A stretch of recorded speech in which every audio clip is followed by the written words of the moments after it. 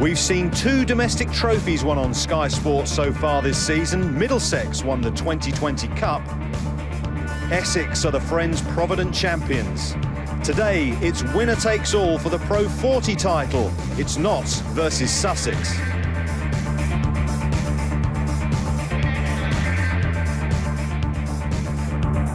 Great shot.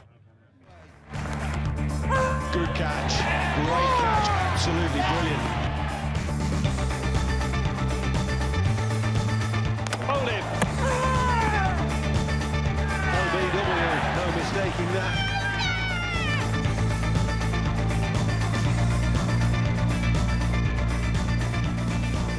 Welcome to Trent Bridge for the climax of the NatWest Pro40. The winner today takes the title, the loser gets nothing. We're in high definition on Sky Sports HD3, that's channel 450.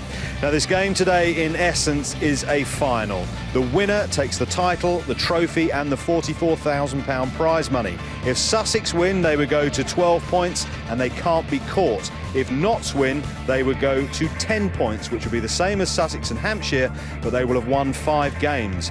Basically, the loser today cannot finish second. Gloucestershire will if they beat Durham today. If Gloucester lose, then Hampshire will finish second and they will take the £22,000 prize for coming second. OK, the 2 captains are alongside me, Chris Reed of Notts and Chris Adams of Sussex. Chris, you've got the coin. Tails. Tails is the call. And it's a head, so Notts have won the toss.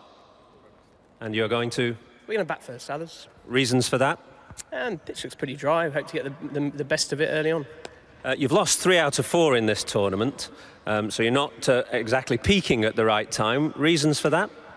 We probably haven't batted quite so well in a couple of games under lights as we would have liked to have, but we had a very good result defending a reasonably low score last week against Middlesex, and you know, we're full of confidence for this one. An exciting time of the season, challenging on more than one front.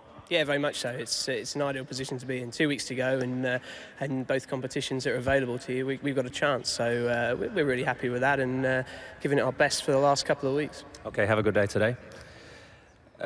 Chris, fielding first, is that a problem for you? No, not at all. In fact, I'm delighted I lost the toss because it does look a good pitch, but it is overcast. It will probably swing.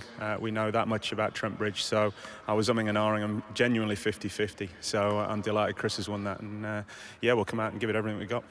Unlike Notts, you are peaking at the right time. 3 wins in the last 4. That must give you a great deal of confidence. Yeah, the players are playing really well. The boys have really committed to the last few weeks. We've had some misfortune with weather and form and injuries, etc. But you're right, the boys have come together right at the time of year when it matters most. And we talk about this at the start of the year. You know, you can rule yourself out of competitions early on if you're not careful. The key is to be there or thereabouts at the end of the season. Give yourself a chance. We've done exactly that. Presumably, the fact that you've won silverware quite a bit in recent seasons will stand you in good stead today on a highly pressurised day. Yeah, it can't do anything but help, but this is all about the best team on the day, and it's a final effectively, and 2 very good teams, and you know, if I was commentating on this game, I'd say it's genuinely 50-50. OK, have a good day, play well today. The news then that Notts have won the toss, they'll have a bat first.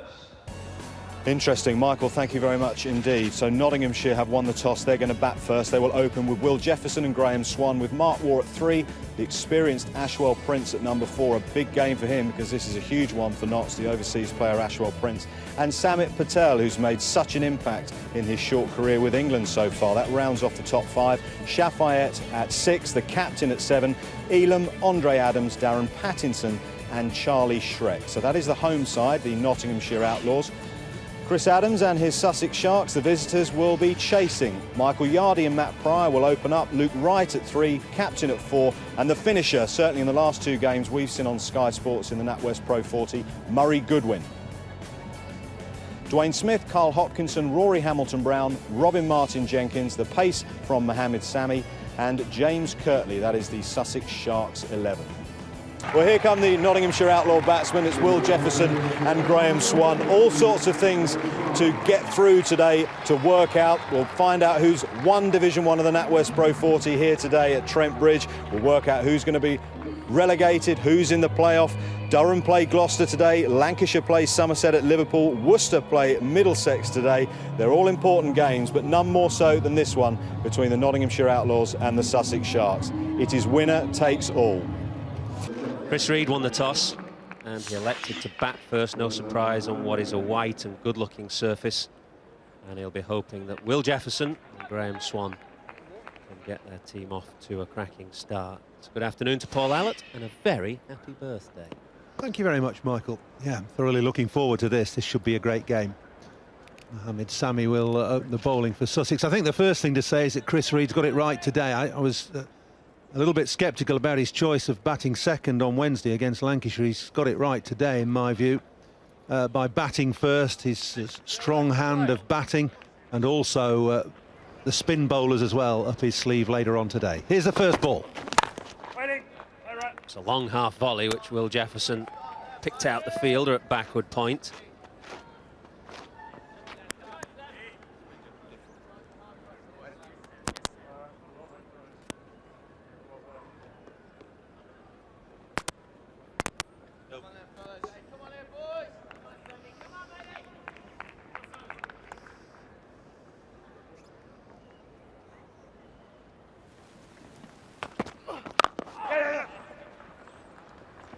Jefferson off the mark and knocks away.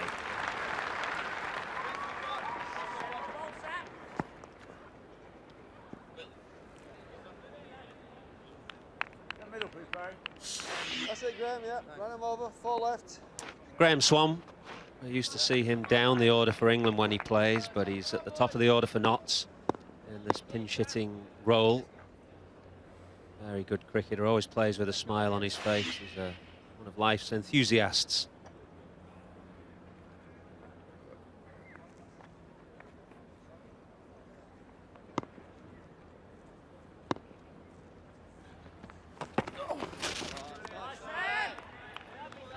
Graham Swan laid a wonderful platform for Nottinghamshire on Wednesday against Lancashire.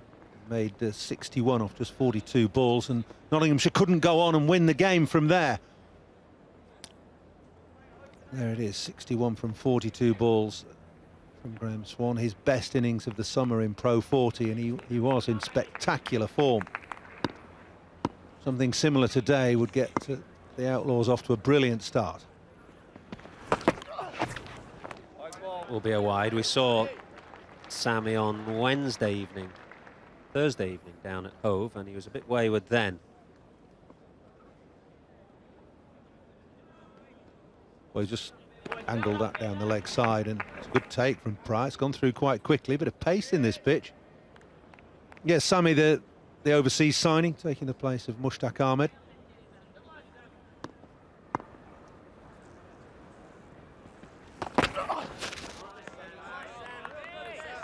On first evidence, it looks a very placid, easy-paced pitch.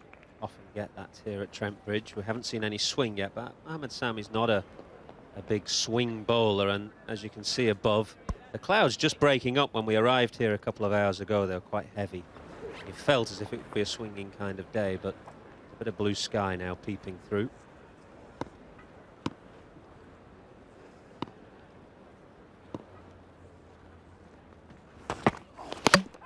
Bowled him. Terrific start for Sami and Sussex, and Graham Swan won't have any effect on the game today with the bat at least. Swan bowl for naught. Fine delivery, this from Sami. It's just nipped back, just a fraction, brushing the pad and then cannoning into the top of middle and off. Sami delighted. That is a good big wicket for Sussex. Swan has gone without scoring. Notts a 2 for 1. An early wicket for Sussex. Graham Swan has come and gone. Nip backer from Mohamed Sami that crept through the gate and crashed. And it's a quality piece of bowling from Sami.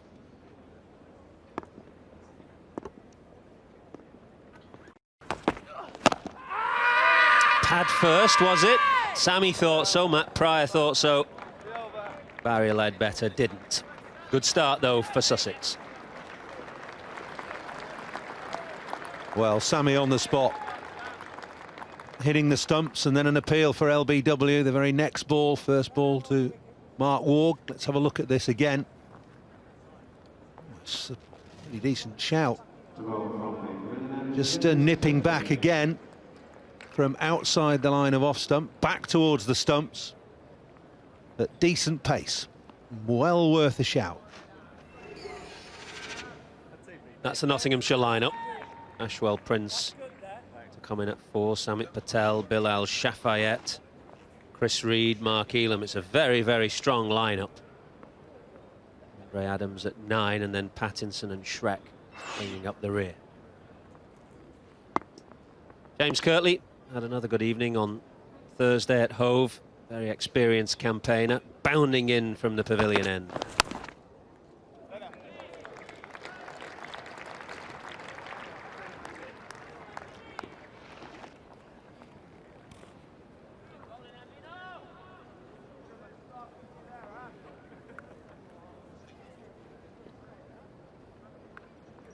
Worth having a quick look at that LBW shout. It's one of those where there's a bit of inside edge or face of bat, but it's after it's hit the pad. You know, that is close.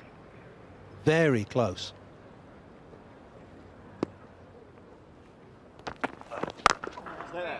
Mark Warg, Michael. There seems to be some confusion that has been cleared up. We've been calling him Mark War for about 8 years on Sky. I think so, yeah. But apparently, statistician Richard Isaacs buttonholed him this morning or the other day, and he said it's Mark Warg. So Warg it shall be from here on in. Correct. And he did say, Richard, well, we've been calling you War for the last God knows how many years. He said, well, it doesn't really matter, but I prefer Warg. So there we are. Well, War's not a bad name to have as a cricketer, No. is it?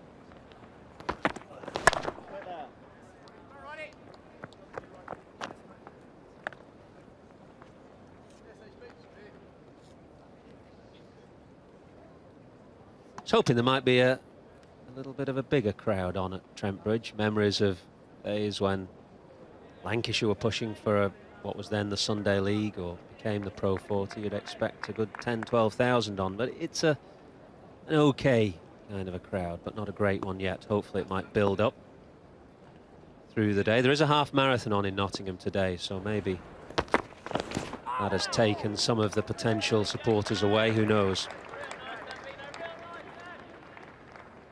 They may all be running into the ground as we speak, Michael. Will this one go through? A little bit of pace. We were out there standing on the surface, having a look at it, debating what it would do before the start of play. General consensus was that it was going to be a good pitch, but it looks to be just that and a bit more. It looks as though it's got a bit of pace and bounce in it as well for the quicker bowlers. Excellent running. Will Jefferson was on his blocks at the non-striker's end and responded immediately.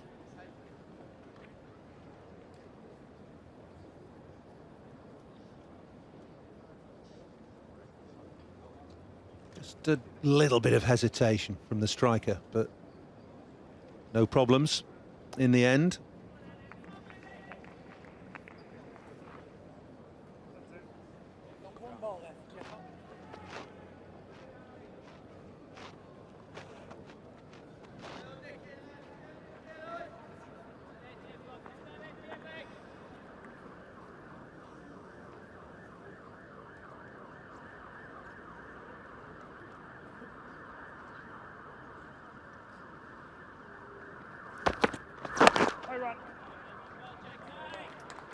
Excellent start from James Kirtley.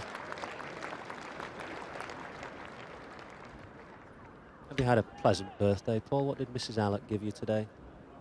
Well, she's very grateful for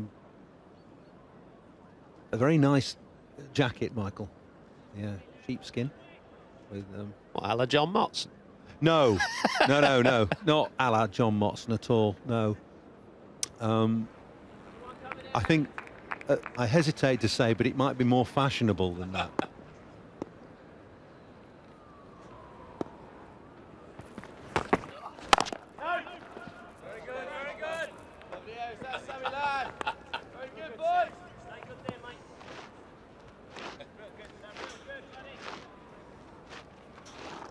11th season in charge of Sussex for Chris Adams.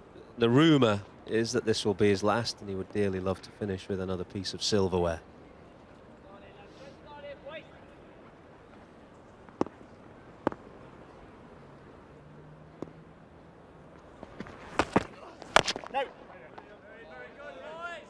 Sussex have won a lot, but they've not won this tournament for a long time.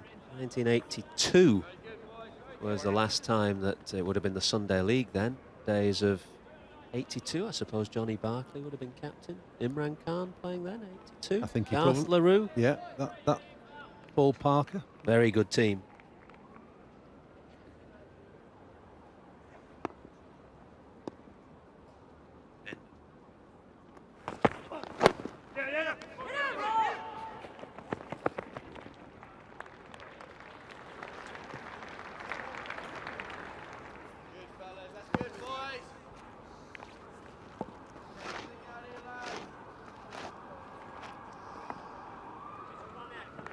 Rory Hamilton-Brown with the piece of fielding, very athletic individual, came from Surrey to Sussex at the end of last year. See him bowl his off breaks, I wouldn't be surprised, a little bit later on. Didn't bowl for Sussex on Thursday at Hove, but I think he gets a gig today.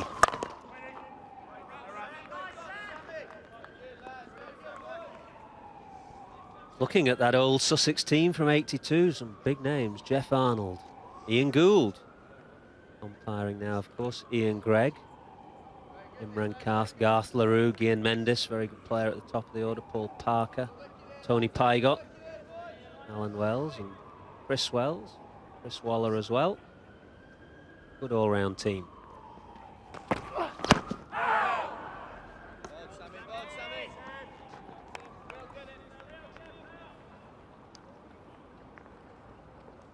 Colin Wells, of course, not Chris Wells.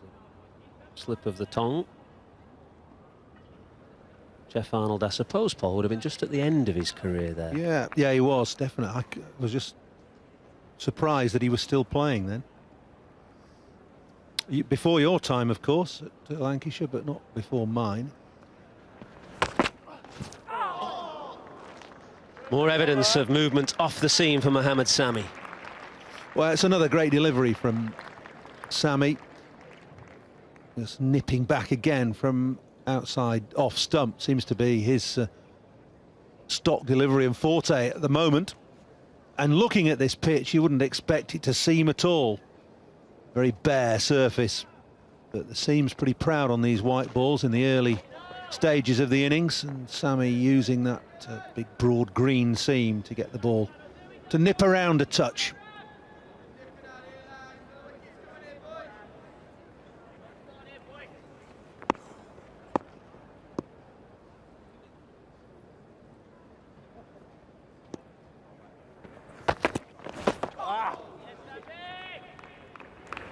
Didn't like that, nor did Mark Ward, just waving the bat at that outside off stump. Kirtley getting the ball to skid through. To be kind to the batsman, you'd say it's a one-day shot. It was a bit indeterminate, wasn't it? There wasn't much conviction behind it. I think as a batsman, and particularly in one-day cricket, you want to have a lot of conviction behind everything you do right from the start.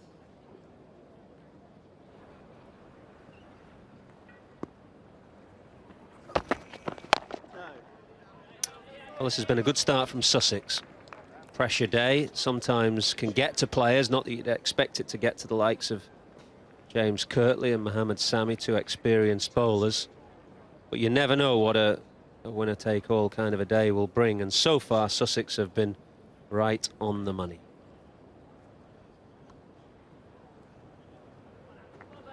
Two slips waiting. 15 overs of fielding restrictions, of course, in Pro40, where two fielders have to catch and only two are allowed outside the 30-yard circle.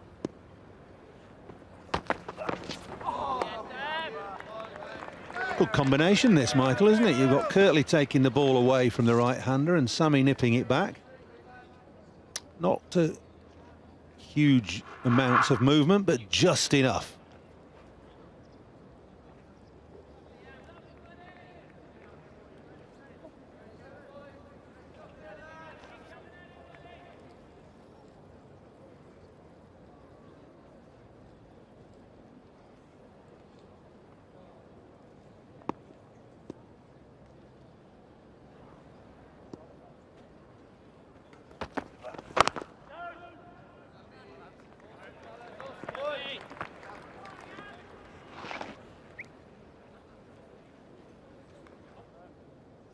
I like the line that these two bowlers are bowling.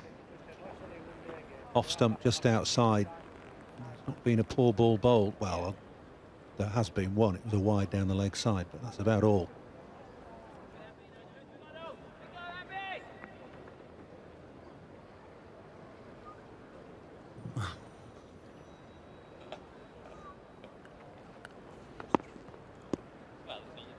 Ashwell Prince on the balcony, pads on, no doubt.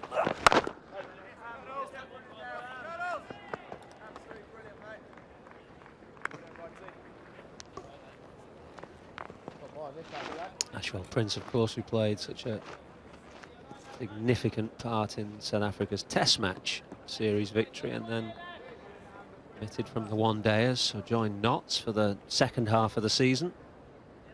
That was his Test match series, and it was an outstanding one with hundreds at Lords and Headingley. Really brilliant innings of 149 at Headingley. Played with a lot of discipline.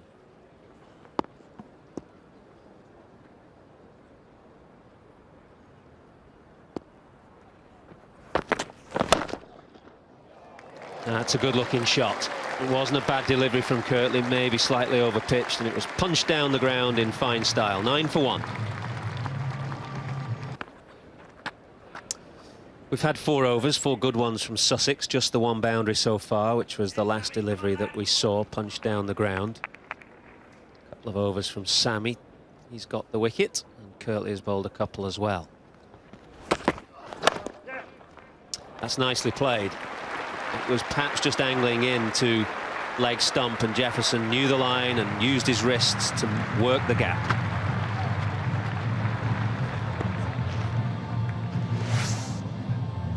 Second boundary of the innings, and beautifully placed as well in front of square on the leg side. Didn't try and hit it too hard, very wristy, well controlled, showing that the outfield's got plenty of pace in it as well as the pitch.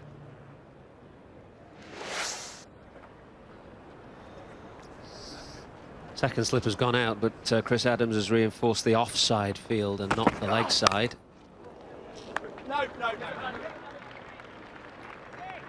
And has gone on to the drive at short extra cover. A lot of captains do that as a matter of course, I think, and I think they do it a little bit too early as well. We've seen the ball go past the edge of the bat, both the inside and outside edge, in the 4 overs that have been bowled. First time there's a boundary and slip comes out. Adams, though, tends to know what he's doing. Would you defer to the captain in such circumstances, Paul, or would you demand a slip? Well, I'd demand a slip, but Mohammed Sami's only been here about 3 minutes, hasn't he? So I would say that Adams would be in charge of field placings as far as Sami's concerned, even though he's an experienced bowler with international caps under his belt, as it were. I don't know. If I was Sammy, I'd have said keep those slips in. Beautifully played. Clip through the onside, through mid-wicket, and this time delivery outside off stump eased backward of point for 4. Well, maybe he'd want the second slip, but if he's going to bowl with any width, looks like Jefferson's going to put the ball away with ease. This looks a really good pitch. The line has been impeccable from these two bowlers. We've just seen a slight variation in that in this over. And 2 boundaries have been picked off, 1 through the leg side, 1 through the offside. The thing about Sammy is that he's quite a skiddy bowler. So if you're tall, as Jefferson is, and indeed as Warg is, it's quite easy to get the drive of the bat on the ball. Sammy's not a bowler who extracts a lot of bounce. Tends to kiss the surface of the pitch and just skids off, really. He's quite a diminutive individual. I mean, as quick bowlers go, you generally expect them to be tall. But Mohammed Sami's probably only about 5'8". Pretty slight as well.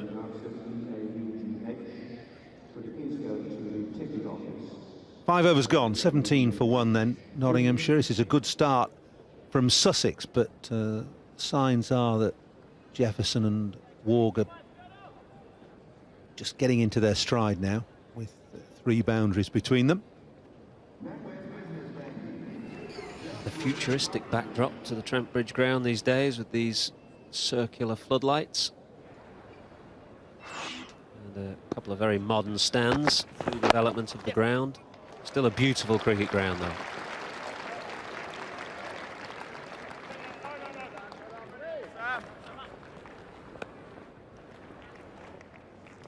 You get the impression from Chris Adams at the toss, Mike, that he wasn't quite sure what he wanted to do had he won the toss.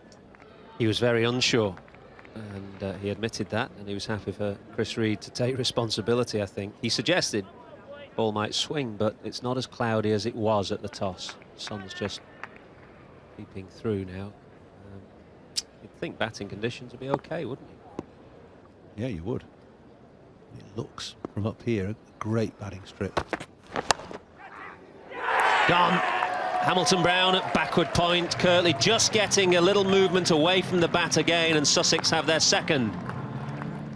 Warg to go this time, and I think this is indicative of the fact there's a bit of pace in this pitch. He pushes hard at it, using his feet to get down the track, but that's flown off the outside edge. It's a good catch from Hamilton Brown. It went quickly to him, but at a nice height, midriff height, and well pouched at deep gully. Warg has gone for 8 knots, 19 for 2 now. 19 for 2. Nottinghamshire having won the toss and decided to bat first this afternoon at Trent Bridge, but they're in a spot of bother, with Sussex applying a bit of a stranglehold. Kirtley and Sami outstanding with the new ball. 2 wickets have gone, and Samit Patel comes in at number 4. This is the last one to go, as Paul Allott rightly said, just pushing too hard and slightly actually across the line of the ball, and that enabled Kirtley to find a thick outside edge. Hamilton Brown did the rest.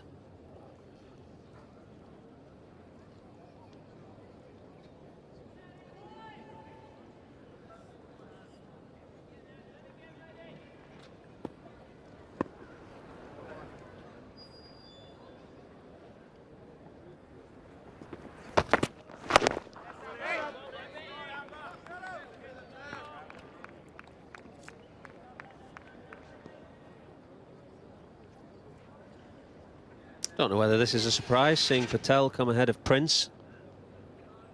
There he is at number 4. His stock has risen, of course, in the last month or so. Terrific start to his international career. Well, plenty of batting to come in that Nottinghamshire lineup. Prince, Shafat, Reed, Elam, Adams. All quality players.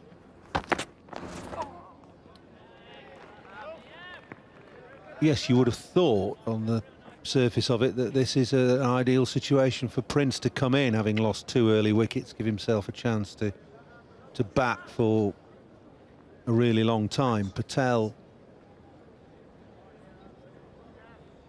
new to the England ranks, of course, and having done very well for England. Just a little bit more of a dasher than Prince. Don't know whether this is the time for a dasher at 19 for 2 towards the end of the 6th over.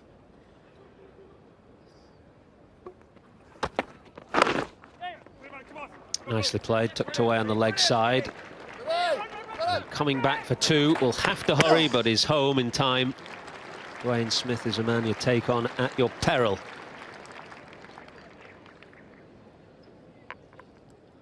Yeah, quick across the ground and with a fast arm as well. Samit Patel well in. It was a well judged second run. Didn't exactly pin his ears back and go, but it was well judged.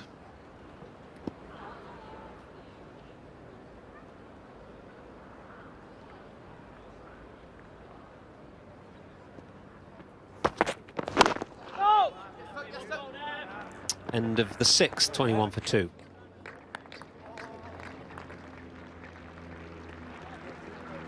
Very good start from Kirtley and Sami, a wicket apiece, and good economy as well. Maiden from Sami.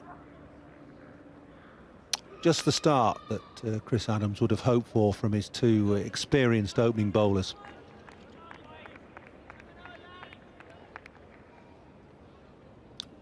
We were here, of course, on Wednesday for the match that Lancashire won by 1 run. That was played on the pitch just to the left there, the much darker pitch.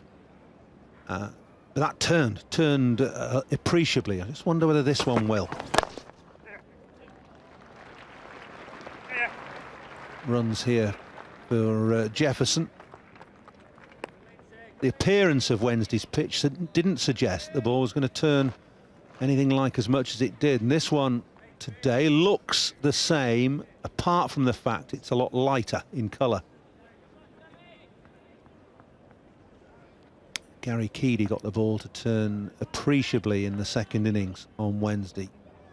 I wonder if Swan and Patel will be able to do the same later today.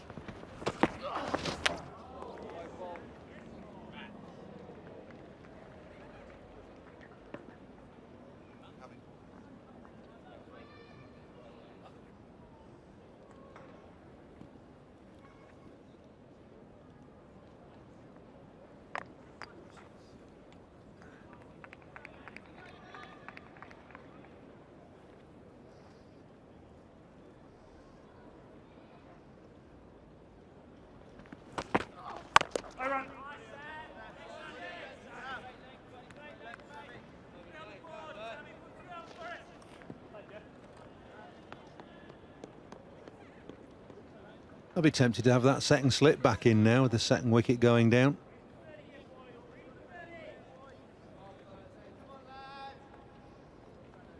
Yardy at short extra cover has come from slip. Adams is the solitary slip, standing wide. Inside edge will bring at least a couple and probably more. A boundary. Sammy stands with his hands on his hips, and he's paid the penalty really for more seam movement back into the batsman. Nothing you can do about this as a bowler. He bowled a decent ball, see it just jag back. Jefferson getting a thickish inside edge. Past leg stump and away for 4.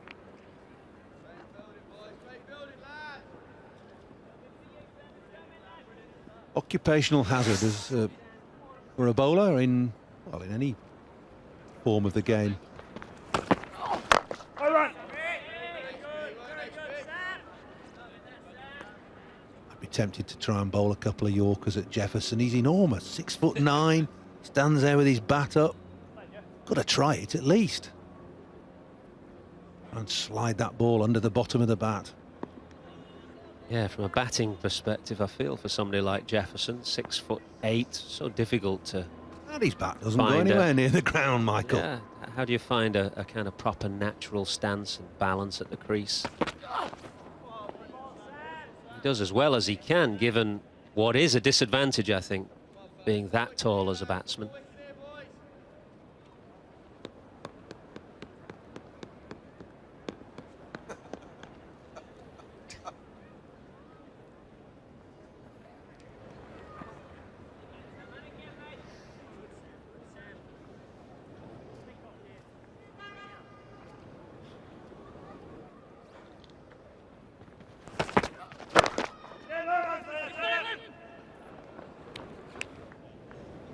Seven overs gone, 28 for 2.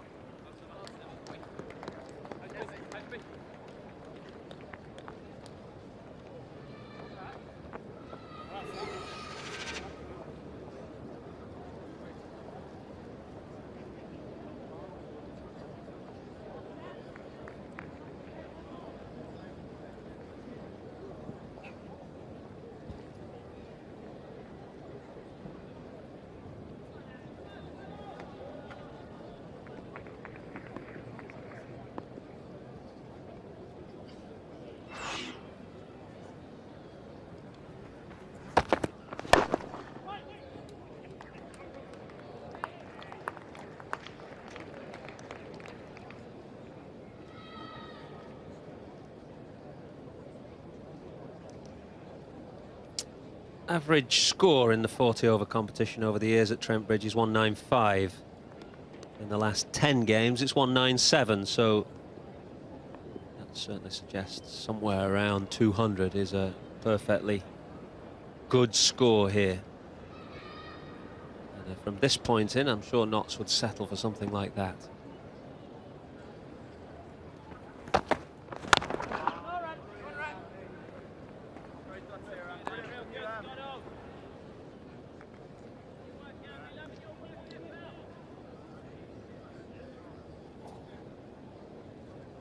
That's the average first innings score in all matches in the Pro40 competition this year.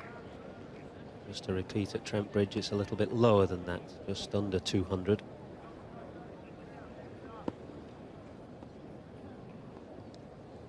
I think we'll see why as the match progresses as well. We've already seen the ball seam around a little bit. We'll see it turn as well. So by no means a bad surface for playing cricket on. It's just quite as easy to hit through the line all the time. Bowlers just have a little bit of an edge at times, which is no bad thing for the game. That's a good thing for the game. And, if you bowl as well as Sussex have in the opening 7.5 overs, you'll get your rewards. I think they've been excellent. One leg side ball that I can think of from Sammy, maybe one wide one as well. But very little else for the batsman to go at without taking a risk.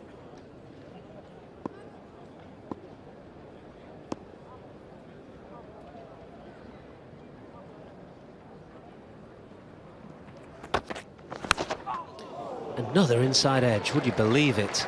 That's the second boundary off the inside edge we've seen in consecutive overs. James Kirtley this time with a degree of exasperation showing, and I'm not surprised. That was coming back, hit the top of off stump. Just a thin edge, or a thinner edge this time. It's missed all the stumps and gone for 4. Another example of quality line bowling by Kirtley.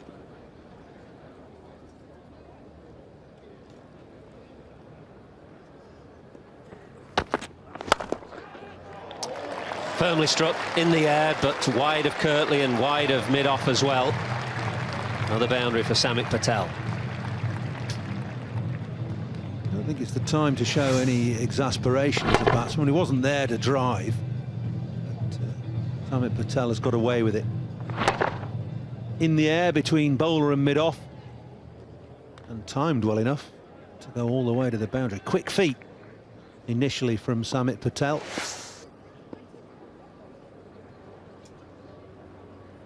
Yeah, he was quick on his feet. He's a little bit of a better athlete, I think, than perhaps you might imagine looking at him.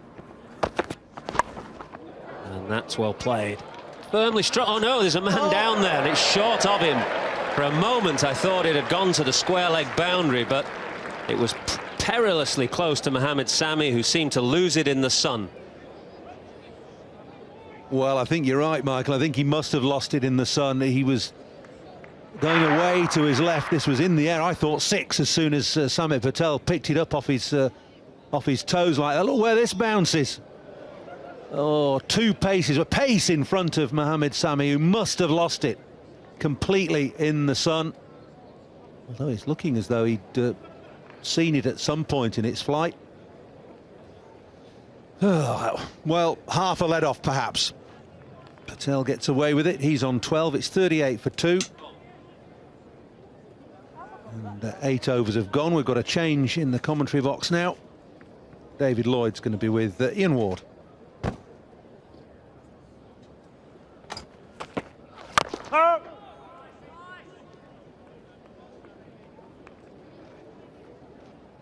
Paul, Michael, thank you. Bit of a problem getting into the commentary box here. David, you've been barged out the way by the birthday boy.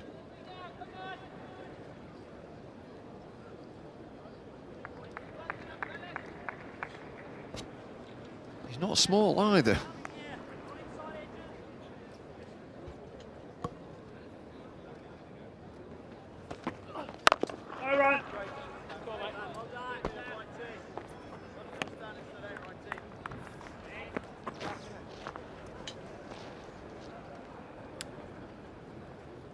Well, it's been entertaining cricket here at Trent Bridge in the first 8 overs and 2 balls.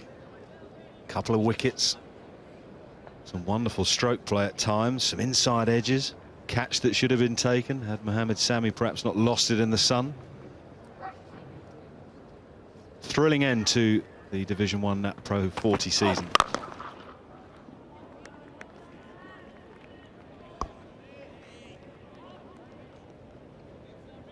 Saw 2 down, partnership 19 from 19. They bowled particularly well, Sussex.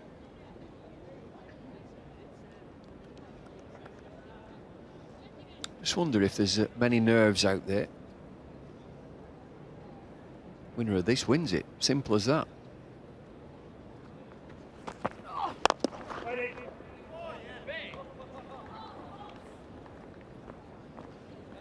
Well, it's 2 cracking shots from Will Jefferson, one on the offside, one on the leg side.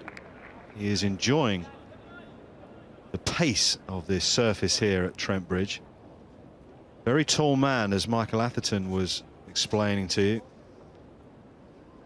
Michael Atherton suggesting that that can be a little bit of a hindrance. Has its advantages.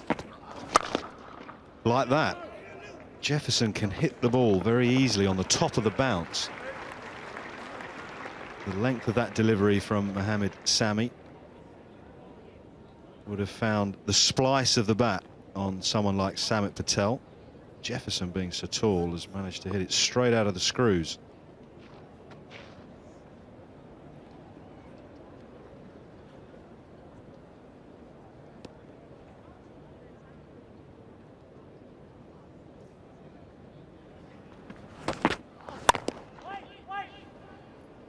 Sami gets away with that last delivery of the 9th over, 39 for 2.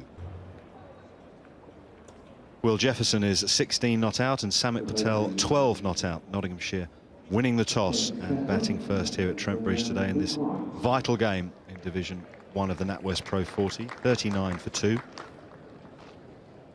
We have a change of bowling at the pavilion end. Luke Wright, 23 years of age, didn't bowl in the one-day series for England against South Africa. We saw him in action with the ball against Middlesex the other evening at Hove. 3 for 14 on that occasion. Can be expensive, but can be a potent wicket taker in one-day cricket. Never quite know what he's going to come up with. He's bowling to 1 slip.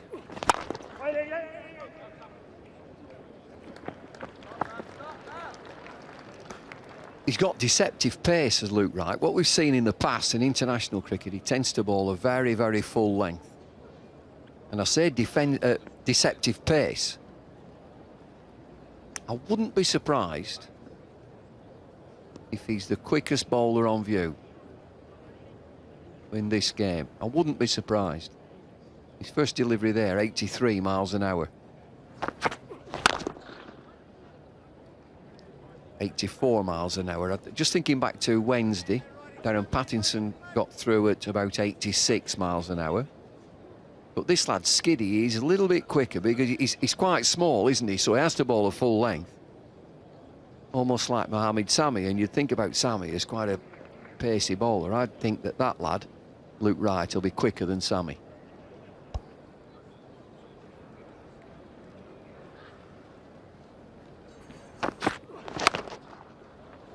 That's nicely placed. Patel hitting that right on the top of the bounce. It's a very good shot and rather emphasises how the batsmen are trusting the surface. Well, it looks a good pitch. The sunshine has come out now. There's confidence in the shot. Almost playing through the line of the ball. Here commentators so often say taking the ball on top of the bounce, and that just shows confidence in the surface. Got to be fuller.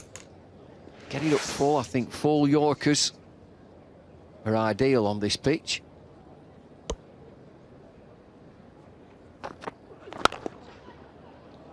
Well, that's nicely timed on the leg side.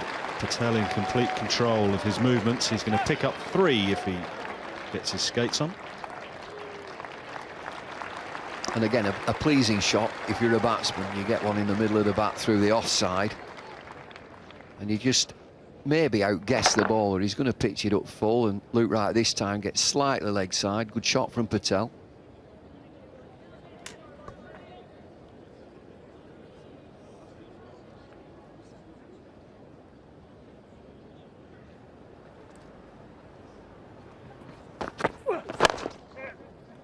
He's struggling with his line as much as anything here, Luke Wright. Comfortable 2 for Jefferson. Just under 84 miles an hour from Luke Wright on that occasion. Mohamed Sami was recorded at nearly 88 a little earlier. David, down at Hove the other evening, he was slow, looked off his game, Mohamed Sami, but he's been in the country a few weeks, or a week or so now, so he'd had a few nets, got his rhythm back. Well, it might just be that Luke Wright is below that today, but we've seen him up there in the high 80s.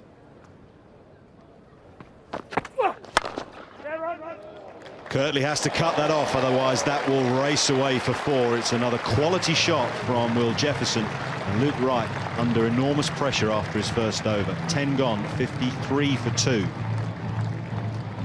The knots going nicely here now after that over from Luke Wright. It's a crucial game at the top of Division 1. Winner takes all here at Trent Bridge today. Durham are battling out with Gloucester at Chesterley Street. 24 for 1 Gloucestershire. Worcester playing Middlesex. Middlesex already relegated. They will go down. They already have been automatically relegated. Middlesex are 49 without loss at Kidderminster. Lancashire Somerset, one of those sides today playing at Liverpool, will be automatically relegated today. Whoever loses that game goes down. Lancashire struggling. 28 for 3, David. And it's at Liverpool, and I should think that they'd be wanting to play that game at Old Trafford. Circumstances mean that they can't. The outfielder's being dug up. I think when it's such a big game, such an important game, you tend to feel, I know that I'd feel if I was anything to do with the setup there, I want to be at home, be on my home ground, knowing what pitch we were going to play on, what were the vagaries of the pitch, the boundaries, etc. They'll know Liverpool as well, though, won't they? The guys would have played there on several occasions. Mike Watkinson will know the conditions there, surely. Yeah, I mean, they play there every year, maybe once a year, but it's away from Old Trafford. That's the whole point of it. A massive test match arena. I'm just going back to how I'd feel myself, how I would think. I want to play that on that pitch. I want to play these on that pitch. Robin Martin-Jenkins into the attack at the Radcliffe Road end. Down.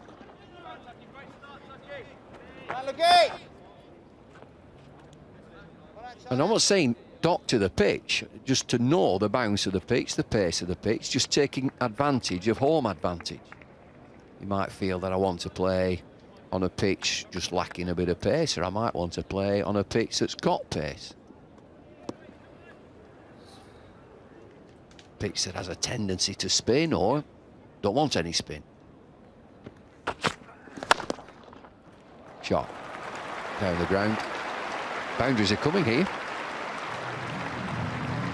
I was going to say to you, Bumble, all of a sudden Sussex are under pressure because Luke Wright went for 14 in his first over. Patel has taken Martin-Jenkins for a boundary off his second delivery. Jefferson and Patel seem to really be enjoying the pace that is available on this surface.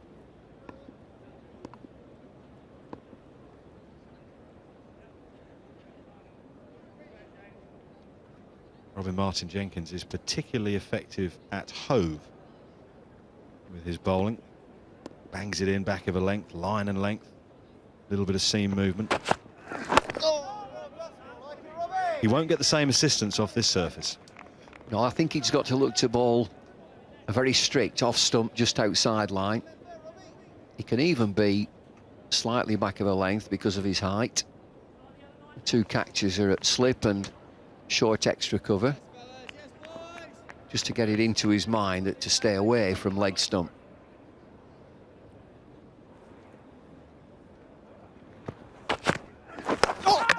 Brilliant work from Matthew Pryor. It will be given as a wide. It has been signalled wide by umpire Barry Ledbetter at the bowler's end. And Peter Hartley has asked for the third umpire, Alan Jones, to have a look at this stumping. Well, look in their eyes. I think Samit Patel thinks he's in trouble here. Does he change his feet? Yes, he does. Great work from Pryor. Oh, he's back. Gets back. Brilliant work from Matt Pryor. Fascinating watching his preparation this morning, Matt Pryor. Hours. absolutely hours at practice wicket keeping. Not out. Working with Bruce French, I noticed as well this morning, David. Well, you've just won me 10 pence. I said, that's Bruce French down there. And everybody else said, no, it's not Bruce. I said, it is. It's Bruce French. Bruce French. 10 pence better off. Well, last of the big gamblers, you boys, aren't you?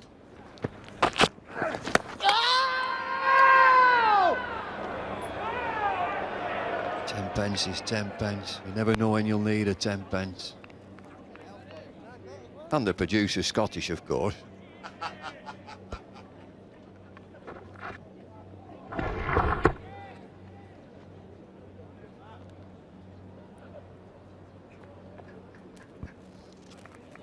More tidy work from Pryor, but again, Patel managing to get his foot back behind the line. Catch it! It's aerial, but it evades Hamilton Brown.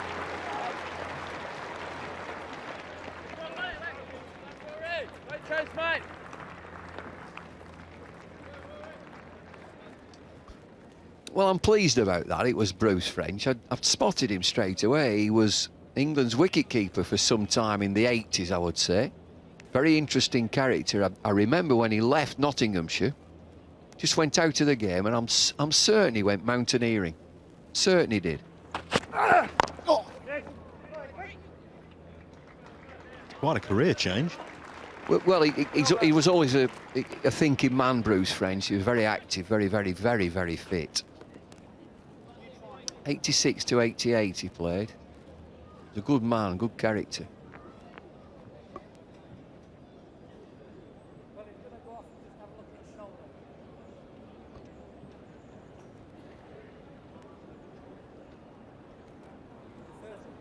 We saw Sean Udall, the Middlesex captain, have a bit of a neck injury the other day at Hove as he swung himself off his feet when he batted. I think the Pryor leaping around down the leg side may have just cricked his neck a wee bit. Chris Adams making sure his man is all right. Either that or he's just making sure the tape is okay, so it's covering up his advertising on his undergarment.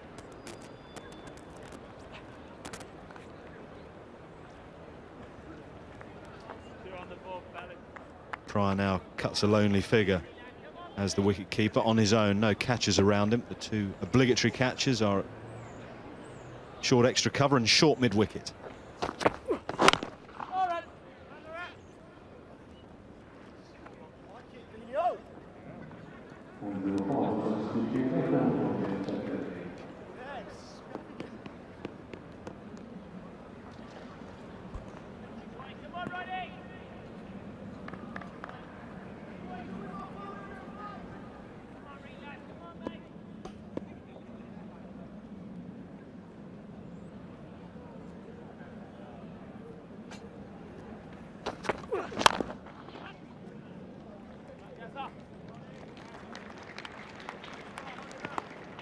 Andrew Hodd, one of the three wicket-keepers on the Sussex staff. He's at mid-off. Trying to have a look round the field, David, to see who's gone off to change a shirt or something. Don't necessarily see James Kirtley here at the moment. So Kirtley's gone off for a bit of attention.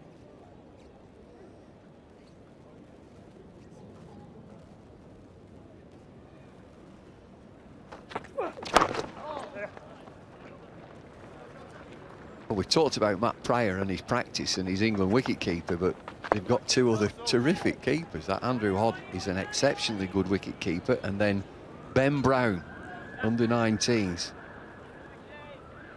I thought he was sensational when we covered the under-19s game. He was brilliant. Tim Ambrose was at Sussex for a number of years before limited opportunity drove him to Warwickshire. He's now the England Test wicket-keeper. Andrew Hodd went to Surrey for a while to try and get a game. The country is littered with keepers, David. Best thing to be is in possession, isn't it? Matt Pryor seems to have taken over again from Tim Ambrose. We're going to see another terrific keeper today in Chris Reed.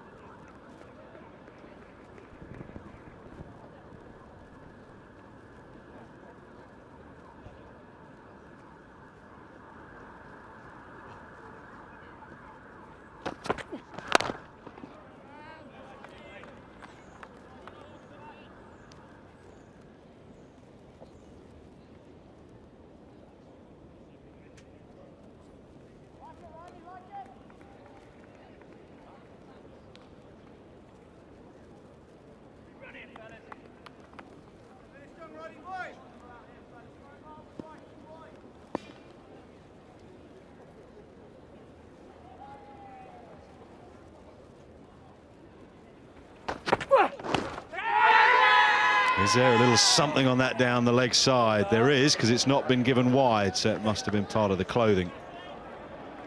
So 12 overs gone, 63 for 2, and you're chuckling at something. What are you chuckling at, David? Let's have a look at this first. No, I just thigh pad as it slides down the leg side. We've been talking about Bruce French. So Richard has clocked into Crick Info. Just listen to this, Bruce French. A remarkably accident-prone man. He missed matches through being bitten by a dog, contracting chickenpox from his daughter, and was once knocked over by a car while on the way to hospital to be treated for concussion, having earlier in the day been hit on the head by a ball thrown by a spectator.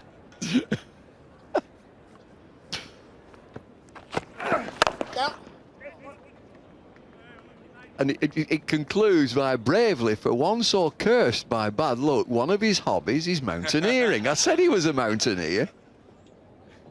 How unlucky is that?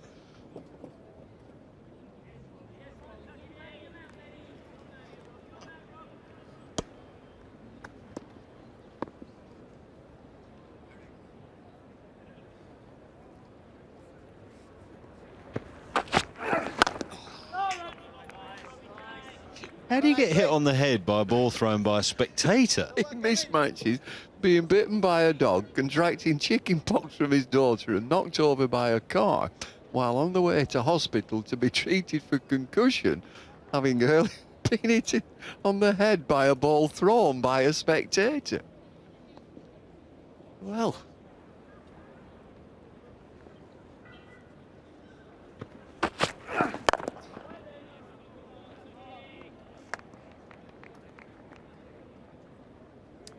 so that's Bruce French that we've seen.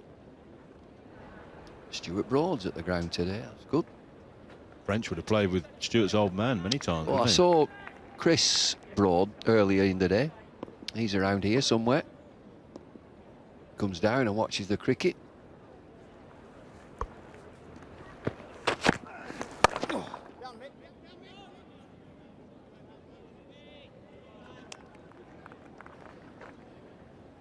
Not allowed to play today.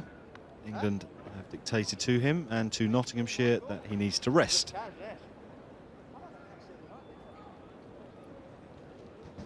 Putting themselves in cotton wool, all of them, before that Stanford 2020 match.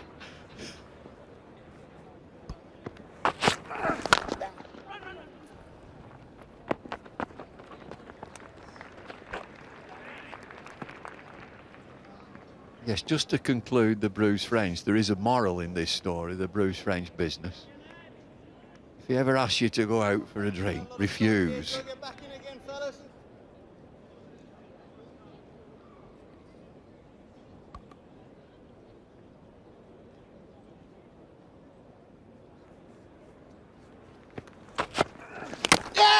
Gone straight through him. Martin Jenkins has tightened his line and his length in the last over, and he has dismissed Will Jefferson, who rather trudges away from the square here at Trent Bridge. Useful bowler, more than useful. Robin Martin Jenkins close to the umpire, full of length, little nip backer. Has that knack. 76, 78 miles an hour. Has the knack of taking wickets. Will Jefferson, 25 from 29, 65 for 3. Ashwell Prince is the new batsman for the Nottinghamshire Outlaws, striding out in the sunshine to warm applause from the members. Nothing to write home about so far in his domestic one-day career, but a quality player and has been in good form for South Africa earlier in the summer. And he's here because Will Jefferson's innings of 25 was cut short by Robin Martin Jenkins, who found a little bit of seam movement back in and between bat and pad to take the middle stump, completely flatten it. So Sussex there, David, have resisted a little bit of pressure that was put on by Jefferson and Samit Patel, and they fought back well. Well, I think you know that within these fielding restrictions, the batting side will come at you. You've just got to stick at it, stick at your plans. They'll be pleased. It's Sussex that Jefferson 25, Swan none, Warg 8. They'll feel that they're doing the job in that 15 overs. 65 for 3. Prince, the new batsman. Patel is well settled out there, 28 from 29.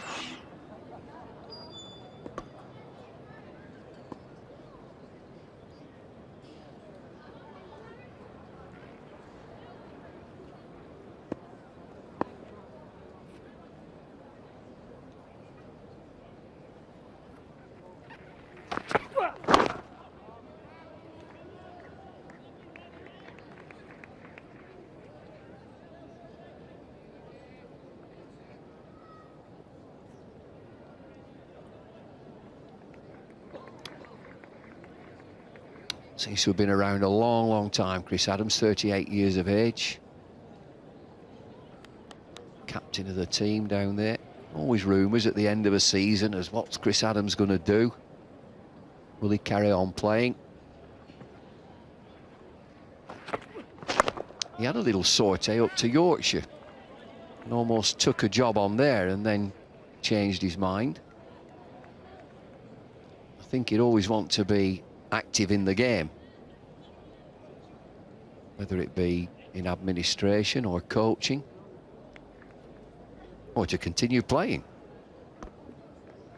Michael Atherton interviewed him the other day at Hove and posed a question to him. Every job that seems to appear on the county circuit around the shires, Chris Adams' name seems to be near the top of the list.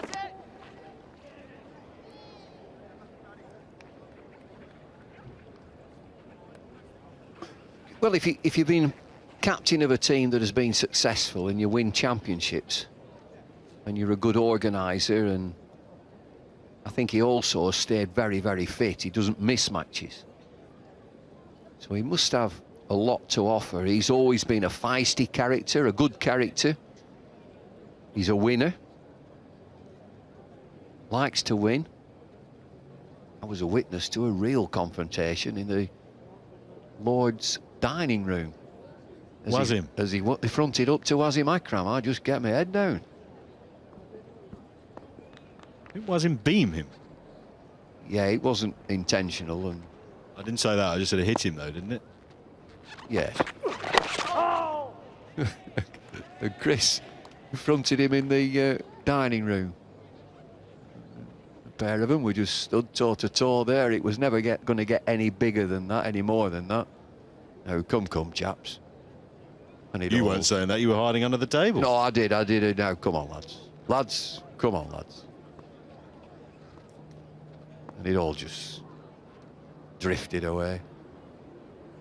Well, do you fight his corner?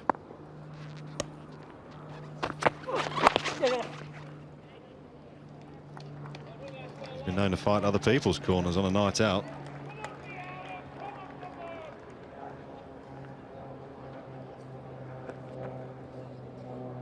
Few interesting nights out with the Grizz. He's a former teammate. He's a big, deep thinker of the game. Coming back to what you were saying about a man in charge who's had a lot of success. I think this is Sussex are going for their 8th trophy under his reign as captain. I think I'm right. I'll get that checked in just a moment. That will include Division 2 of certain competitions, but 8 trophies this will be. That's nicely placed. Hamilton Brown with a despairing dive at backward point, and Goodwin and Hopkinson cannot get there.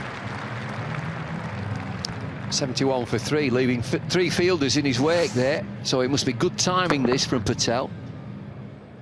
Just back with a square, and hits the ball into the ground, and he appears to gather momentum. I'm sure that it doesn't, but there's enough timing on there to get it through the field.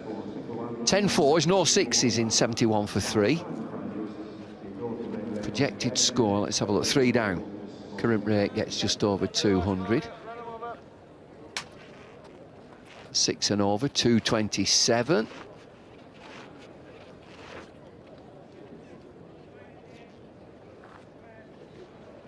par score here this season, only 202. Pitch looks better than that, doesn't it, today? Well, it does. It looks much better, but we seem to think it will spin. There'll be some spin. I reckon that if you can get 200, 210, it'll be highly competitive. Paul Frank said to me just after the toss had taken place, he pulled me aside. He's not playing today, Paul Frank. He said, you watch, this will spin. This will turn second innings. And of course, Mushtaq has announced his retirement, hasn't he? Big influence on the success of the Sussex team. Called it a day. I think his knees have packed up, or one knee is completely packed up. Wonderful character and a terrific player for Sussex.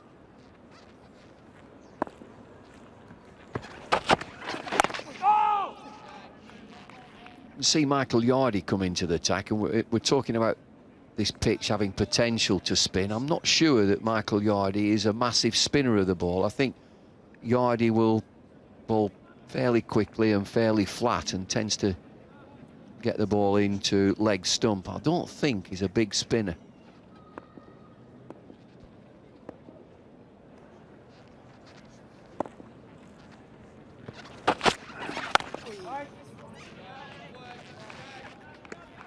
No Ollie Rayner today for Sussex, so the spin duty falls solely onto the shoulders of Michael Yardy. Hamilton Brown possibly, David Lloyd suggesting. Samit Patel now is in the England one-day side to bowl pretty similar to how Michael Yardy, when he got into the one-day side 1 or 2 years ago. Well, you play with Michael Yardy. Is he noted as being a big spinner of the ball, or is he going to bowl pretty quickly and dart the ball in? No, he's not a big spinner. He's a slow bowler, so he'll change his pace, vary the flight. For many years, he was a seam bowler. When I first went to Sussex, Michael Yardy was bowling seam. Genuinely swung the ball, but at no pace, and thought, well, I'm not going to get anywhere with this. I need to add something extra. So he found he could get a little bit of purchase, enough.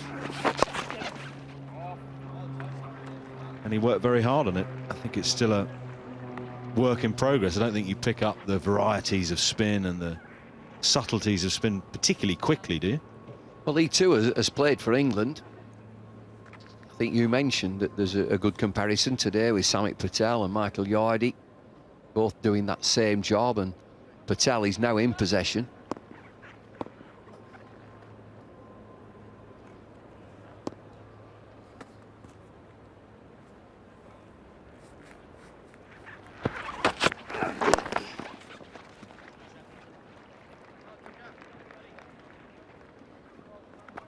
So the 15-over restrictions are now over, 73 for 3.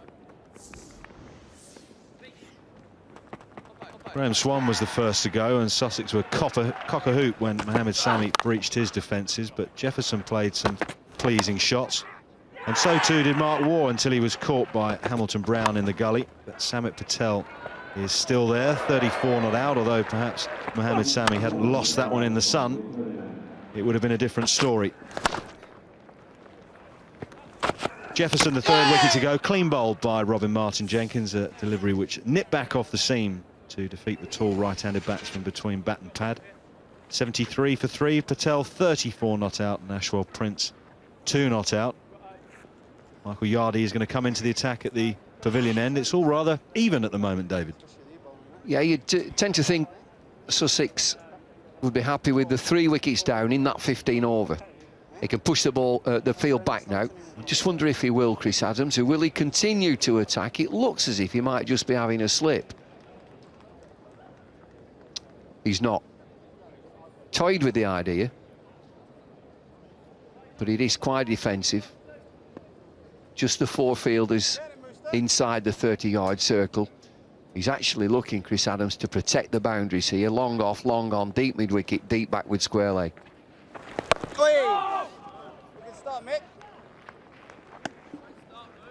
If Yardy gets a degree of turn here, Bumble, that will encourage the likes of Samit Patel, but particularly Graham Swan when Nottinghamshire come to bowl second, because Swan does give the ball a big rip.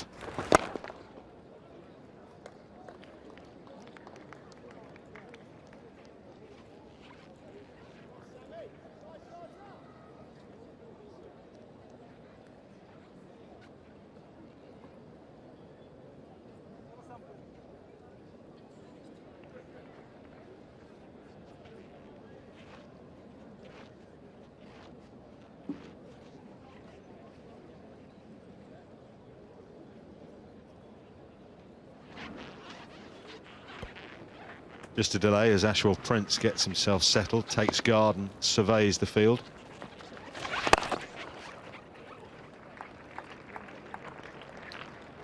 I think it'd be a mistake, David, if Chris Adams and Sussex just allows singles to be taken, but there are plenty around. Just have a look at this leg side. All yours. Anywhere here, you get your ones, you might get twos. The knack is if he can just play gently to that mid-wicket region and get two. Now that is a problem then for Sussex in the field.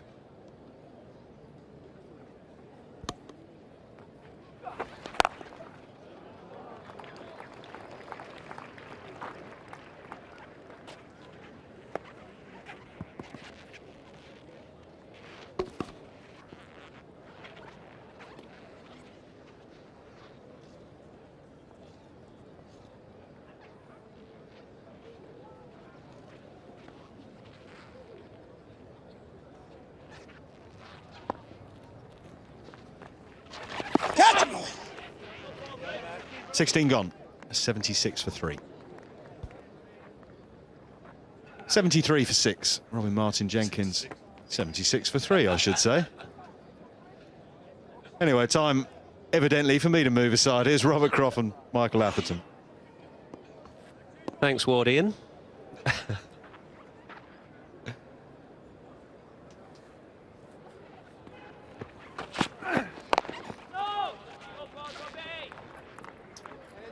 Martin Jenkins has taken a wicket.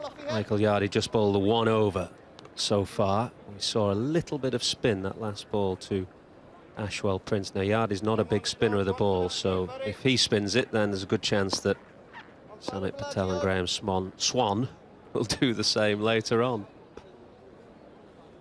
Oh, boy. Anyway, Crofty, good afternoon. Good afternoon, Mike. It's rubbing off, I think.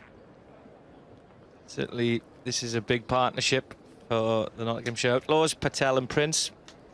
Patel, obviously, on the crest of a wave, and Prince equally had a fantastic summer in the Test arena for South Africa. So, very, very important spell of the game here for Nottinghamshire.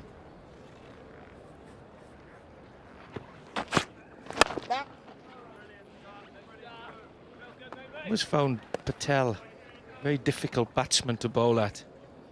Although he's relatively inexperienced, tends to play spin very well. You can see 36 of just under a run a ball. Manoeuvres the ball around very, very well indeed. Doesn't let you settle. And also confident of taking you over the top. Yeah, he looks a very good cricketer. He looks a bit hefty, the look of him, the physical look of him, but he's a very good fielder. He's very nimble on his feet, quick on his feet. As Robert Croft said, he's got good wrist work as well, and an ability to manoeuvre the ball around, which is absolutely key in this part of the game, the middle overs when gaps are plenty. And obviously we saw with his left arm spin in that one-day series against South Africa. He's a handy bowler as well. I prefer a left arm spinner to an off spinner. I'll probably get furious glances from Crofty next to me, but I think if you've got two spinners of equal ability who are perhaps equal with the bat and equal in the field as well, I as captain would go for the left armer over the off spinner, just because I think on the angle and the turn away from the right handers is perhaps a bit more difficult to hit. Well, and also you've always got the rough option. Whether it's a right-hander, you can bowl outside leg stump to hit the rough and turn into the pads, and equally to a left-hander, you can bowl him through the gate. 76 for 3.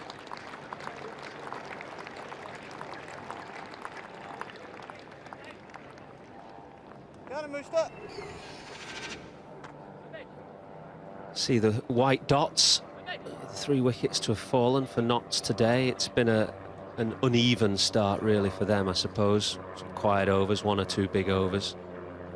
But the surface looks perfectly acceptable.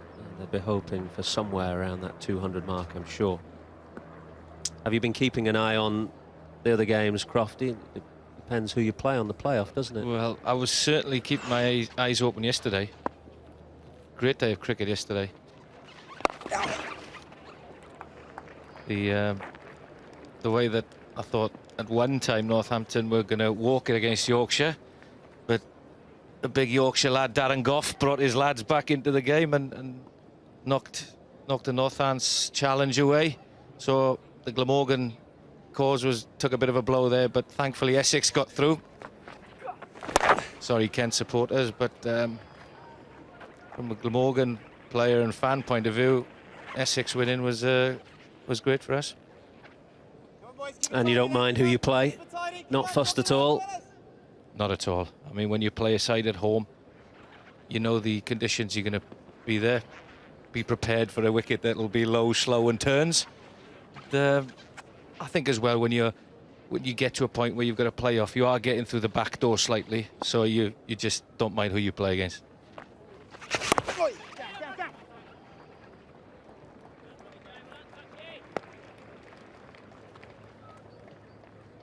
Certainly sense that all the players are really up for it this last month of the season. It's almost like there's still a lot of energy in the tank for players because there's been so much rain around, and I think it's shown in the way the players are playing.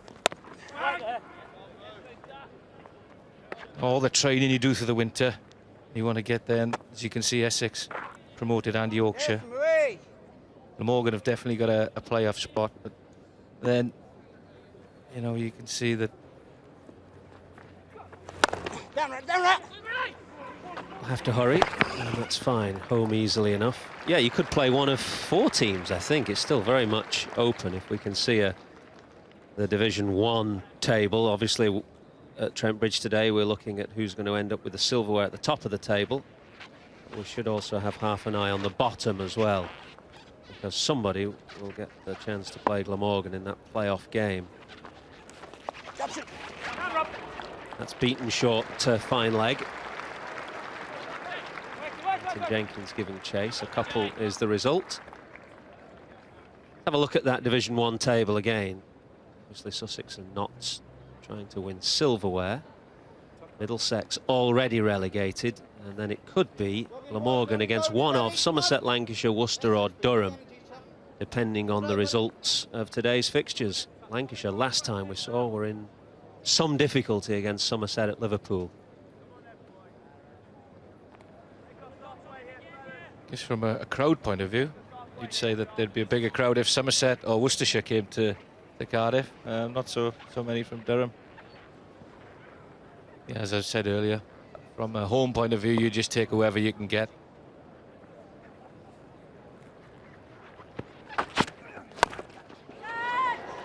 Not cleanly struck, and it's fallen in no man's land, really.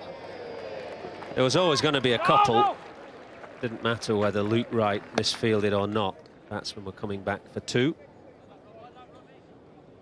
Outfield still very wet. The amount of rain we've had, so the ball doesn't necessarily skip on. You say there, takes his eye off the ball. Slow to recover as well. You don't often see that. Get the ball, you can imagine there'll be a few guys out there shouting, get it in the air.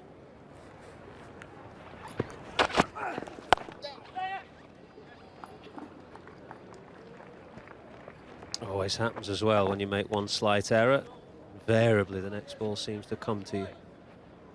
I can remember years ago fielding out there in front of Castle Corner, they used to call that, with the old South African beer. After about an hour, you could generally sense that the emotions behind you were getting a little bit stronger and you daren't fumble it. Never know what you're going to get called from behind you. What were you doing at deep cover? You're normally at short fine leg.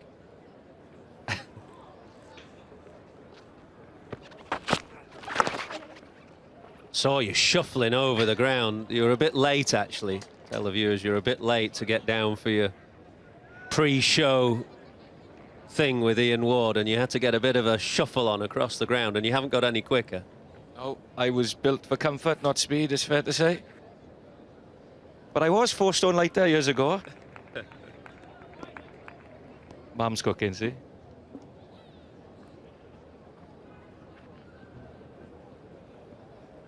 Sun's out now. We've got quite a warm afternoon here in Nottingham.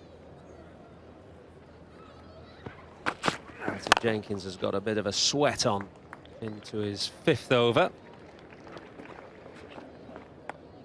Good performer, Martin Jenkins. Really nagging away, doesn't give you much width. works on the premises of hitting slow pitches hard, just around back of a length, giving you no room, just asking you to make a mistake. Yeah, you're right. He bowls straight, doesn't he? And he's got height, so he tends to hit the splice of the bat. Doesn't give you much to work with. Very consistent performer. You always think in the middle of the innings, almost bowls in that sort of Dimi Mascarenhas role for Hampshire, almost like another spinner. Speaking of Mascarenhas, what did you make of his omission and England's 2020 selection generally? Well, I was very surprised that Mascarenhas wasn't involved. I think a lot of players around there were very surprised that he wasn't involved. And there were one or two players that perhaps got into the one-day setup that you would be surprised would be anywhere near a one-day setup. You can see Luke right there. He's a guy who's come on and been involved, does what they like these days is 3 skills very well.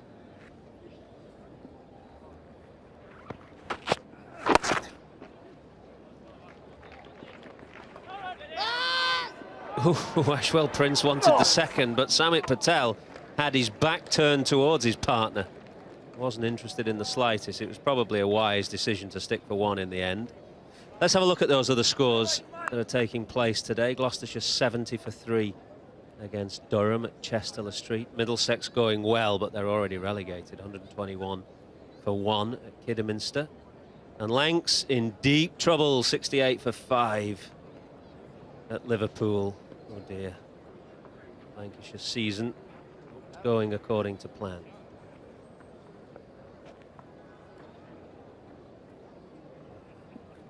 What do you think it is with Lancashire then, Mike? You know, in fairness, test match ground, players, and it's tremendous history, but just not turning it on.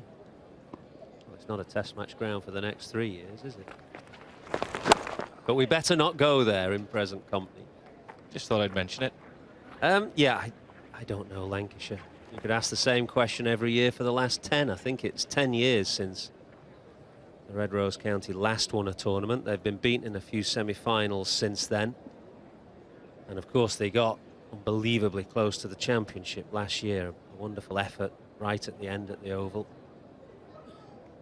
But it's 99 the last time Lancs won a tournament, I'm told, not 98. It's a pretty dismal record for a big club. Do you feel that sometimes when you come so close to winning a competition and it goes down to the last day and you've battled for so long and it doesn't quite come your way, can you have a knock-on effect into the next season? Can it sort of scar some of the players that are still there? Don't know really. I mean, you could argue it should have an uplifting effect, that the team gets close, and if you can strengthen your playing staff a little, push for 2 here. Nope, doesn't want it. Ashwell Prince very quick, but decides against it. You could argue, well, get close 1 year, there's no reason why you shouldn't get even closer the next. And you'd much rather finish second than second to bottom. I've been there, mate. But it's a dismal record for Lancs. There's 1 or 2 other big clubs this year as well who are struggling. Surrey having an awful time of it. Couldn't say that Warwickshire or Yorkshire have had great seasons. These are Middlesex as well, although they won the 2020. Those traditionally are regarded as the big 5 clubs, if you like, of English cricket. Not covering themselves with glory. It's far more open now. I mean, I guess years ago you would see like those top 5 sides, they dominate most competitions, but these days with most clubs are very, very ambitious. Lots of signings from overseas. It's pretty irrelevant where you play. Yeah, I think that's entirely a good thing. End of the 20th. I think it's a good thing that cricket is not like football. You approach the Premiership in football and you can virtually say where the Championship is going. There's probably 4 clubs, aren't there, where the Championship might go, although the amount of money invested in Manchester City might change that over the next year or so. But cricket's not like that. As you say, a different club can win it any year you turn up. But I think what those big clubs should be able to do is produce a lot of good homegrown players, because they have the infrastructure, they have the strength of league cricket, they have the population base, to be able to do that. So it is very disappointing, I think, when the likes of Surrey and Lancashire and Warwickshire are having to look outside their own county to beef up their playing staffs.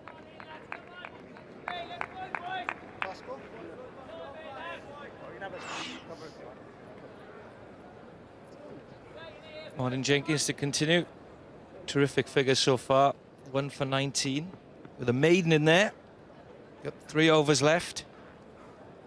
A very tight bowler. Got 5 people in the ring, including the slip. So Chris Adams is still attacking.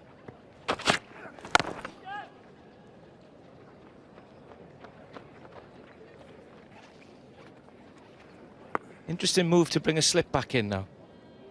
Now you would imagine with Patel being set, 46 or 54, probably not necessarily the move that you would usually see at one-day matches by bringing a catcher in. Yet I'm surprised with Martin Jenkins' natural delivery going away from the left-handed Prince, where he hasn't got to slip in to Prince, who's only faced 18 deliveries. Well, at the end of the last over, we saw Martin Jenkins signalling to the captain that he wanted a bit of extra protection just behind point. He's only got one man there, saving the single. I think he feels he'd like another man there for that glide down to third man. Looks actually like the shortest part of the ground as well, towards the new stand. Very difficult area to protect. Over backward point there. Difficult areas, probably 60 yards from the bat. 55, 60 yards. Beats backward point to his right hand. Firm shot, very, very difficult to stop.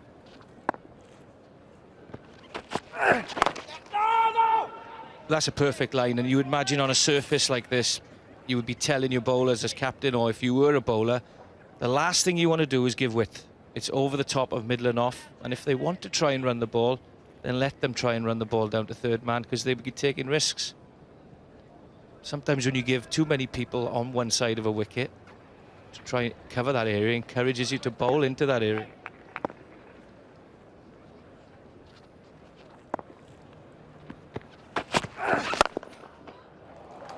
Firmly struck. No need to run. Prince just stands there and admires the stroke. This is the first boundary for 7 overs. Terrific shot from Ashwell Prince. Just crunches it down the ground between the bowler and mid-off. Mid-off is very, very wide indeed. Good contact. Doesn't even bother to run. Doesn't spoil the shot, as Viv Richards used to say.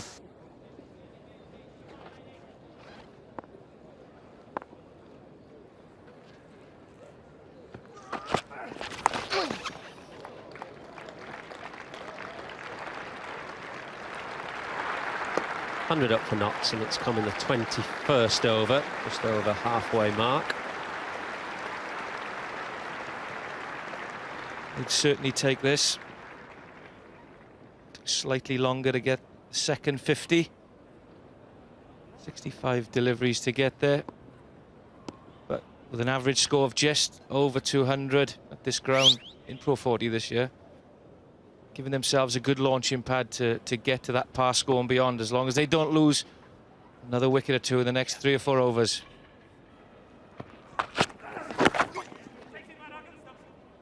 Inside edge, I think. Yep, run given. Want to do that yard.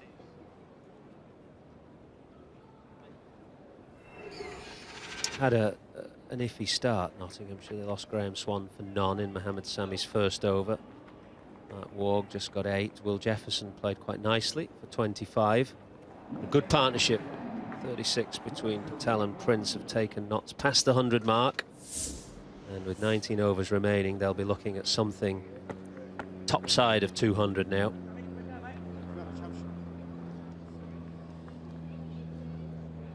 Sammy and Kirtley were excellent with the new ball. Luke Wright a little bit more expensive. Yardy now continuing. It's been a little bit eclipsed now that Samit Patel's come into the England team. It's Michael Yardy, but he's a similar type of cricketer. Left arm spinner, bowls flat, doesn't spin it much, and bats as well. Good head-to-head this, Yardy and Patel today.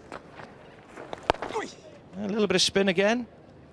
Nobody in on the one on leg side. Takes up an easy single. There's Michael Yardy. It wasn't so long ago, 2006, when Yardy made his debut against Pakistan. Look at that. 3 for 24. It was here at Trent Bridge. So he's got good mental image of playing here. Remember watching that game and thinking, wish I was there. But certainly, very cricketer came onto the scene very quickly. One of those cricketers that had a good month in county cricket and then got thrown in. He's an effective cricketer, isn't he? He's not one that particularly takes the eye, in that he's not a big spinner of the ball. He's got good changes of flight, as we saw there. That was a bit quicker. But he doesn't bowl magic deliveries that rip past the outside edge. He's got a very unorthodox batting technique. He kind of wanders around his crease like a crab. But he's an effective cricketer. That's a bit slower. And cricket needs all sorts. It needs the stylish, good-looking players, if you like, but all those who are a bit more unorthodox and just do their job day in, day out. I think what guys would say is that he's one of those cricketers that's really made the most of his natural ability.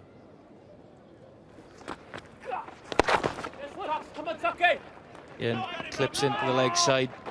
Nobody in front of the bat, saving one. Takes the easy single.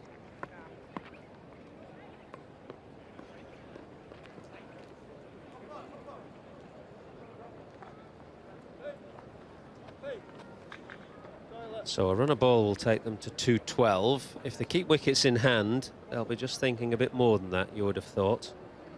Wickets in hand absolutely key for Notts to try and keep plenty in the shed for that last 7, 8, 9, 10 over burst. 104 for 3 now with 18 overs left, and I think we're going to see a bit of spin from both ends. Chris Adams is off the field at the moment.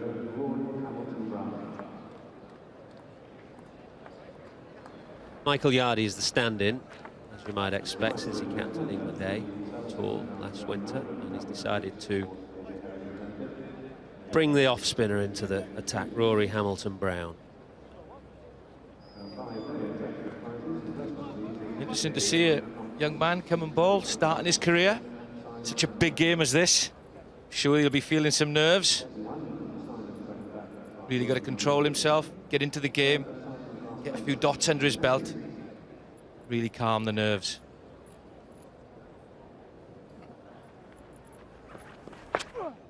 Down, nice break. Easy clipped on the ground. 50 for Patel. Terrific knock in such a big game for him. Yes, he played well. Came in when Notts were struggling a little bit. Immediately made his mark. Played in a good, uncomplicated, unfussy way. 50 off 61 balls, 5 boundaries in that too, and he knows the job is but half done. Over the wicket, Ash. Just 4 men inside the circle, so there are options aplenty for both batsmen just to work the ball around and milk Hamilton-Brown.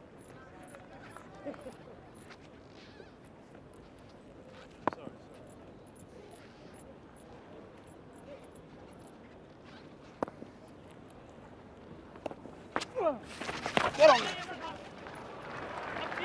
Batsman out. Wayne Smith will keep that down to a single.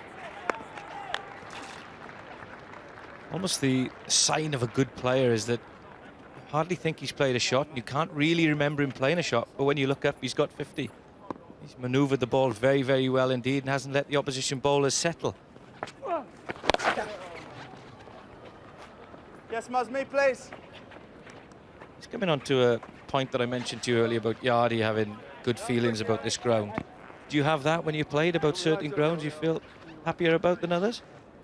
I think it's inevitable if you do well at a ground. You take those vibes or that confidence into your next appearance. And for some reason, this happened to be a good ground for me in international cricket. Got quite a few runs here. I always walked in here with a confident feeling. And Down. converse to that, of course, there are some grounds where you just hate turning up. Trying to think, I think actually it was Hobart that was an awful ground for me until from the last innings there where I got a few, but up till then I don't think I'd got past 8 or something. Is that the game where they won with 12 or 14 overs to spare? That was the one, yeah. That proves how flat a pitch it was that even I got some runs.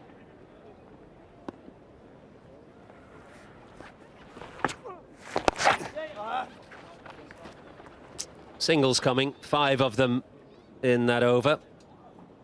109 for 3. Yeah, Patel's 50 came in a slightly sticky situation, a bit of fortune early on. Seamers, the opening bowlers of Sussex, bowled particularly well. However, he rode his luck, and he needed some luck with Sammy not looking the right way. But then freed him up, played some good shots. Clean striking of the ball. Very, very confident indeed. Manoeuvred the ball around nicely, and that's a good 50 for his side.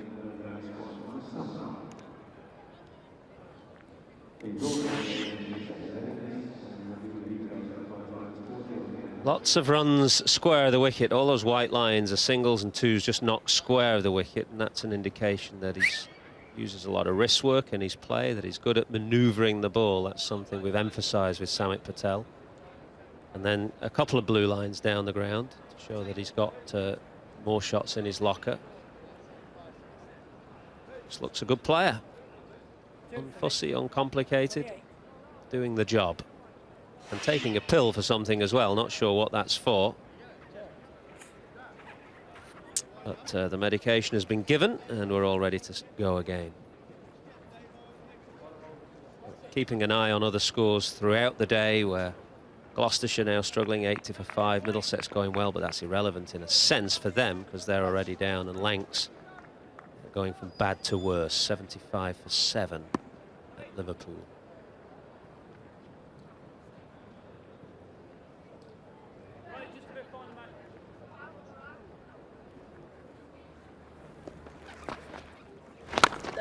There'll be some questions asked of our committee man, Paul Allott, back on the Lancashire committee just as the club goes into descent.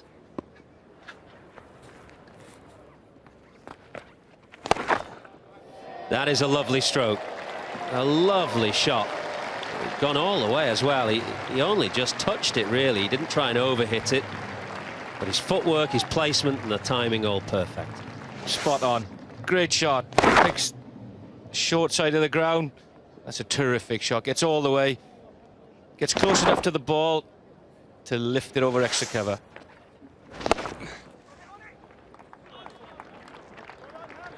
Smart cricket again. Takes a boundary and then takes a single. It's a terrific partnership here building between Prince and Patel. 51 off 63 balls. Smart cricket indeed. Certainly putting themselves and their team in terrific position. It's not a bad day, Mike, to be in the studio with 3 ex-Lancashire players. Depends whether you value your life or not. I take my chances with you and Bumble, but not so much Paul at the back. He'll squash you.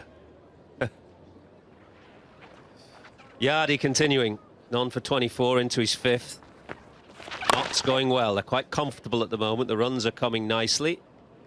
And they're setting a very good platform for what will be a frenzied last few overs, I'm sure.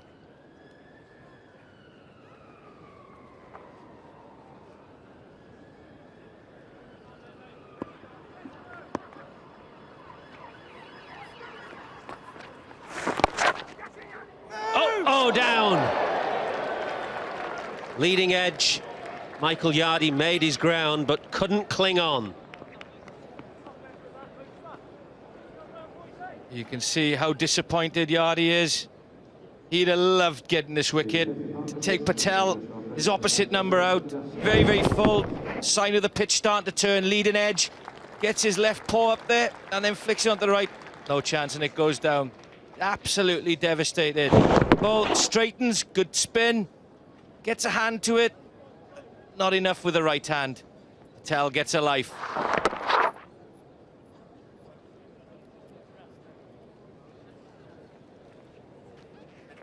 Picture tells 1,000 words.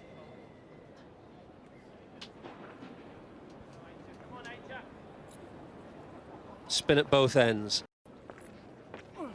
Alongside the Lancashire committee man, the beleaguered Paul Allen.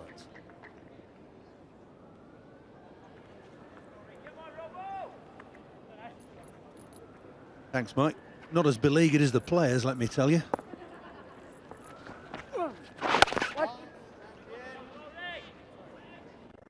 Enjoying the role? Well, I've only been there about a week. I suppose it's all my fault. Usually is. Let's not worry about that. Let's worry about the top of the table. And who's going to win this first division of the Pro 40? Pretty evenly poised at the moment.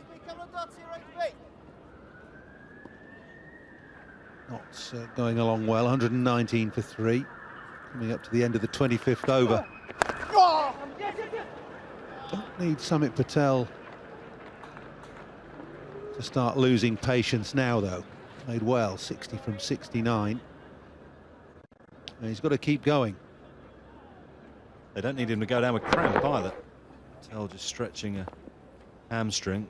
Took a couple of tablets at the beginning of the last over.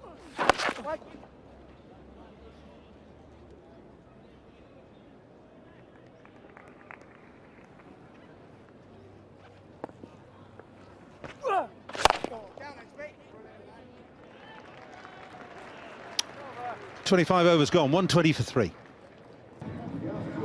Look at that projected score. Runner ball gets knots to 210, which is better than the average score here at Trent Bridge. They'll be looking at that as a minimum, I would suggest. 8 and over from here is very much on the cards. 240 is a very, very useful score. Chris Adams has been off the field for a while, back on now.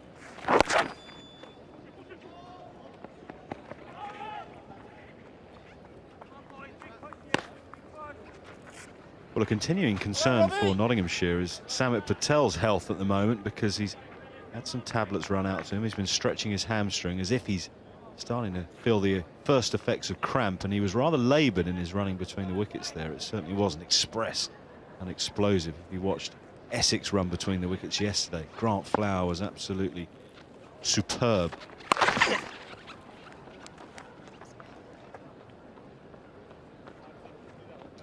Well, Samit Patel has improved his fitness through the year, over the season. I think he would still admit that he could get a little bit fitter, a bit quicker, a bit more lithe, perhaps. Slam that through mid-wicket. It's right off the bottom of the bat. Rory Hamilton-Brown getting a stumble in as he changed direction. Don't think he picked it up initially, but got round to it in the end. Just 2 runs.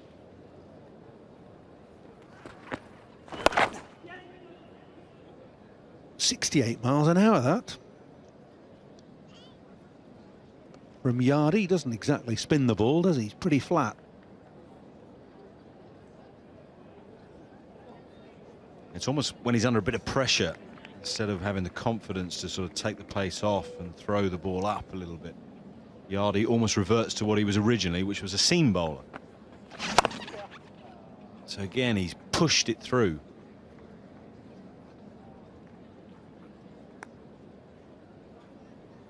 Well, you'll see exactly the opposite from Patel and from Swan later on when they bowl their varieties of spin.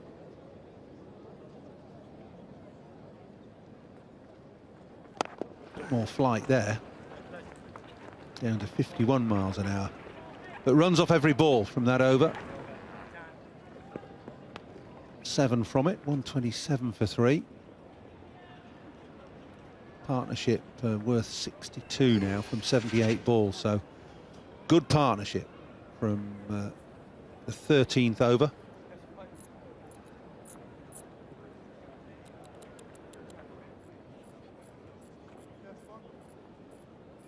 Chris Adams has just trotted over and had a quiet word with Michael Yardy, who's not only the guy that he's asking to bowl at the pavilion end, but also the vice-captain. Conversation, something along the lines of, right, we need a wicket, who do we go to?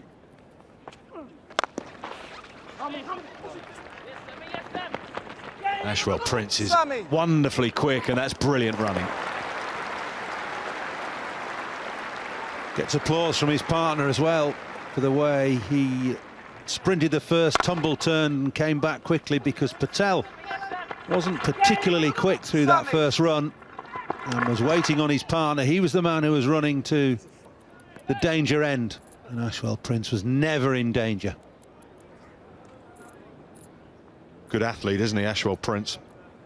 Prompted a field change as well. Mohammed Sami has been relieved of his duties at long off. Dwayne Smith taking up that post, and there's not many quicker than him across the ground. What's the bet there's a dab down to third man soon to give Sami another chase? Always happens, doesn't it? The captain makes a change of personnel in the field and the ball follows the person that has been removed from an area of responsibility.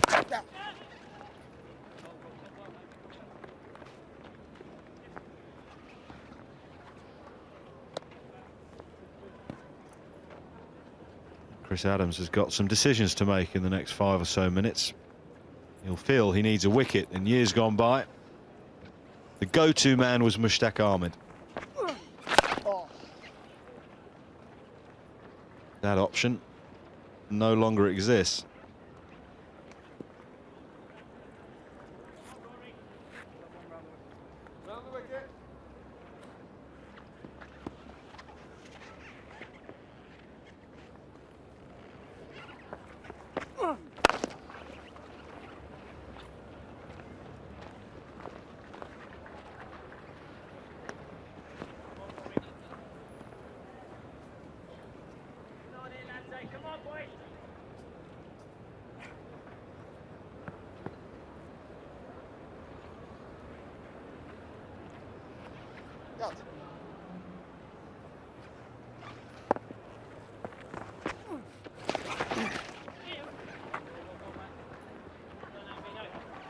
Well, 6 runs from that over from Rory Hamilton-Brown. 27 gone. It's 133 for 3. So what does Chris Adams do? His options are Mohammed Sami has a few left. James Kirtley has 4. Luke Wright has plenty. Couple left for Martin Jenkins. Couple for Yardy, and Hamilton-Brown through 3. But there's another conversation going on now between Adams and Yardy. Where does he go? Well, Adams likes to bowl his seamers out in big chunks at the end of the innings. So that's interesting in itself, in that batsmen can get set against them. And look at that batting lineup for Nottinghamshire. Patel and Prince have put on 68. Great foundation, great platform now for some of those big hitters. Shafat, Reed, Elam, Adams, those 3 together capable of picking off boundaries at will. So plenty of batting left from Nottinghamshire. Plenty of options for Adams. It's going to be fascinating this last 12 or 13 overs to see the choices made by Adams and the way that Nottinghamshire assault the bowling.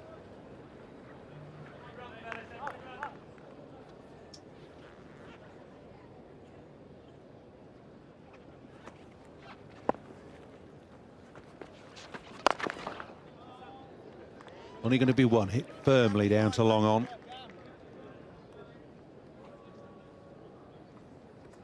Interesting to see when Nottinghamshire sort of kick for home. You mentioned the powerful batting that is still to come. Yesterday we saw Kent post a decent total, but they held back Azhar Mahmood right until the latter stages. That's up and over. Is it over long off, or is it going to be caught? It's over the boundary for 6. Great piece of timing from Patel, and you would say there's not much wrong with his placement either. Well, perhaps Samit Patel thinks the time has come to start putting the foot down a little bit on the accelerator. Wonderful timing.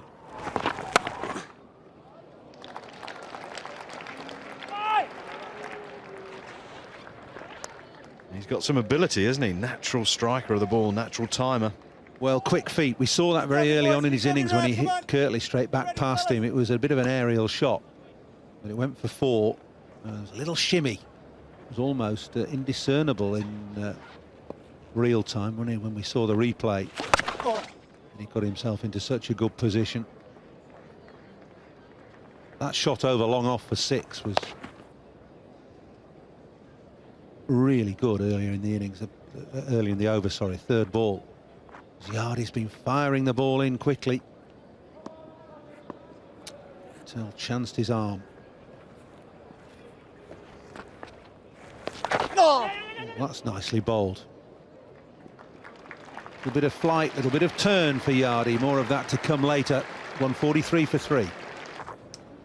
143 for 3, Nottinghamshire with 12 overs remaining. It's getting better and better, this Nottinghamshire innings. Run a ball from here is a bare minimum for them. Hamilton Brown to continue. That's well bowled. Saw Patel coming, fired it in shorter and flatter and quicker.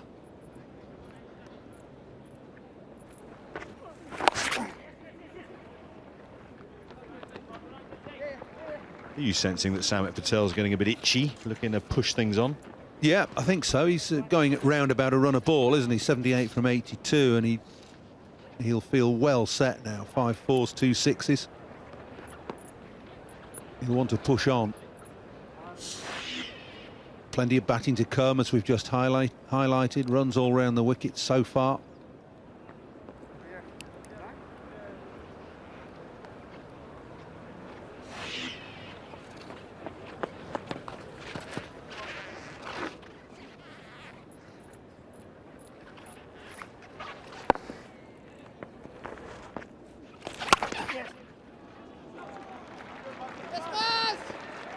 Be 2 because Prince is very, very quick.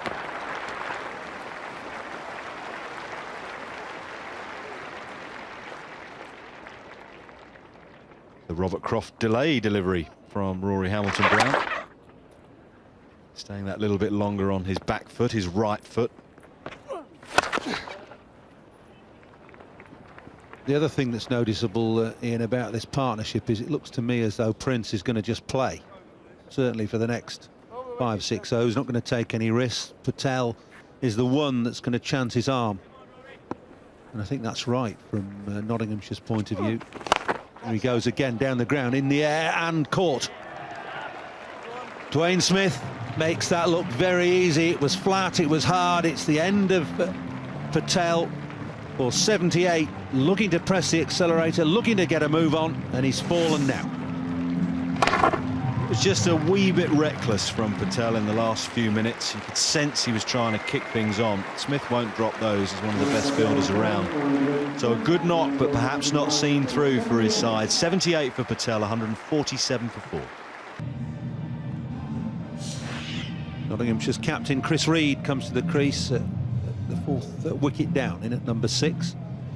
Decent strike rate, 88.7. And a very useful man to have coming in here. Good improviser, good stroke player. He's come in because Patel has drilled this to long off. It looked to me as though he was in hit out or get out mode for the last 10 minutes or so, and he's got out.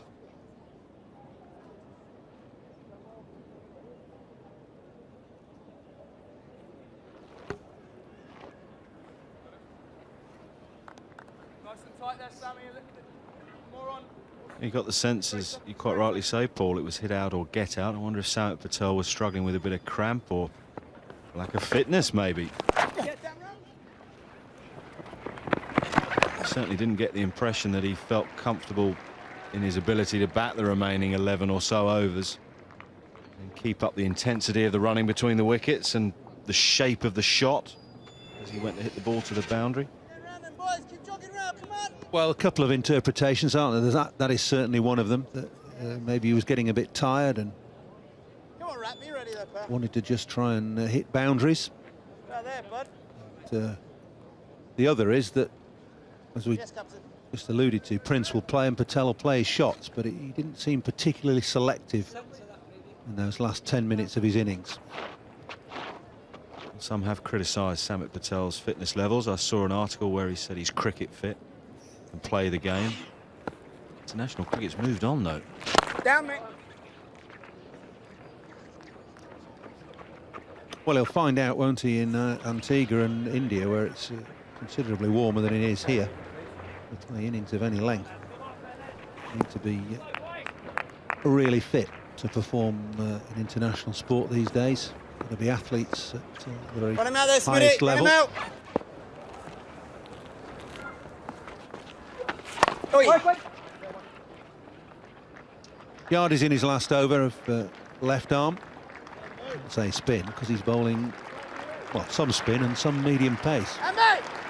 150's up for Nottingham with just over 10 overs to go. And the quickest 50 of the innings.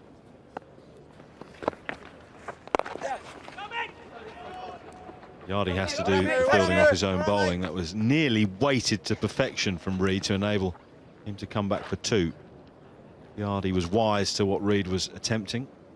You mentioned his strike rate, Chris Reed, when we showed his statistics when he came to the crease. His average is 30. When you consider where he has batted in his career, and he's a keeper batsman, that's a good average in one-day cricket. It is. I prefer to look at strike rates in modern one-day cricket, because you never know with batsmen who are coming in lower down how much opportunity they've had to score, whether they've had to sacrifice their wicket for the side in the chase for quick runs. Strike rate's a good indicator, especially of batsmen in the lower middle order.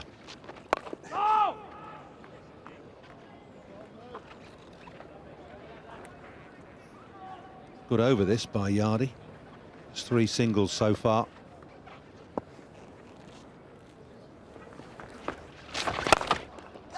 Oh, he's put it down. Well, they're never easy when they come back at you quickly, but Yardy should have caught that, I'm sure, and that would have finished his spell with a big bonus. 2 have been put down today by Michael Yardy.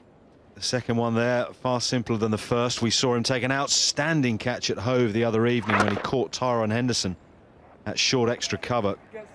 Real reaction stuff. It's a bit of a rarity. Yardy, by and large, catches most things. But on 2 occasions today, it's gone to grass. 8 overs, no maidens, none for 45.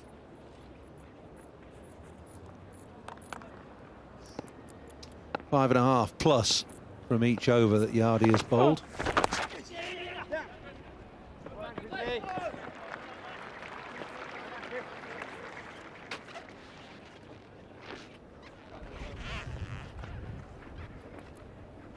It was an important drop in many ways, that by Michael Yardy, because after Samit Patel had been dismissed, if Sussex had then got rid of Ashwell Prince, the 2 in-batsmen, that would have compounded the shot that Samit Patel had played.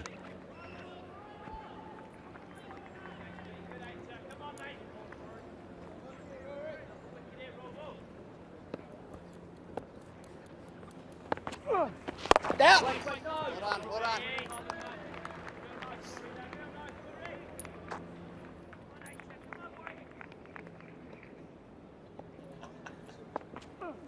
Down. Good dot, take 3.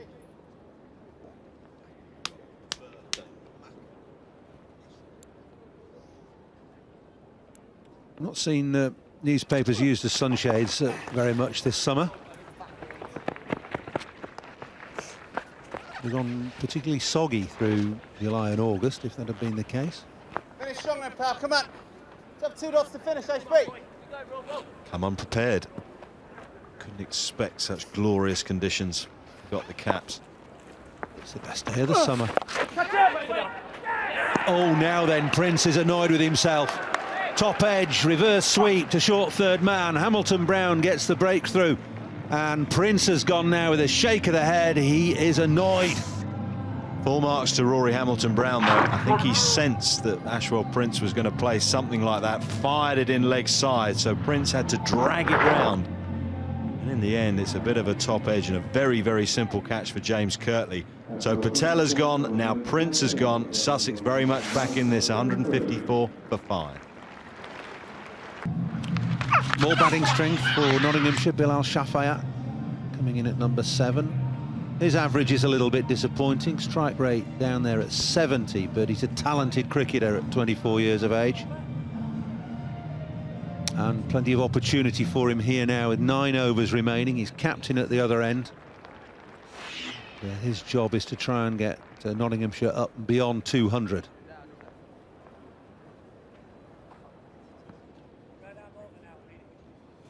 A look at the end of Ashwell Prince, a premeditated reverse sweep. Think about the options here. Could have been a wide if he'd let it go. Could have lapped it down fine on the leg side. As it was, just a simple catch. Look at that ball, though. It's outside leg stump. Look at Pryor shimmying down the leg side. Impressive bit of bowling from Hamilton Brown. His ball with good variation, changed his pace well, and has got excellent figures. 2 for 22 from 5 overs. Yeah, he's bowled with intelligence, Rory Hamilton Brown. I'm not sure you can say the same about the Nottinghamshire batsman. Going beautifully at 147 for 2. Then Samit Patel gets caught at long off. Ashwell Prince gets caught reverse sweeping, paddling it round the corner. Well, he spent a lot of time at the crease, Ashwell Prince. 47 balls for his 33. You're going to stay there for 47 balls and get 33. You need to go on from there, not get out with just 9 overs left. 2 new batsmen for Nottinghamshire at the crease. Reid has just had 7 balls. Shafat, of course, yet to receive a ball, and he's at the non-striker's end as Robin Martin Jenkins comes back into the attack.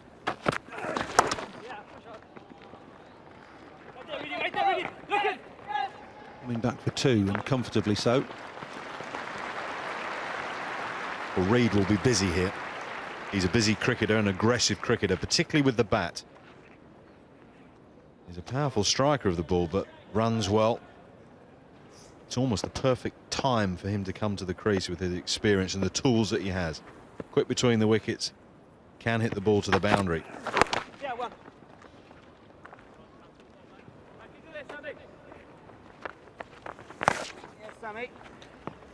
Mark Elam and Andre Adams still to come for Nottinghamshire, so there are some hitters in the hut. They've got to treat this like the latter stage of a 2020 game now, haven't they, these two? Yeah, I think they'll be mindful that they obviously need quick runs, but they don't need to lose any wickets in the next 3, 4, 5 overs. Oh, you might lose one here. No. Maybe going down the leg side. That was close, you know. Peter Hartley says no, it's a leg by. Worth another look.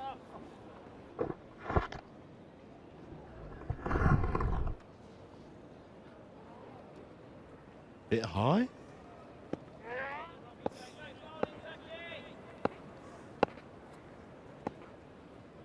That's a good decision, you know. Very close to me. I think you're right, Ian, a bit high. Nip back as well.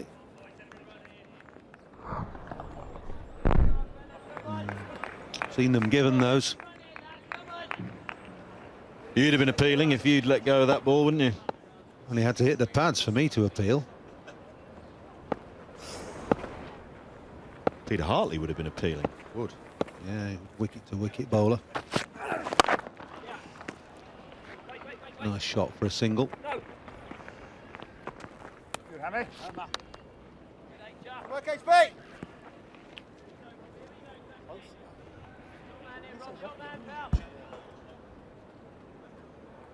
No break.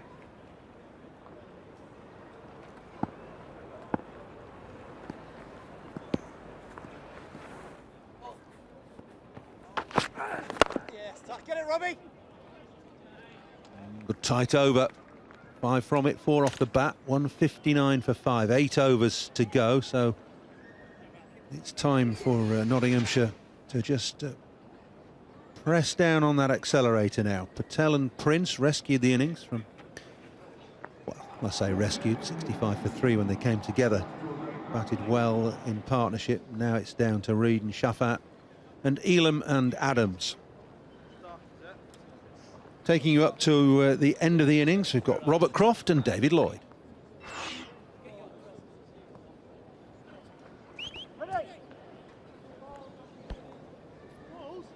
what they're looking at. 6 and over minimum, I would say. 5 wickets left. There's a problem that 2 new batsmen at the crease. Shake of the head, Ashwell Prince, what a shot. Just have to sit and watch these next 8 overs. 159 for 5. A runner ball gets 207, which is round about par for the course. We've got a ball change. Got to look in this box and see if there's a cricket ball that the umpires, consider is round about 32 overs old. A bit of wear and tear. Bashed around a little bit.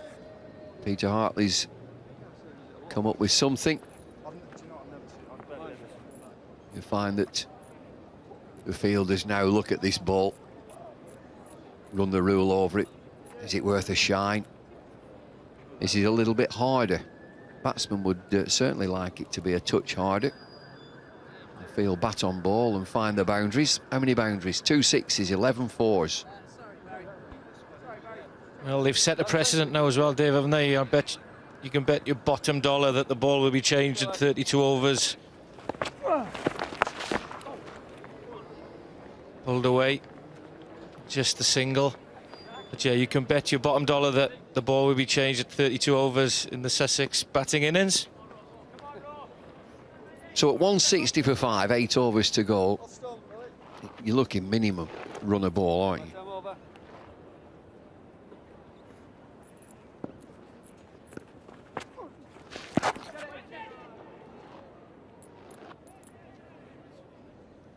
So 5 down. Let's have a look at batting to come. Elam, Adams. So Pattinson hit a massive shot on Wednesday for 6. Elam and Adams, good players, accomplished, experienced players. High in the air, straight down the ground. Will find the boundary. Will be 6. Where did that come from? It wasn't a bad delivery at all. Quicker ball, 67.5 miles an hour. Just a bit of width, and then he's just thrown his wrists through it. Unbelievable contact. And that goes all the way. Very, very difficult shot indeed. Look at that. Quick hands. Bet you didn't expect that to go for 6.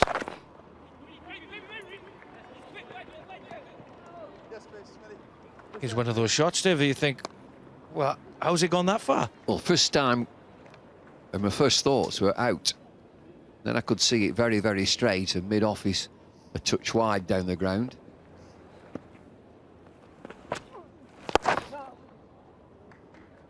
So 33 have gone. It's 167 for 5. 8 runs from that over.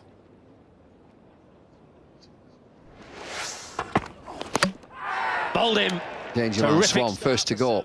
Mohamed Sami. Ball moved around a little bit. One for James Kirtley. Will Jefferson, ball by Robbie Martin-Jenkins through the gate. Then Samit Patel, wonderful innings from him, 78. And Ashwell Prince, reverse sweep. 5 down.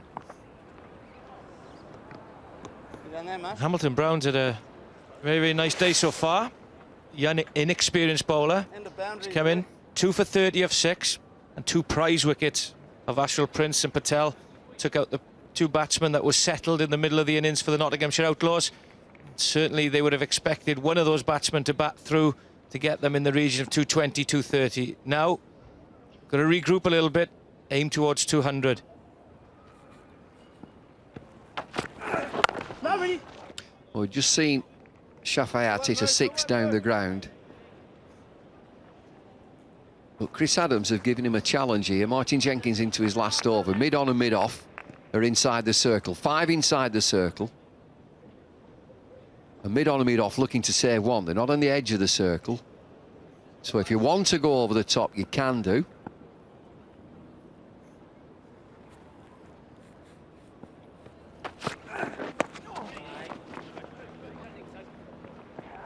Will they get back for 2? No, they turn that down. I think what, it's a wide. Got 2 for that. I think what Chris Adams is doing here, he's just laying down the challenge to the batsman, saying if you want to take a risk over the top, but we're prepared to risk that for a wicket. Now there's been a change. Mid-on has dropped back to the boundary. Took a blow there, Matt Pryor, on his left hand. Could be a finger stinger. Get another single down to deep backward square leg. Supposing in your mind now as a batsman, these last 6 or 7 overs, you're thinking boundaries. You'll get your ones, you'll tick over because the field will be pushed back. You're also thinking boundaries, boundary ball. And mid-on is going back this time. Chris Adams is dropping mid-on. He's got 4 inside the circle, 3 on the offside, 1 on the leg side.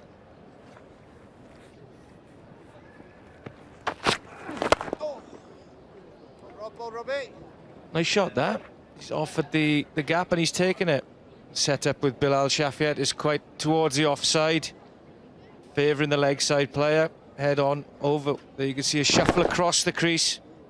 Sweet down to mid-on for 1. Easy cricket, simple cricket. I'm going to say at this stage, are you happy as a fielding side? You can have singles, you can have them. Well, it's 50-50. For me, no. Challenge the big shot. Brilliant fielding. Shy of the stumps, hits the batter. Smith, the fielder, at backward point, but he's a terrific fielder. I have a feeling this would have been close. Terrific pick-up, left-handed. Good leg power to get to the feet. It's a good arm. Skipped through. Yeah, if it had hit, would have been gone.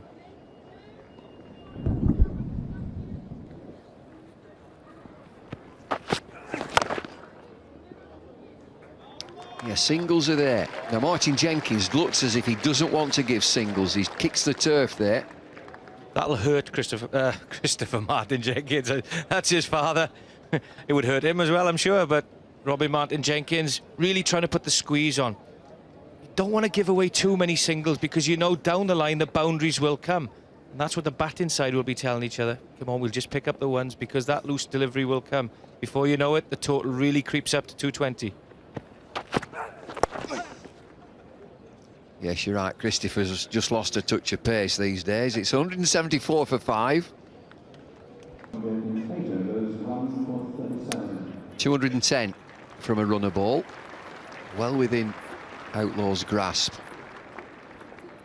This is Rory Hamilton-Brown bowling, Robert. It's not Henry Blofeld or anybody like that. You've just had Christopher Martin Jenkins on. Well, whatever his name is, he's doing well. Doing nicely, isn't he? He's a big game coming into environment like this. Change counties as well. Outside the line, playing a shot, not out. Get through for a leg bite. Martin Jenkins has finished his spell. 8 overs, 1 made and 1 for 37, so there will be a change of bowling. Hamilton-Brown into his 7th over. Good figures.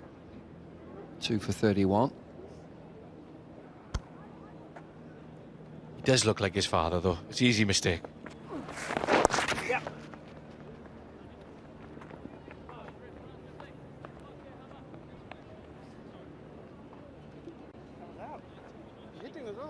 A good day, especially with picking up that maiden as well.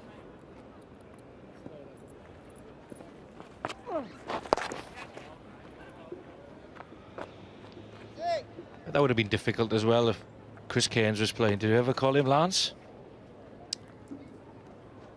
It happens all the time, doesn't it?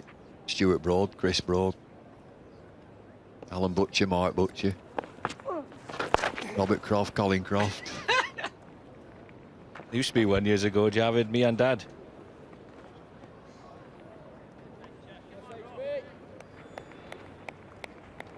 Can I say David Lloyd and Clive Lloyd?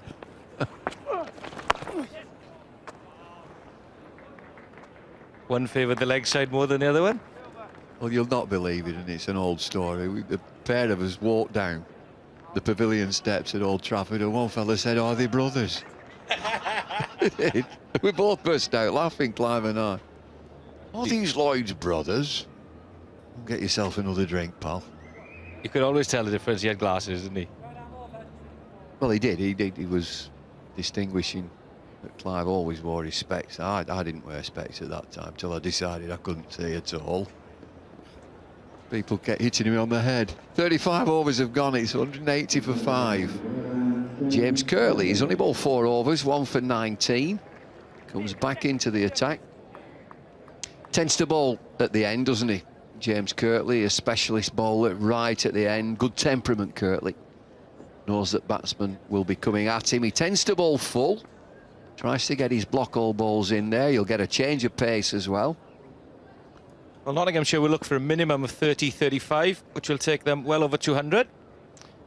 They've got to really look for the change of pace here. Bowled him. Terrific full length. Right up there. Straight as you like. He is a specialist, bowling right at the end. Accepts that responsibility. Terrific delivery here. First ball as well. Off spinner, slower delivery. There it is. Gets some turn as well. Beats Shaffer in the flight. He's smiling. To come back with a first delivery like that is a terrific skill. Really happy. Nottinghamshire not. Now they're 180 for 6. Knots out more 6 down, 180 for 6. New batsman, Mark Elam. Bags of experience, can hit a cricket ball. In some ways, this is perfect for him. Just to come in with 5 overs, he can be very, very dangerous, Elam. Off cutter, as you said. And it grips. Turns it 2/3 of the way up off stump. Take that, he's happy. Perfect delivery again, look at that. Does him in the flight, dips on him. See, bat goes off to the leg side, shows he doesn't pick it. He's smiling, tells his captain, I told you so. Oh, they do enjoy it when it's a change of pace and an off cutter. Bowled it pretty well, but it just shows that this pitch will spin.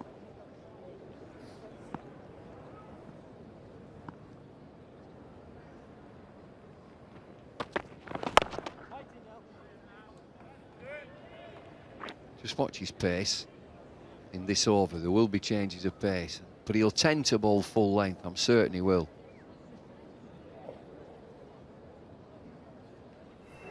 Batting card so far for Nottinghamshire. A little bit of a stutter at the start with Sammy and Kirtley bowling very well.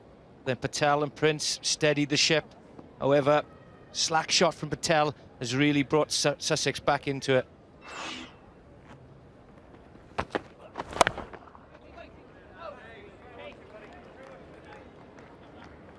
Be another slowy there of some sort, so I should think it's another off cutter.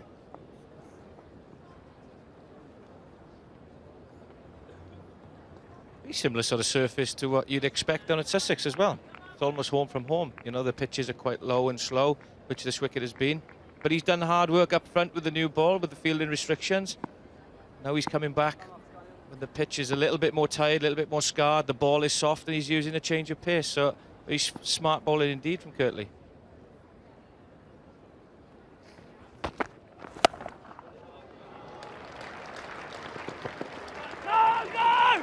Thinking about 2. 49 years of age, Mark Elam, but he's a scamperer. He's always been far quicker than people have given him credit for. Little dumpy, isn't he? Yes, we were once called the Teletubbies years ago. He's deceptively quick. Well, he's a good man, he's Mark Elam. Has been for a long, long time. Good, experienced. I thought he did terrifically well for England over a period. Still enjoys his cricket. A good move for him. He came from Kent, and you'd think that he'd stay forever down at Kent, but he's had a good career here at Nottingham. I think as well he's a captain's dream, because you know what you're going to get with him on the field, and you also know what you're going to get from him off the field, because as he's got older, you sometimes see the couple of the gnarled old pros that sit in the corner whinging about certain things, but he's always got a smile on his face and he's always keen to help the younger players coming through. So yeah, captain's dream.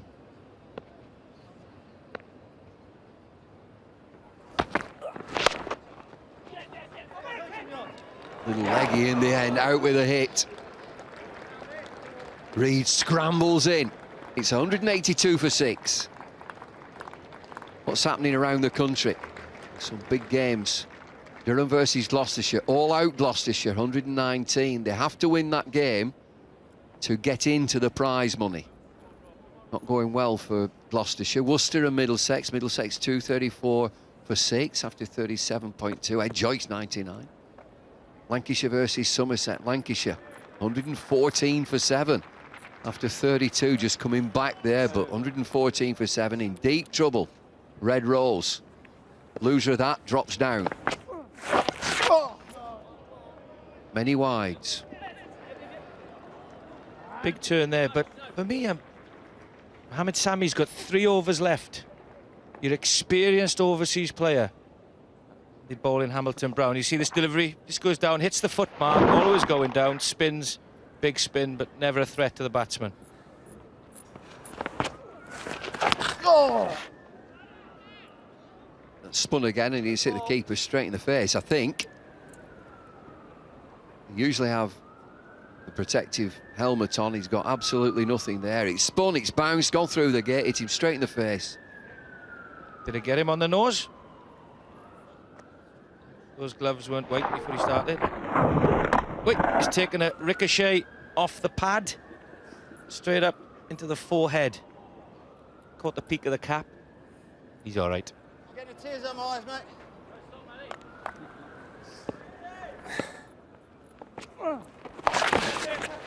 High in the air, fielder comes onto, gets lucky, gets lucky. Great effort.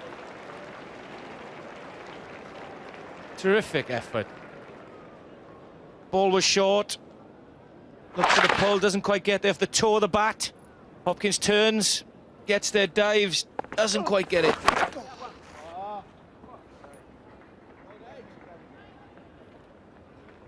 Looking more and more tired, this wicket now, isn't it? Yeah, it's going to spin, the sunshine on it as well. Players running on this top surface. Just chancing their arm now. Notts Outlaws, 188 for 6. Into the last 4 overs.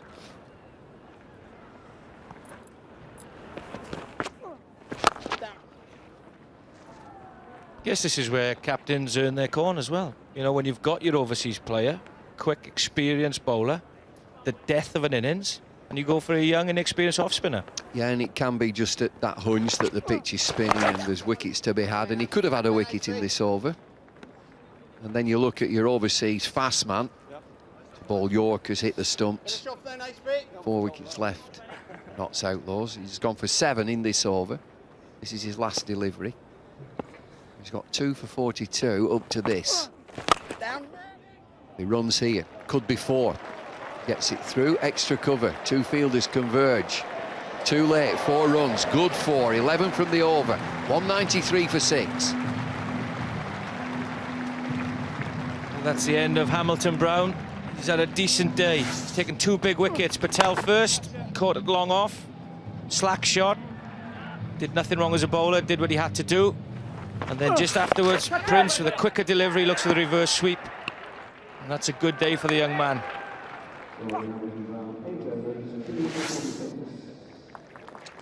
So he's finished, and there are 3 overs still to be bowled. 8 overs, 2 for 46. James Kirtley to continue pavilion end. 5 overs, 2 for 21. You'd think that it would be Sammy who comes back from this Radcliffe Road end.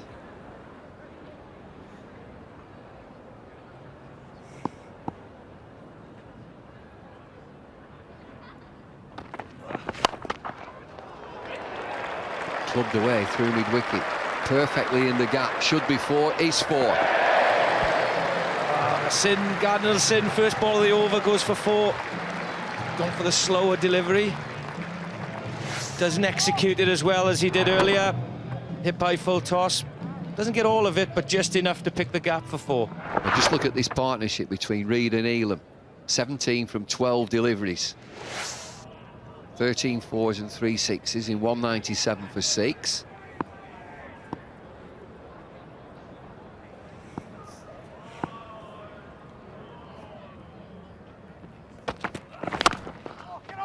Ball and straight, but brings a single. So if you were thinking about Chris Reid now against the seamer, where's his scoring area? Where do you think he's going to look to score? You would imagine he'd back away and try and carve over point. That's where you would say favour the offside.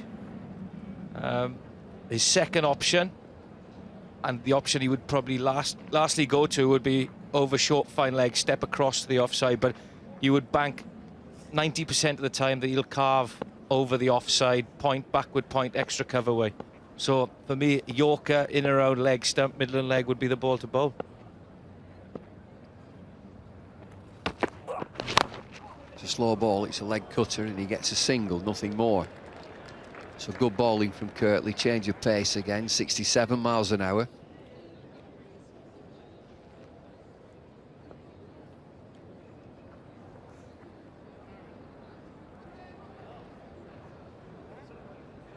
Well, they're getting up to that magical 200.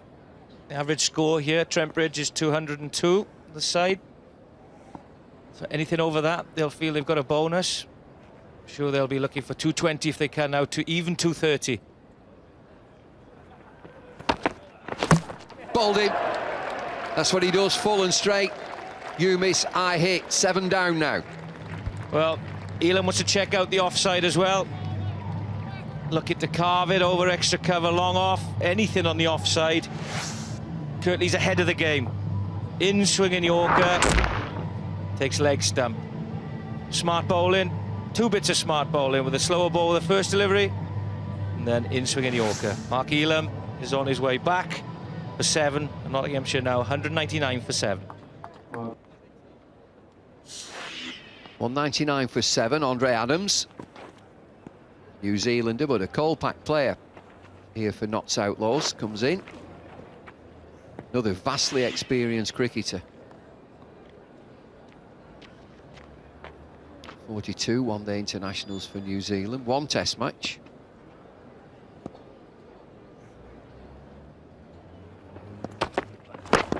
Ooh, good delivery. Pull up and straight. Hit that. You're not going to hit that anywhere. Any chance you've got if you try and sweep it later on. This is the wicket of Mark Elam. Bounces down the wicket, gets it spot on. Does Kirtley. Takes out leg stump. Here we go again. You wouldn't want to be standing on leg stump with that ball coming at you. Organised Kirtley here. He just brings fine leg inside the circle, drops his mid-off back. So again, he's just telling you that he's going to bowl full and straight. Watch out for the slowy. There it is. The slow leg cutter into the offside. Will be a single. 200 on the board. 200 for 7. 2 overs to go.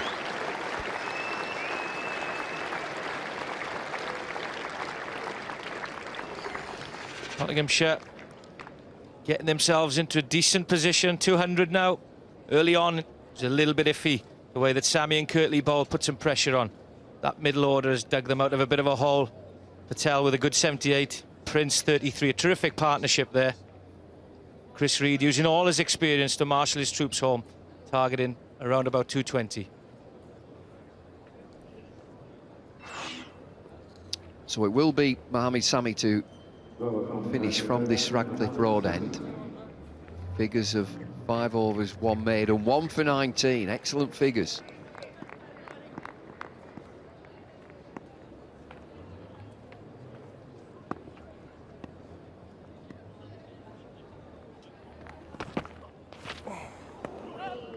I've got to ask you something, Dave. Your captain, your coach. You've got an overseas bowler. He's bowled 5 overs, 1 maiden, 1 for 19. And he's going to be short of his bowling allocation by 2 overs. What's going on? Well, I back my captain, how he sees it out there, and he'd obviously tell you, look, I had a feeling, I had a gut feeling, I went with the off-spinner. Hindsight's a wonderful thing, but you'd mention it. You know, what were you thinking, what were your thoughts, but you back him. Might be a wide, yeah. He started off with 2 slow deliveries. And he's new on the scene, isn't he, Mohamed Sami? Coming back in just at the back end of a season. And again, as a coach, you'd think if you were sat up there, if I was sat up there, you'd be thinking, bowl Sammy now, don't bowl the off-spinner, another. I think you've also got to back your captain in public and in private. Just say, what we're going on there then? This would be led by, so tall buys. And he's gone for 4. Yeah, his leg by's useful. Bit of swing. Gone for the Yorker, but it's tailed in. Missing leg. Off the toe. Good boots they make these days. Right off the old toe cap. Down for 4.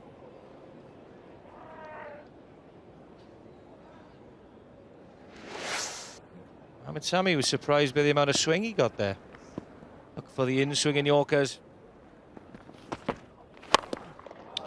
High into the leg side. Batsman stands and admires. That's gone a long way. Well, it looks like Chris Adams got it right by keeping Hamilton Brown on. He's gone for the slower delivery, but he hasn't executed it right. He's hit just back of a length. And that's the perfect sort of delivery as a batsman when you're looking to smear it over mid-wicket. Straight out of the middle of the bat, baseball style. 6 all the way. Well, he started with 3 slowies. Again, full of length. He doesn't catch that low full toss going in that same area. Well, if you're looking to back the percentages, and I do realise how important the slower delivery is, but at this stage of the game, when you've got number 9 facing, and you can execute good in-swinging Yorkers. He was unlucky the ball before when it went down for 4th the toe. You can't really do anything for that. But why mix up from Yorkers? Offside this time. Powerful shot this. All well fielded.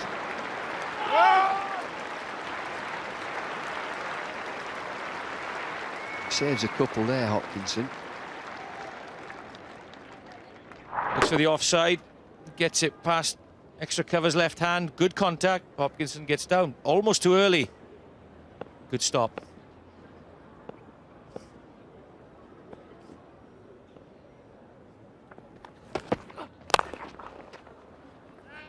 Useful innings now, 215 for 7 with 1 over to go. Reid, 28 from 29. Adams is his partner. The partnership is 16 from 8. Good acceleration at the end of the innings. I think this is more than useful, winning the toss and batting first.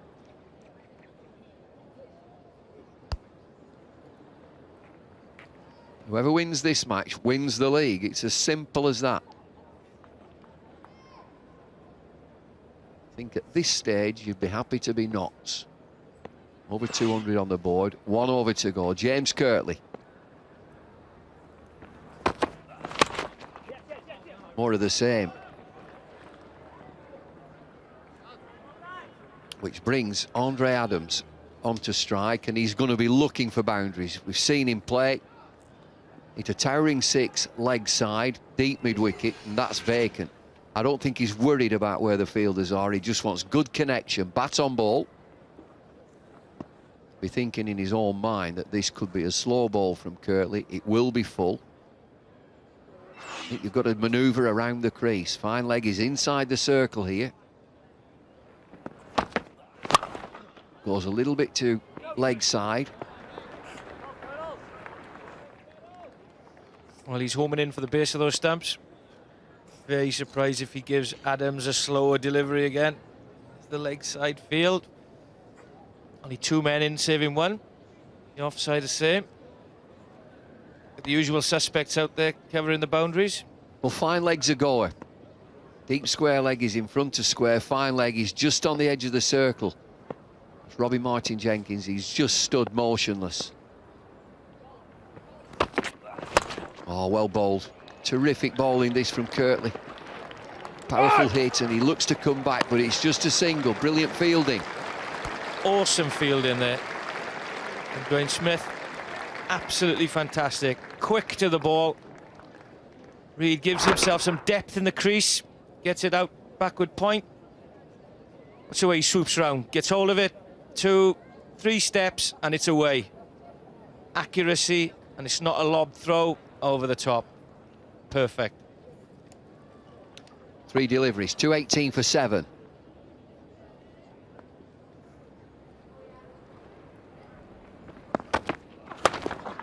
Quite a high full toss. Still just a single. Quite happy with the singles here, but there has been some damage.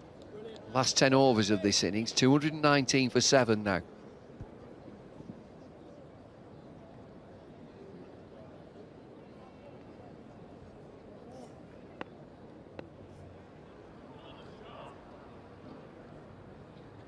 .68 runs have been scored off these last 10 overs, and they've got 2 deliveries to go here.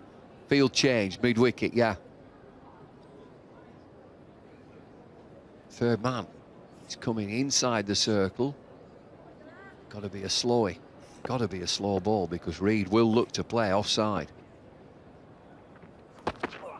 There it is, slow and wide. Describe that. Well, you called it. Third man comes up. It's very, very difficult to bowl with extreme pace, as is the norm these days. A lot of slower balls are bowled 2 or 3 foot wide. He probably would have left that. He'd gone for wide, but he'd committed himself, looking for boundaries. Only picks up 1. And to finish, mid-wicket comes back inside, third man back down, Yorker ball. That's where batsmen can spot early on. Oh, terrific shot, right in the middle, 6 to finish, what a finish! Oh, 226 for 7. Well, if you could have offered Nottinghamshire that score before the toss, they'd have certainly taken it. And what a way to finish their innings. Doesn't quite get that Yorker right, gets a perfect length for the batsman to smear it straight over the umpire's head, out of the middle. Adams has found the middle of the bat very, very early on indeed. There it goes, he drops in the crowd. Look at the way he backs away. Perfect, holds the shot, 6 runs. 5 sixes, 13 fours, 226 for 7. Terrific finish for Notts Outlaws there. Partnership of 27 in 14 deliveries between Reed and Adams. Let's have a look at this batting card. Jefferson 25 from 29. We didn't see much of Graham Swan today. Samit Patel, New England man, 78 from 83. Ashwell Prince, 33 from 47. But Chris Reed, 31 from 32, captains the team. Very effective batting alongside Andre Adams, 226 for 7. Sussex bowling, terrific at the start with Sammy and Kirtley. They used the new ball very, very well indeed. Luke Wright, very expensive. Hamilton Brown had a good day, picking up 2 wickets, but the pick of the bowlers, James Kirtley, 3 for 39. Got a lovely day down here at Trent Bridge, and we've got a good cricket match. Sussex Sharks need 227 to win at 5.68. Paul Allett's down there in the middle. Yeah, thanks, David. I've got Rory Hamilton Brown and Jimmy Kirtley alongside me. 2 very differing types of bowlers. Rory, a bit of turning on that pitch for you. Yeah, there was. I discovered that after I bowled about 7 overs, so that was a bit of a shame. But no, it's a good wicket. There looks a bit of pace in it for the seamers, and it did start to spin, but it's a great outfield, and the ball comes nicely onto the bat, I think. Jimmy, as usual, wickets early and wickets late for you. I wouldn't say usual, it hasn't been quite that type of year for me, but nice to get back into some sort of form, and hopefully we've contained them enough there at the end to chase a good total. Yeah, 226, it's a little bit above average for Trent Bridge, but you fancy chasing it? It might be a little bit above average, but I think that this is as good a one-day pitch as I've played on when I've been up here, so I expect it to be a testing total, but one that we're capable of chasing. Yeah, still a little bit in it for the bowlers though, Rory, isn't there, as you said? Oh no, there definitely is, and but I think the great thing is that the ball's coming onto the bat, so if we can get off to a decent start, I think we'll back our batting line up to chase anything, to be honest. So no, it's going to be a very good run chase. We'll look forward to it. Well bowled, you two. Thank you. Thanks, Paul. Let's hope it is a very good run chase and an entertaining run chase. A vital game in the NatWest Pro40. Whoever wins today at Trent Bridge is crowned champion. Sun is shining. It's a beautiful ground now here. It's a wonderful setup here at Trent Bridge. Matt Pryor will open the batting for Sussex, and opening the batting for us, Robert Croft and Paul Allett. Thanks very much, Ian. Well, the scene's set now. Everybody knows exactly what they need to do. Sussex need to score 227. Notts need to prevent them from doing that by bowling them out or restricting them run-wise. And whoever wins this encounter will be the NatWest Pro40 Division 1 champions. Charlie Shrek will open the bowling from the pavilion end. Michael Yardy's on strike. Matt Pryor is his opening partner. Here we go. A little bit of swing, first ball from Shrek. Just coming back into the left-hander. Nottinghamshire having posted 226 for 7. It's better than the par score by 24 runs here at Trent Bridge this year. So that's in Nottinghamshire's favour. But of course, all the Sussex players feel they can get this total. Good positive start from Yardy. Will this go for 4? Just eased away through extra cover, and it will do. So Yardy opens up with a boundary. What a nice way it is to get off the mark. Away swinger there. Shrek, too full. Takes a smart shot to the covers, takes 4 runs. Vitally important as far as Nottinghamshire are concerned to bowl a tight line on and around off stump. Already we've seen 1 wide of off stump and 1 wide of leg stump from Shrek in the first 3 balls, allowing the batsman just a little bit of freedom. When you start in your innings as well, Paul, nothing like getting off mark very, very quickly indeed, getting off strike. And as a bowler, you want to get your rhythm very, very quickly indeed, get on top of the opposition batsman. It's often said in the dressing room now, we can't afford any looseners for bowlers. Leave your looseners in the dressing room, we need you 100% from ball 1, but it doesn't look like Shrek has started that way. Matt Pryor on strike now. Nice little leg stump half volley to get him off the mark. And all sorts of problems there. Pryor failed to touch down initially, then ran into the bowler. Apologies, sorries all round. But it's got Pryor off and running, so to speak. Just watch this. There he is. He forgets to touch down, or is short of his ground. There, oh, back gets stuck. Then he runs straight in the bowler. Bit of a circus. Better from Shrek. 6 out of 6 there is what he needs. He's taken him 4 balls to find it. He's given Nottinghamshire 7. Correction, Sussex 7 runs off the mark. Disappointed with the start of his over. Long half volley to Yardy. And perfect half volley and leg stump to Pryor.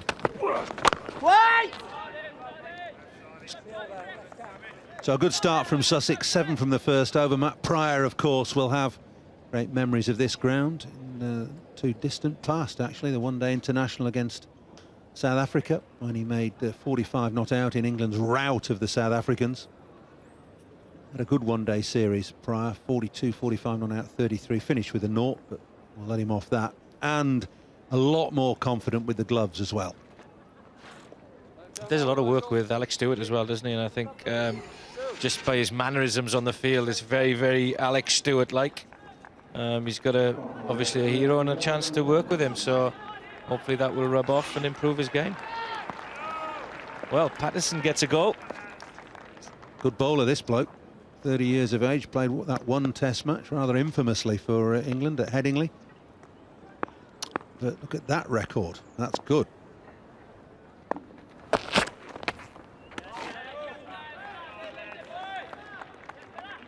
Starts off with a ball of 86 miles an hour, there or thereabouts. Well, you can see why the selectors thought so highly of him. He's got a good, strong, balanced run-up, hits the crease hard, got a good repeating action and bowls at decent pace. There was a furore when he got picked, but don't blame this lad. He got asked to play and he played, and he didn't do badly either. Do you see a role for him anywhere this winter, Paul, considering he has been in the international fold? Should be somewhere for him to go. Well, he won't get into England's first choice lineup, will he? But he's a pretty more than useful reserve bowler, somebody to have up your sleeve. He's 30 years of age, he's a mature individual who knows exactly what's required in terms of playing cricket. And as I've said, I've just highlighted all his attributes, what he does right. In that case, he's just bowled it a bit full and a bit wide, and Yardy's quick to seize on it. Second boundary for him. Well, we've got the curse on him. He's bowled a wide half volley. Doesn't really take that much skill to put this away, but he has. Good contact. You ain't stopping that. It's a long way down. Go backward point. Try and get there that quickly. Picks the short boundary, 4 runs.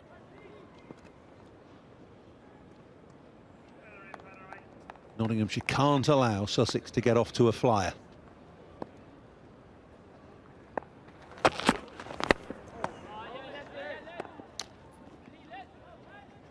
Looking to bowl a Yorker, I think, then.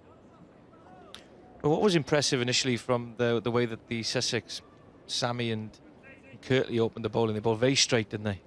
Didn't give any room, seam up, over the top of middle and off. And what you'd have to say about the way that Nottinghamshire have started is they've given width. They've got to correct that quickly. Pitch and ball allowed a little bit of movement for the opening bowlers. And you're quite right, the line and length was impeccable early on. There'll be nerves around on both sides. Looking at Yardy trying to get away, trying to play that pull stroke there to a ball not quite short enough. This is when the nerves will just start to jangle. Sussex, if they win, go to 12 points and win outright. Nottinghamshire, if they win, they go to 10 points, but will have won 5 games. And because of that, they will win the title. As simple as that. A tie will mean that Sussex win.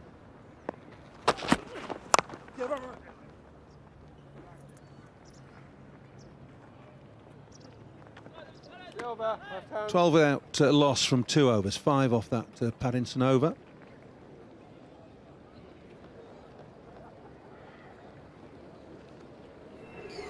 No chance of a no result in terms of weather. It's a glorious day, possibly the best Sunday we've had all the way through the summer. Warm outside. To love Sunday cricket.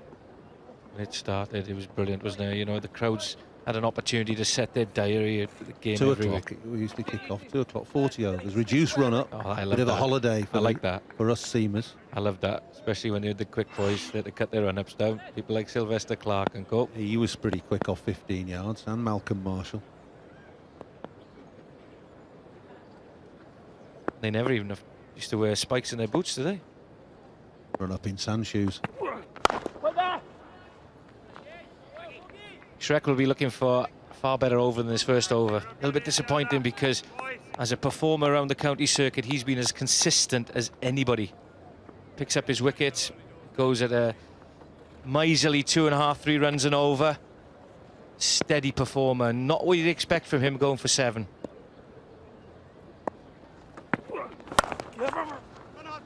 Down to third man, run hard is the cry. Good fielding. Pattinson down there. Got a power arm, hasn't he? Got a rocket that came in. Yeah, strong boy. Shrek's not been a major wicket taker, but he's been reasonably economical.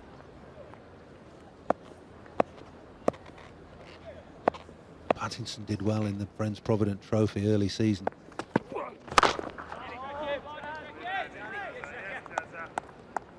You'd say that Shrek generally bowls about 77, 78, and he can slip himself up to 82, 83. He's got that effort ball, they call it, don't they?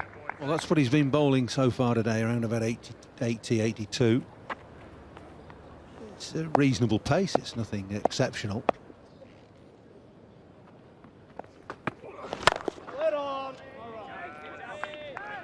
Ryer's looking very confident there. Looks to hit that on top of the bounce. Very, very confident for 2.5 overs into the game. Normally you see opening batsmen having a little look at it, but he's very, very confident.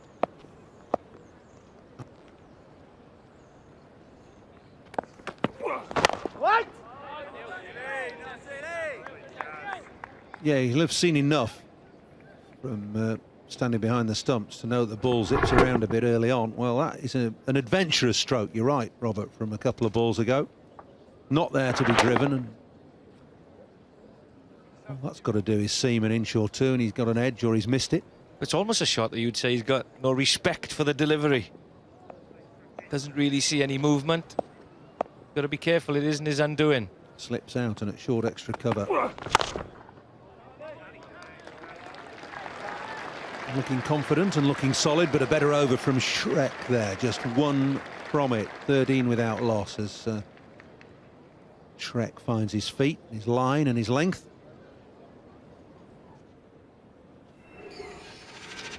That's the Nottinghamshire card. Chris Reed winning the toss and electing to bat first. Jefferson made 25. Swan and Ward were out early for 0 and 8. Then Patel and Prince put a good partnership together before Reed and Adams finished the innings off with a bit of a flurry.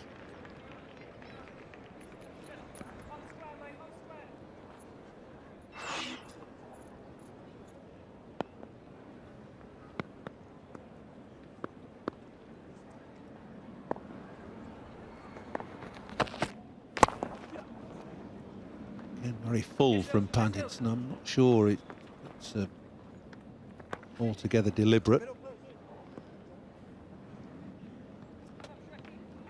It doesn't quite look like he's clicking just yet. A little bit of width, not where you'd be targeting on this type of surface. Be looking on around off stump. See the field, 2 slips. 3 saving 1 on the offside, 2 saving 1 on the leg side, but no slips. Jefferson. See him at second slip. Look at the area he's covering. Huge amount of reach.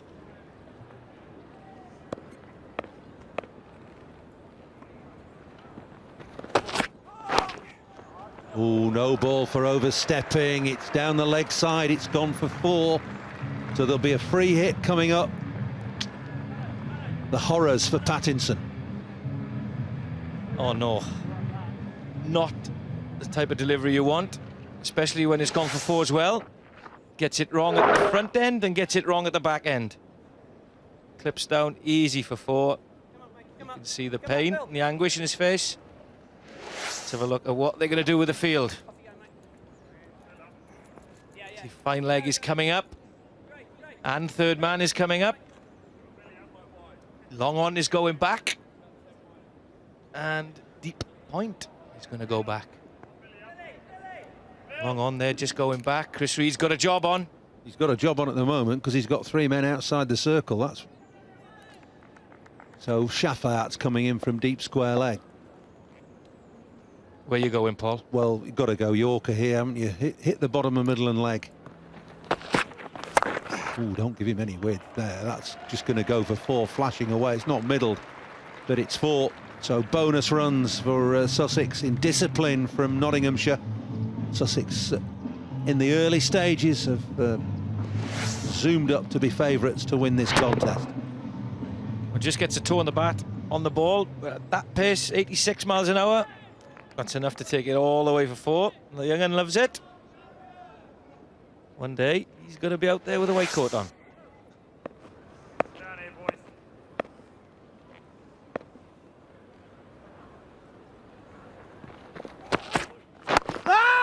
Better from Pattinson. That's his line, his length. That's what he does. That's what he's got to do from now on in. 11 runs from 3 legitimate deliveries. As the captain, Chris Adams, who's not got his pads on as yet. Down to come in at number 4.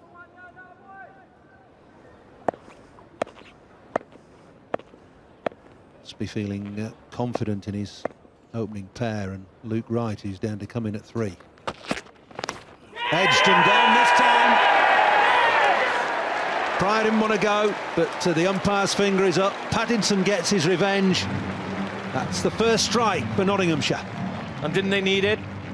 And Sussex do not need it. There's a little bit of afters. And he comes down the wicket, gets an edge, also takes a bit of the ground. And that's through for an easy catch to Reed. And that's just saved his opening spell. Pattinson not had a great time of it, but a comeback with a wicket is terrific. Matt Pryor goes for 10. Sussex and Luke Wright is in at number 3. Good strike rate, look at that. Don't bother with the average too much. 23 years of age in England's one-day squad for the winter, or the first part of the winter. Formed against South Africa.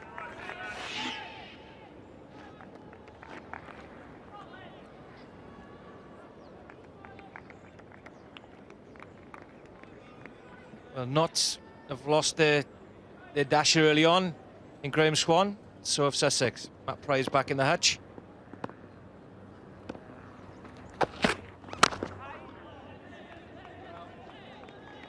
Solid start from Luke Wright. Here's the fall of Pryor, dancing down the pitch, thin edge through to Reed. He also clipped the turf, I think, with the bottom corner of the bat. Waiting to be given out. Oh, just a word. See you next year, probably, something like that.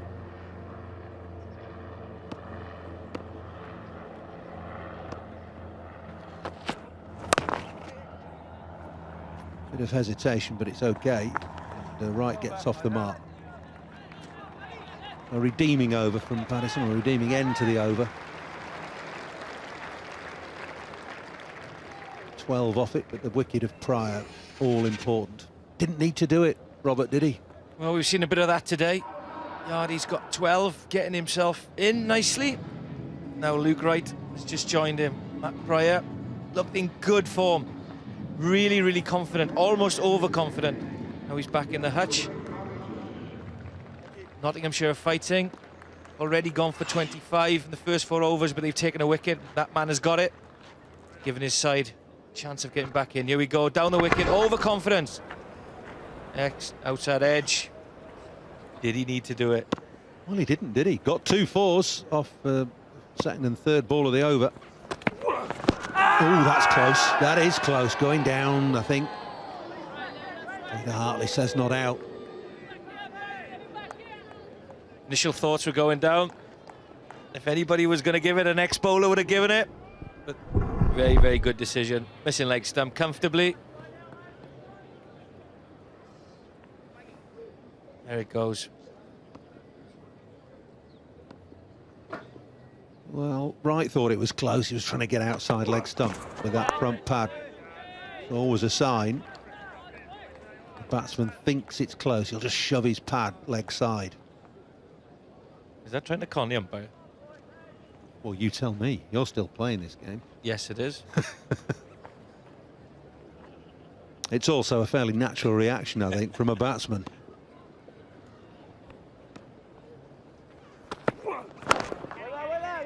But just in defence of Matt Pryor, we can all say about did he need to do it, but it's strange that you talk to batsmen who've been in that situation, and when they've got a couple off the middle of the bat, they come off and they say it's very, very difficult. They were pumped and they just wanted to keep pumping, and they were in the zone and all those sort of descriptions of it. I don't know, it's just what players do feel at certain times. Well, obviously fancying his chances of completely disrupting Pattinson. You've opened the batting in one-day cricket for quite some time. Well, it is, and as long as when you're a player, you know that the dressing room gives you that role to do it and go out there and be aggressive. And then if you do hit 2 fours and you play another shot looking for a 4 and you get out, as long as you know there's going to be no recriminations against you, then it's okay.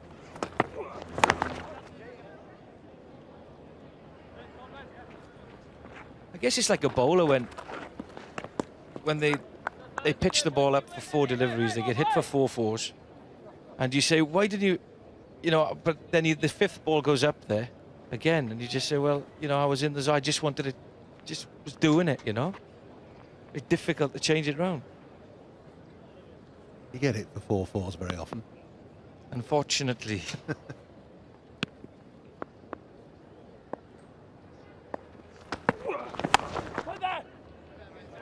Good stop.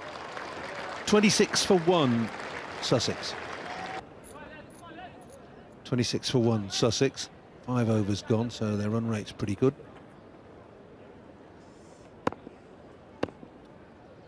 Pattinson, the wicket taker, to continue. We'll have to hurry here. Oh, direct hit would have been interesting. got a series of did they need to do it wickets today, haven't we? Well, Patel going absolutely fantastically well. Just milking the ball in, plays a shot that you wouldn't expect. And again, Prince, just having lost Patel, plays a shot like that to a delivery that was going well down the leg side. And I guess the only two ways you can describe it is bad shot selection, or B, pressure of the situation, pressure of the game. Which gets to everybody, and I'm sure that was a little bit to do with the wicket of Matt Pryor.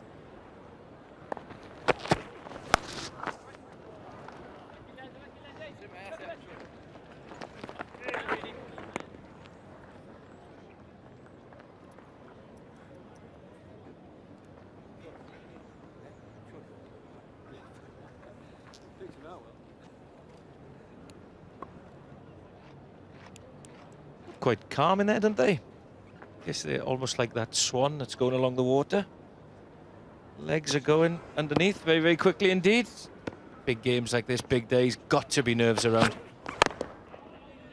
Well, they've some experience of winning trophies, haven't they? In the immediate past, county championships, 50-over competitions.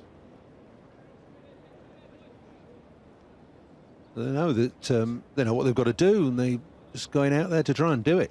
No good getting jittery about it in the pavilion, is it? I guess it's the same as when you hear certain golfers speak, that they always find the second major easier to win than the first one. I wouldn't know about that. That's in the air, but safe down to third man.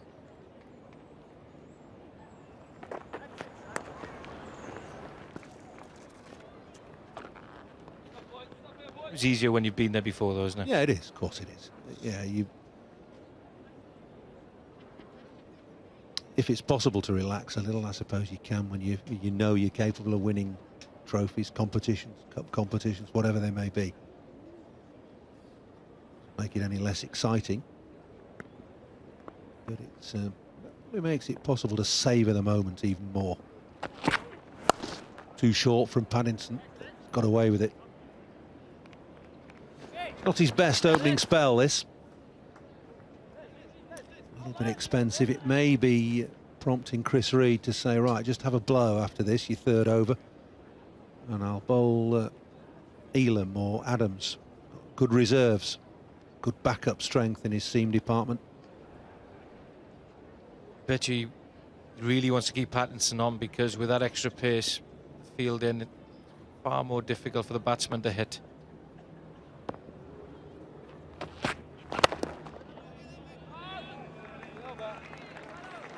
Just 4 singles from it, 30 for 1.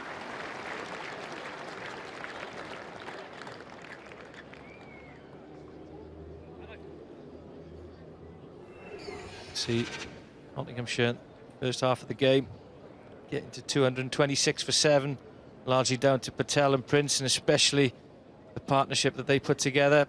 Kirtley was superb with the new ball. Hamilton Brown making a nice debut in a big game such as this.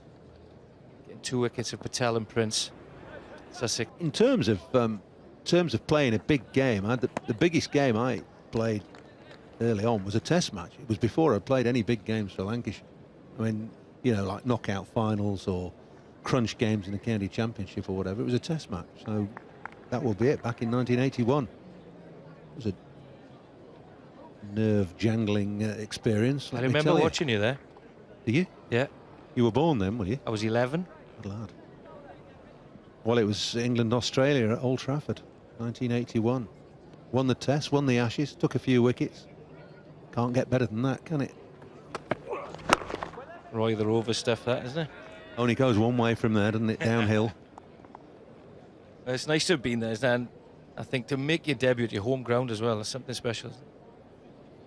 Yeah, it was. It was very special. Ian Botham played brilliantly in that test, well, that whole series, but he got a brilliant 100 at Old Trafford.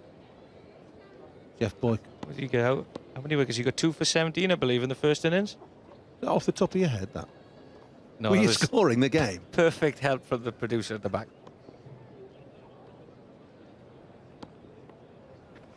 Oh, that's just kept a little low. It was an amazing test match. Got a few runs as well. I never got runs before. How many did you get? 52. Approximately or exactly? No, exactly, and they were not out. How many balls did you use up? Steady now. Let's concentrate on this game. Charlie Shrek bowling very steadily now. Just took an over or so to settle down.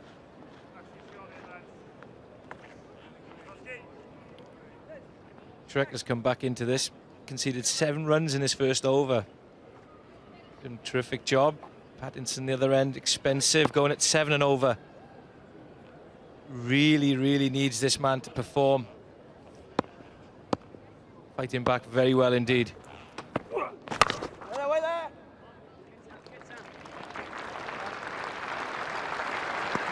Good applause for Charlie Shrek. Just a single from that over. 4 overs for 10 for him, and 31 for 1 Sussex.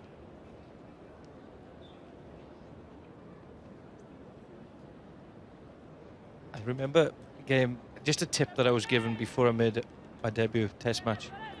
From the old, remember Tom Cartwright? Yeah, I do. Yeah, and first thing he said to me was make sure that when you go out there, you really touch the grass and stamp your feet in the ground, because he just, in his experience, the first session just passed him by before he knew he was part of it.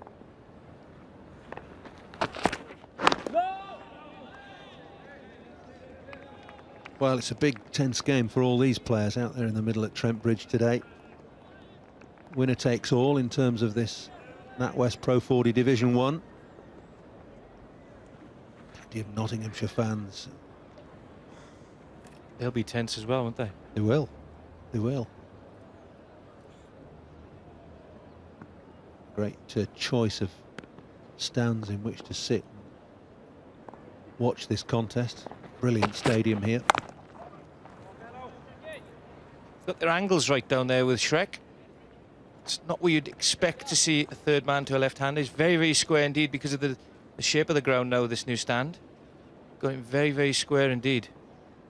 Smart cricket. Stand just brought the boundary in. It appears to have brought the boundary in a little bit. The angles are stranger now. Still very square at fine leg, almost deep backward square leg. So any fine edge down the leg side, and it's 4.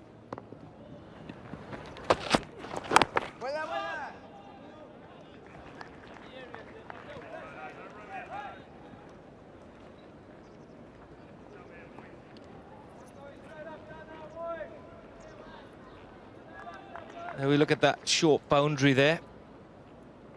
The angles of it, almost rugby ground style. Probably back in fine leg. If it goes very fine, he's got more room to get round to the ball, but if it goes square, he hasn't got much time to get to it. Oh, caught. What a good catch that is. Ashwell Prince at square leg, snaffles that, plucks it out of the air, and right has gone for 4. And does he love it? Great celebration there from Ashwell Prince. We've seen a lot of smiles like that from him through the summer. He's kept it going. Luke Wright, another danger man. Patterson not bowling very well, but he's picking wickets up. Short ball.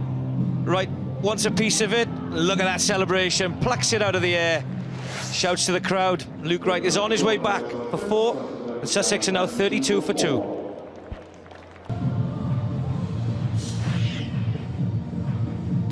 Here comes the captain, Chris Adams, 38 years of age now.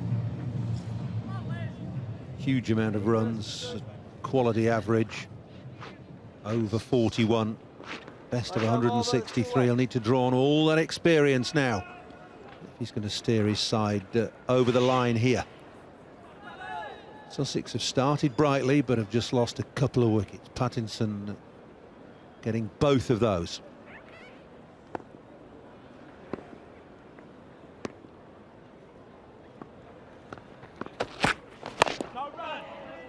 Well, Chris Reed would love this now. If he had an opportunity to get Chris Adams into bat as early as this. Here's the wicket.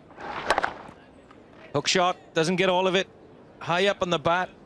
Terrific catch from Ashwell Prince. Was it on to right quickly? I think it was. He's trying to hit it really hard. And about the splice of the bat. This is what you want. Your quickest bowler in against one of their gun batters early on, the newish ball.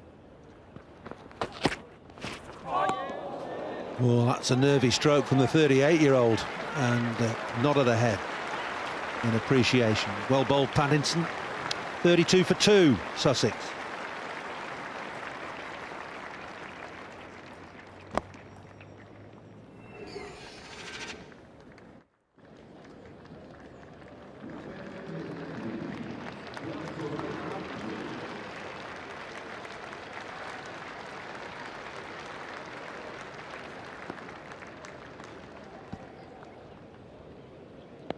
So 32 for 2, Sussex chasing that Nottinghamshire total of 226 for 7. It's been nip and tuck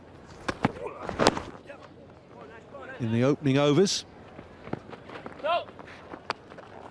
Take the commentary on, it's Ian Ward and Mike Abbott. Thanks, Paul. 2 down, Sussex. Chris Adams yet to score. Not in the best of form by his own admission.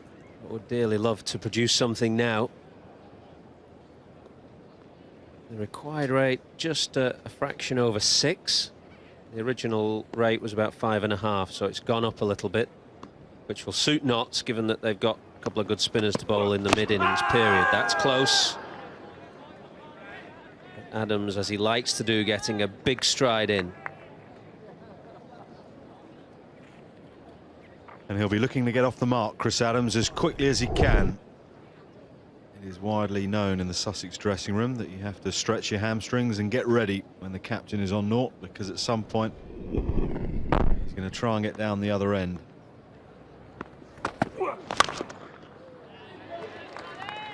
Picked out the man that will frustrate him from a full half volley.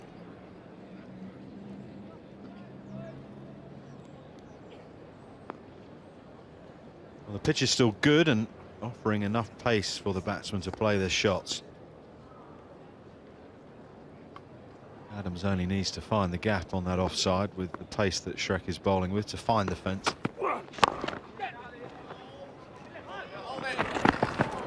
As Ian Ward predicted, a quick single to get off the mark.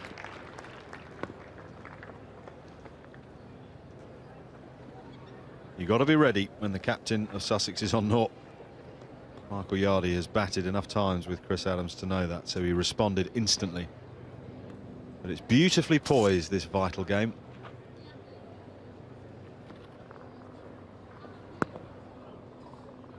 Change of catching position for the left-handed Yardy, a wide slip and a short extra cover.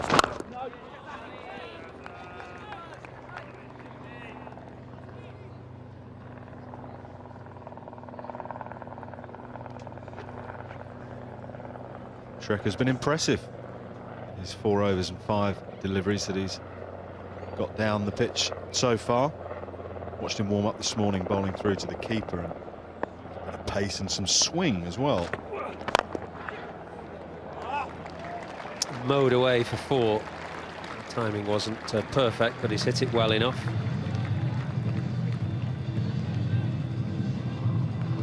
It's a bit of a heave from Michael Yardy. Little step aside to the leg, down the pitch. That's the right length. I'm just going to blap it. That twists round in his hand. Shrek cannot believe it. 38 for 2 after 9 overs, and Nottinghamshire were 39 for 2. This one is going down to the wire. 73 wickets in all competitions, Charlie Shrek. 52 in the championship at an average of less than 28. That's pretty good. Very good 2020 competition as well.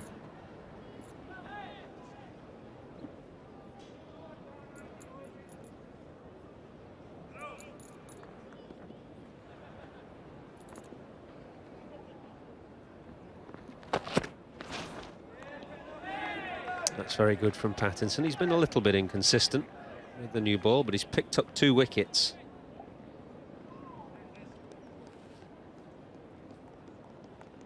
He's got huge feet. It's a strange thing to say, but boy, they're big.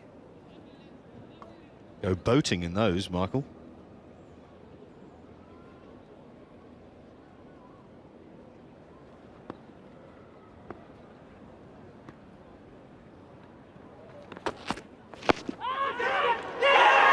Was there an inside edge? No, says the umpire. Not certainly think so. It's an almighty appeal. And there are a few words as well. Yes, it's all got a bit feisty. Matthew Pryor got a little bit of a send-off when he was dismissed, and Darren Pattinson is having a word here with Chris Adams.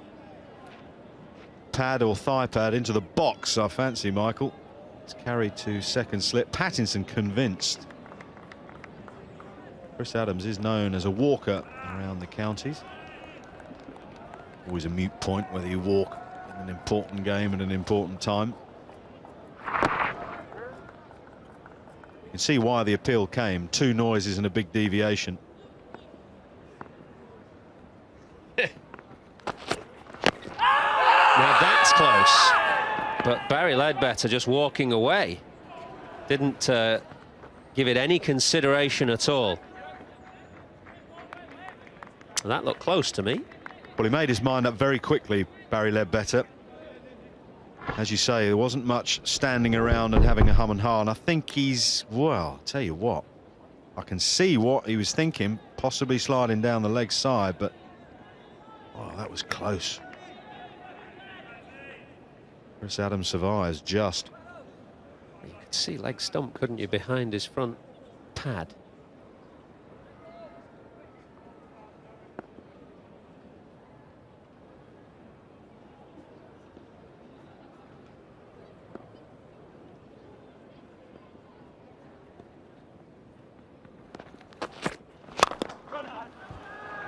Run hard, says Chris Adams, so he mustn't think that he's timed it well enough to get to the rope, and he's right. Adams is definitely an LBW candidate early on, because he likes to get forward and across his stumps. It's all a bit feisty out there. A few words between Adams and Pattinson and Andre Adams as well.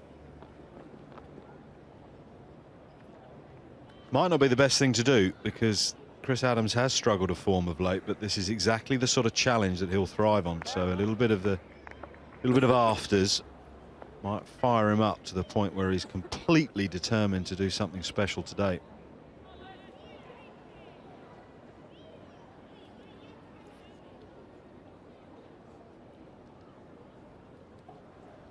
They always used to say about Steve Waugh, say nothing to him, let him go to sleep, don't fire him up. Yeah, 1 or 2 players that have been that said about them. Derek Randall was another one the Australians tried to say nothing to. So the interesting thing for me is the Notts attitude here, which is very overtly aggressive, and they always say that a side takes on the characteristics of its captain. Well, Chris Reed has not got the reputation of somebody who is very overtly aggressive. Well, that's not true, Michael. All your players are very smart. Sometimes they take on the characteristics of the captain.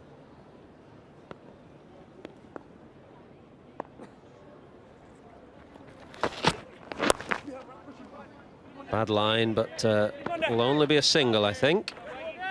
We've had 10 overs, and Sussex are 44 for 2. So the Sharks, to pick up some silverware, need 183, a little over a run a ball. 6.1 and over is what they need. They've lost 2 early wickets. Charlie Shrek continuing into his 6th over. It's just past Ashwell Prince.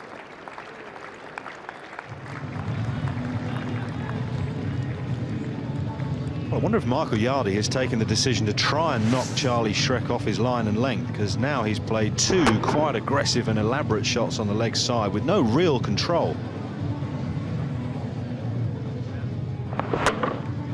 Andre Adams is the diving, tumbling man at Ashwell Prince, is it? Well, he's a great athlete, so Yardy gets away with 1.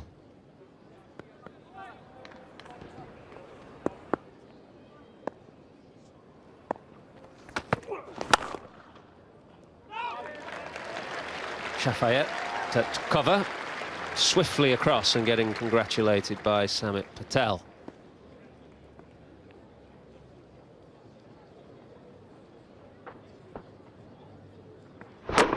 Width offer to Yardi, who throws his hands at it. Deals well with it, Shafayette, with a skidding, bouncing ball. It's quite lively. Speed gun only says 82.8, but it was the surprise factor as much as anything else.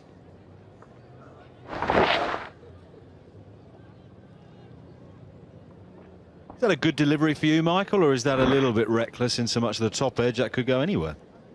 I'm a big believer in the bowlers just occasionally sending a message to the batsman that you just can't take things for granted. Just keeping the batsman honest. That's a good shot. Just signs that Michael Yardi is starting to get a little bit more aggressive now. Well, this is a great contest. Battles within battles, that's for sure. Yardi taking on Shrek. Shrek with a good bouncer, and Yardi responds when the fast bowler over pitches and ploughs him through extra cover. Adams has been having a ding-dong with Pattinson. Means a lot to both sets of players, and it's a crucial juncture of the game. Round the wicket now, Shrek.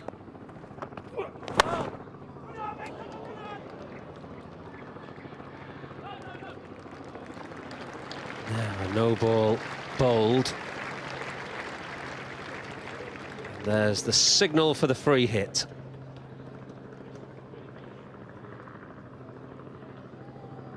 Arms are waving all over the place. Chris Reed is pulling fine leg up into the circle. Shrek, first delivery round the wicket, and a biggie.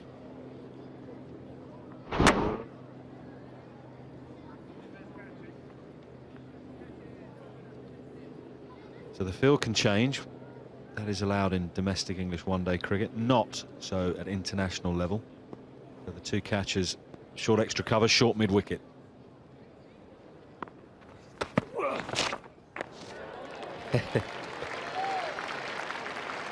Quite sharp, and Chris Adams knows he's missed out.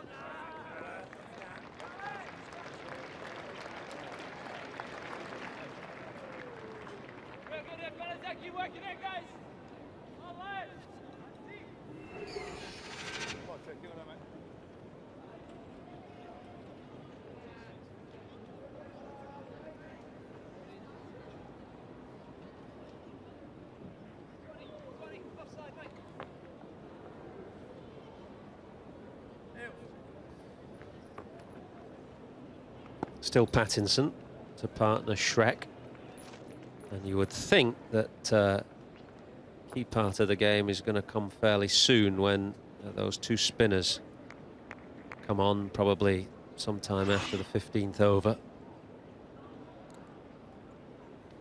And, that period of 16 overs when the spinners bowl Patel and Swan is going to tell us a lot about the ultimate direction of this game.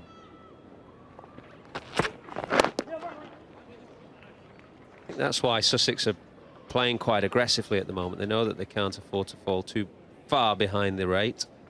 Want to get themselves either slightly ahead of the game or up with the game, so that there's not too much pressure on when the spinners come on.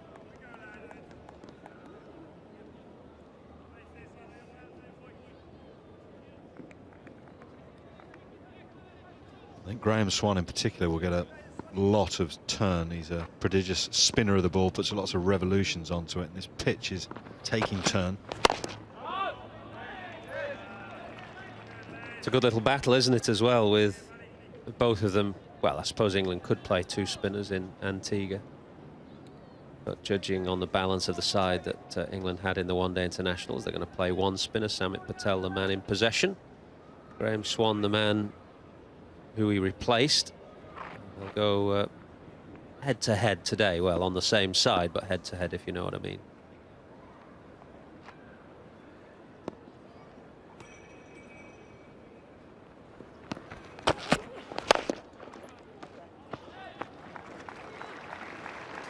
This is also a good battle. Darren Pattinson against Chris Adams. When you watch Pattinson run up and bowl, you really see anyway he's not going to just bang it line and length. It seems a very repeatable action. There seems to be enough behind it. By that I mean there's enough pace. That was 84 miles an hour. He bangs it into that good length. It doesn't appear that a lot can go wrong. Yeah, he's a strong bowler, isn't he? He's got a very strong action. Hits the pitch harder.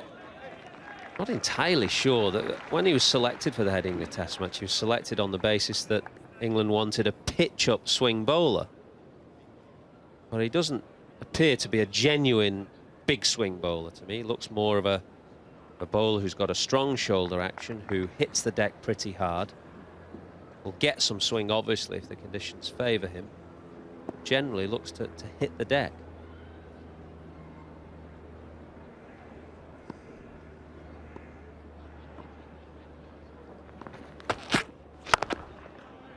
He's not a James Anderson, is he? Pitch it up, lavish swing. Some of the other swing bowlers that perhaps you would have played against. Damien Fleming of Australia was a big swing bowler, wasn't he? Yeah, well, you think of a swing bowler, a genuine swing bowler, as somebody who bowls a very, very full length, an attacking length, a driving length. The ball comes out quite late out of the fingers, and the seams rotating backwards, and they kind of kiss the surface of the pitch.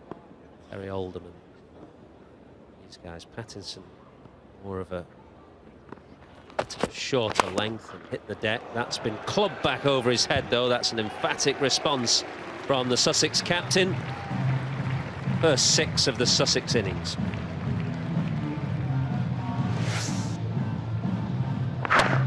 Oh, whack. Straight out of the screws, hit hard with a little bit of draw in golfing parlance. Very quick out of the blocks, Chris Adams. That was going one way, hard and down the ground.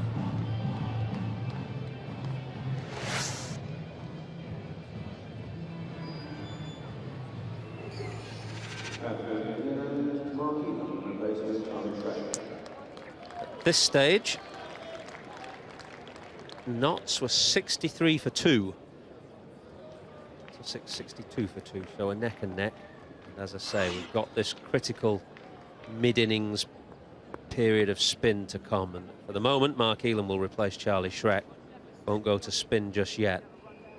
I'd suggest that it's that period of spin that's going to influence the outcome of the game. For now, we've got a bit of Mark Elam, who has been a very successful one-day bowler in his time by dint of the fact that he bowls very straight from close to the stumps. He ducks in close to the stumps, that his arm would come over about middle stump, and that's the line that he would bowl. With the wicketkeeper stood up these days because of the fact that he's not as quick as he used to be, and he was never quick anyway.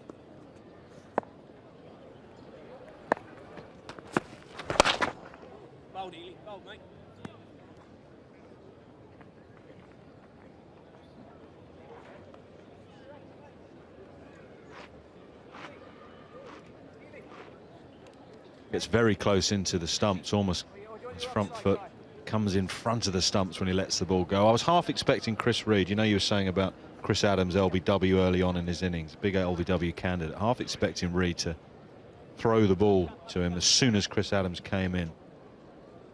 Try and wrap him on those pads early on. Adams, despite smashing that 6 off Pattinson, hasn't really settled just yet.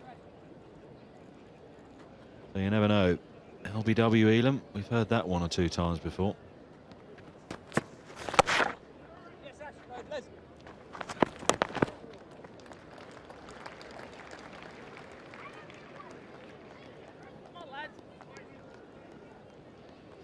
Elam's approach to the crease slightly at an angle in his run-up. Look where his left foot goes, very close to the stumps. So he's posing the question of the umpire all the time. If the batsman misses, it's got to be close to LBW because it is so straight, stump to stump.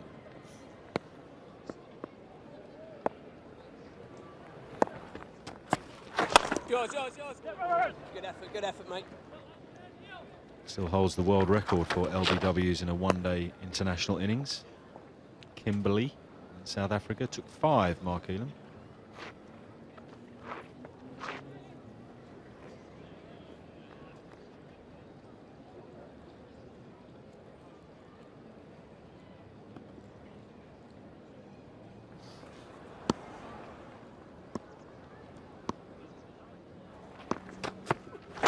Right there. That's the other element of Elam's game, the change of pace. If you are of just military medium, really, which is what Mark Elam is these days, you have to have little tricks up your sleeve to keep the batsman guessing, and Elam's got a good number of slower balls. Bowls a very good one with that just holds back, really. He doesn't bowl it as a cutter, a leg cutter or an off cutter, he just holds it back.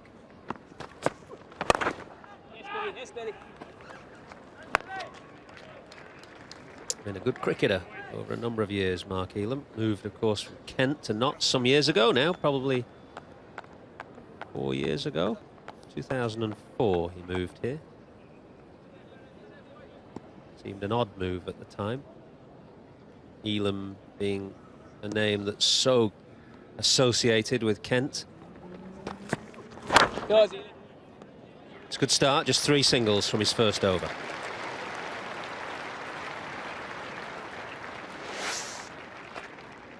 Two wickets, the first Matt Pryor caught behind off Pattinson. He stood there because his bat hit the ground, but he also edged it as well. And then Luke Wright mispulling to Ashwell Prince at square leg. Pattinson again the bowler. But since then we've had a partnership of 33 at exactly a run a ball between Yardy and Adams, and the match intriguingly poised. We're going to get another bowling change, this time from the Radcliffe Road end of the ground, and still Chris Reed reluctant to go to his spinners. Andre Adams, seamer. I'm sure Chris Reed will be up to the stump because he's similar in pace to Mark Elam. You think it's as simple that Reed doesn't want to bowl his spinners inside the 15 overs, the fielding restrictions? That certainly would be one of his issues. Definitely, yeah. He would perceive spin to be 16 key overs for him, and he wouldn't want to waste them and give the batsman a free hit, if you like, once those field restrictions are still in place. And in Adams and Elam, he's got a couple of fairly experienced seamers who can take the pressure of bowling with the field restrictions still in place.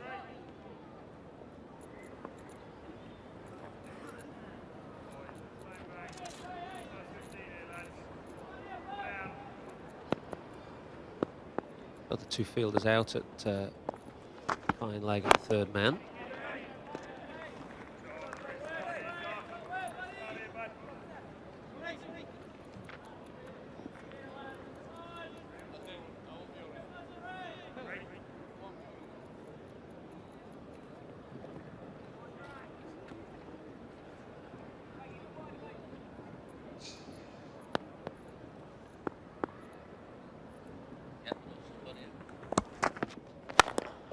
It's a lovely shot. It was straight through short extra cover, which is an indication of how hard Michael Yardy hit that ball. Mark Elam is the man in the firing line, straight between his legs. Nuts, as they say on Soccer AM.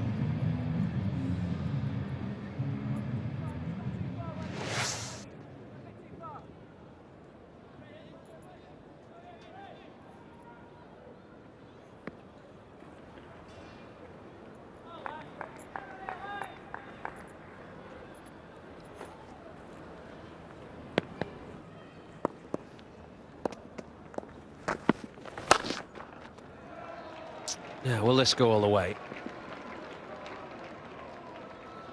Yes, just.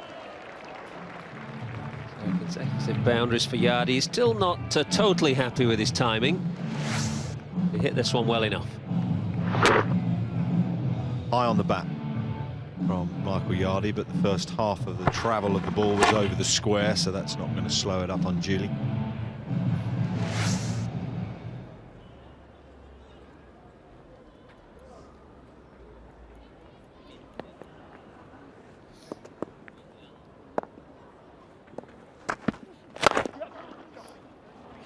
Lovely shot. But this ball is going to the furthest part of the ground, and that's why it won't quite go to the boundary. It's bizarre, isn't it? Michael Yardy certainly didn't time the pull shot, which did go for 4, but this was timed. Very much out the middle of the bat, but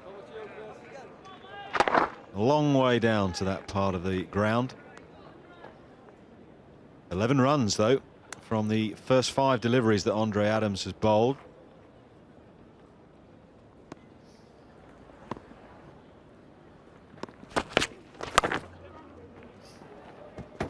Expensive start for Andre Adams. 14 overs have been bowled, 77 for 2. Good little period this for Sussex, 45 having come from 39 balls, so that run rate has dropped from about 6.1 to 5.77. And that's exactly what Sussex will have wanted, to get it down below a run a ball when the spinners come on. Elam to continue for now. Short extra cover, short mid-wicket. Bowling very straight, as is his wont. New bat for Chris Adams. The 12th man ran on a selection for him to choose. I'm not sure if one had broken or he wasn't happy with the feel, but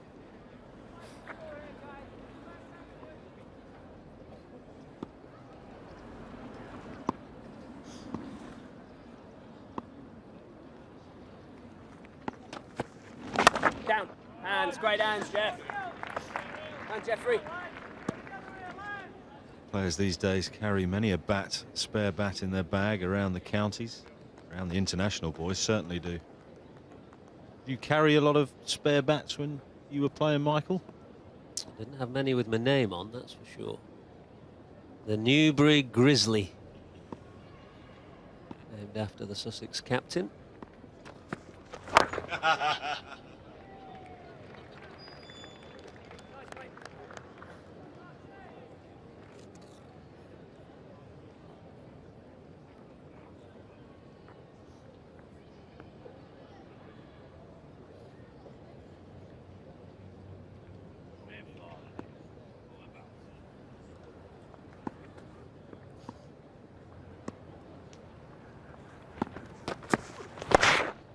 Yes, Ash. Oh. Now then. Harry Ledbetter, 65 years of age, needed the reactions of a 20-year-old.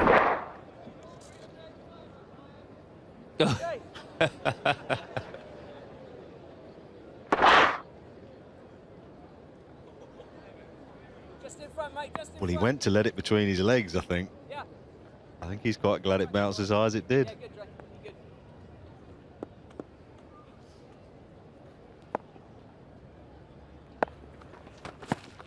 No! Yes, Ronnie.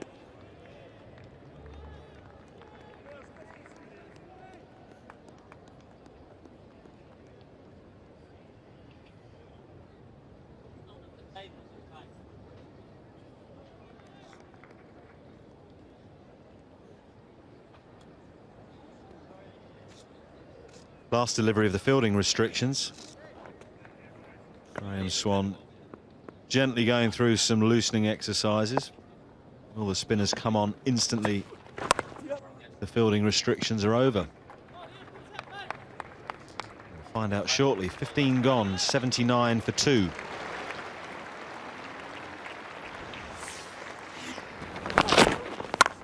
Michael Yardy is 46 not out.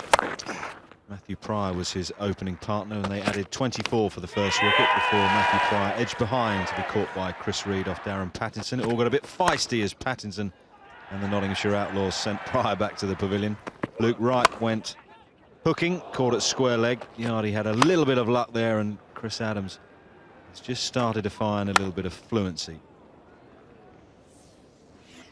So 79 for 2 with Matthew Pryor and Luke Wright back in the pavilion. Sussex needing 148.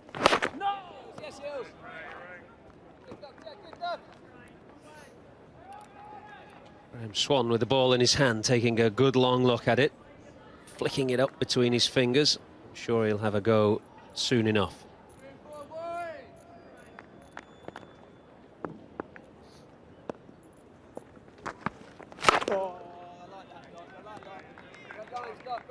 When would you introduce the spin option if you were captain now? I would, I think. Yep. That required rate is exactly a runner ball. I'd be wanting to get the spinners on and to try and get it up. Not saying you'd bowl them straight through. You've got to be flexible and wait and see how it goes. But this is a good little partnership developing for Sussex. It's worth 48 now. It's exactly a runner ball. So they're on top. Runs are flowing. Adams in particular had an expensive first over. So I think a change of pace now. Chris Reed could do with just blocking things up, trying to pick up a wicket. And I'm sure that he'd imagine Swan and Patel to be the men to do that. Go.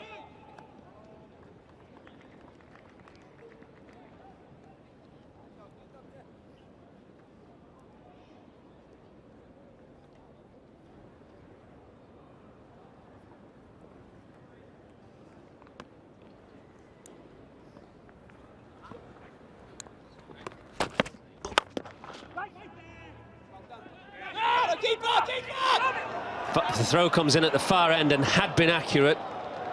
There may have been some trouble for Sussex.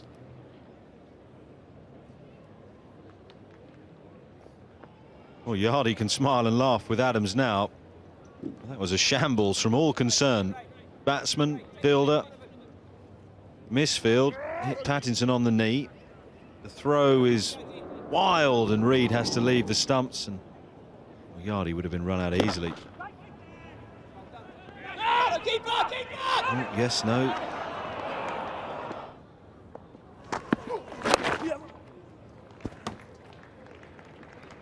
.50 partnership between Yardy and Adams takes Sussex to 82 for 2.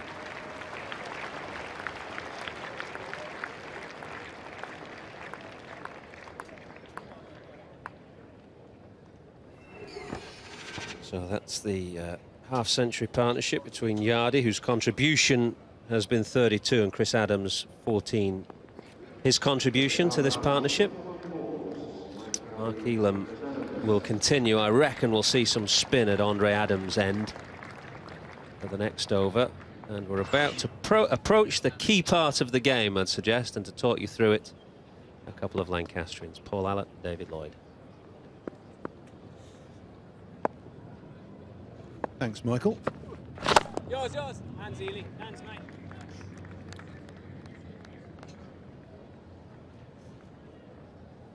This game's pretty nicely balanced, isn't it? 145 needed from 143 balls. Good partnership in progress here. Just got up to the half-century mark. Spinners will be into the equation shortly. Well done, G. Nothing in there, mate. Nothing in there. Still signs of nervousness in the running and calling. Samit Patel warming up. Graham Swan will be waiting in the wings to bowl his off breaks. Yardy's just 2 away from a half-century.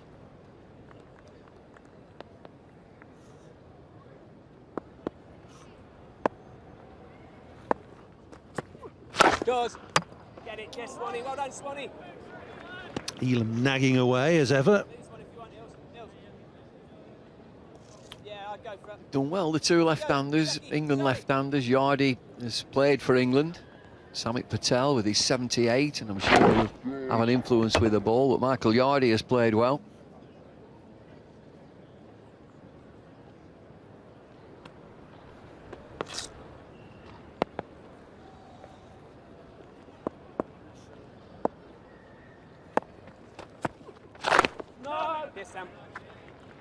Got a method all of his own, Michael Yardy.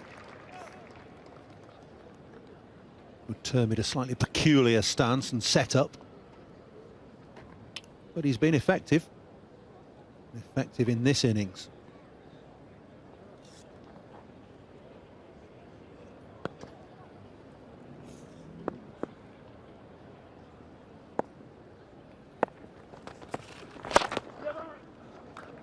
Big gap away through mid-wicket. This will go for 4.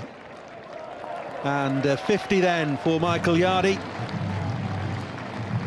8 fours for him. And he's batted for just 48 deliveries. And he's batted very well. Another excellent shot there through mid-wicket, well timed. Manoeuvres around in the crease, but when he gets set, he's in front of the stumps. Elam disappointed that he leaks that 4 through mid-wicket.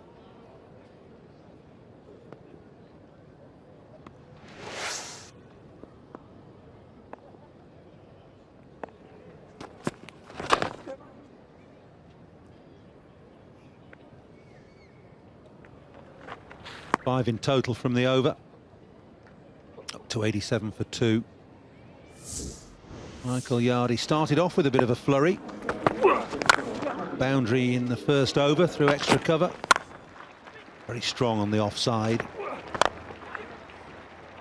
Just 1 or 2 hints of desperation in the innings. Those 2 shots through the leg side, looking to impose himself, but again strong through extra cover and wide mid-off. Pretty well played 50. Very well played. Very strong through the offside. Suppose when the opposition knots 226 for 7, Chris Adams will be thinking, well, we need a substantial innings. We need an 80 or a 90, or if somebody can go on and get a century and then the rest of the team play around him. Samit Patel, left arm spin. Yardy straight away into reverse sweep mode. There's a big area of rough, you know, outside the left-hander's off stump. Had a look at it in between the innings. One of the Sussex bowlers been running almost straight down the pitch. And it won't have escaped Samit Patel's notice or Chris Reed's that there's that area of rough. Almost on the left-hander's off stump. There, very rough. Ball in, inside edge, spinning back from outside off stump. Yardy's gone, Patel strikes almost instantaneously.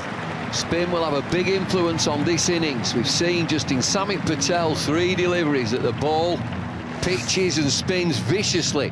Out of rough areas maybe, yes, a puff of dust inside edge, back onto the stumps. Big influence Patel in this game. Big wicket also Michael Yardy. 53 from 52 deliveries. 87 for 3. Murray Goodwin comes to the crease at number 5, very consistent in all forms of the game, and 2 unbeaten half-centuries in his last 2 games in this competition. Have seen Sussex through to 2 victories. Can he do the same again here at Trent Bridge in this vital game? We'll just look at Patel here, full of confidence. Never ever been short of confidence, Samit Patel.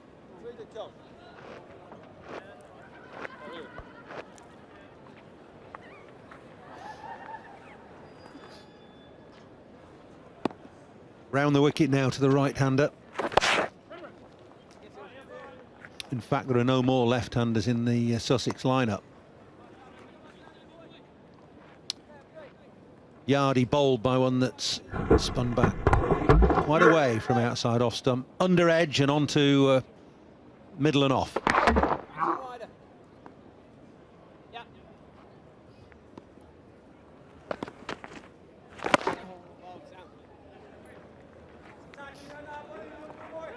Off you go, Duck. Straight, off you go. Off you go, says Chris Reed. He means to Andre Adams get back to long on. Allow the single down to that part of the boundary. Down. Yes, Jeffrey. No single there. It's a great start from Patel. A wicket and a run from his first over. Have a look at the other scores around the country.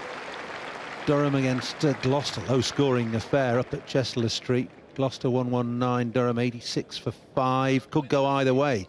Durham need to win to be safe.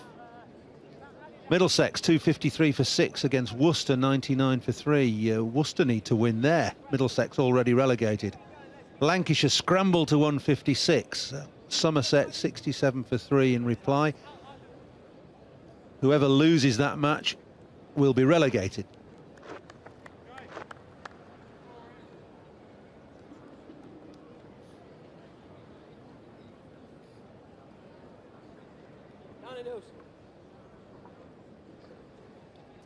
Mark Elam to start his 4th over.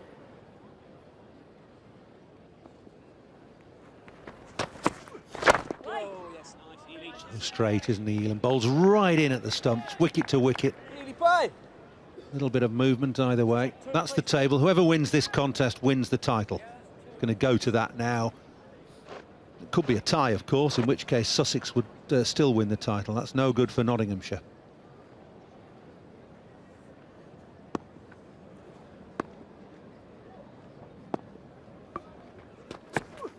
Yes. Well, if Notts win the game, just looking at that table again, they will win the title because they've got most wins. All the teams will be on 10 points, Hampshire, Sussex, Nottinghamshire, but Nottinghamshire, if they win this game, 10 points, 5 wins. That's why they would win the competition. No results there for Nottinghamshire, which is significant in this very wet tail end of the summer, or summer in general.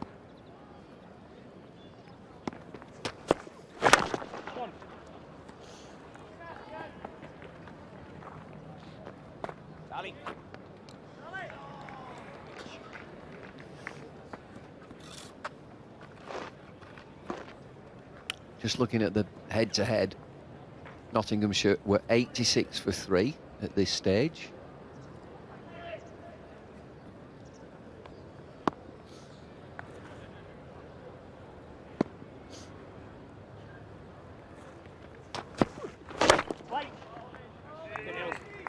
Heels this side, mate. Always the temptation for a batsman when they're facing Elam to look to get him through the leg side because he bowls so straight. Got to be very careful doing that, because even on pretty flat pitches, Elam will get hint of movement. Change of personnel. Shrek comes from long off to mid on.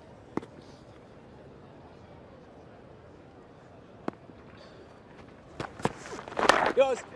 Run heels. Good, mate.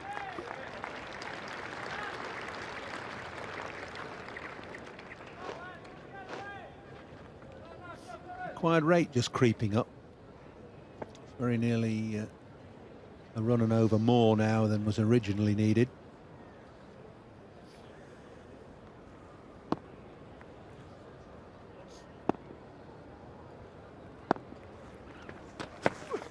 Yep. Yes, Waggy.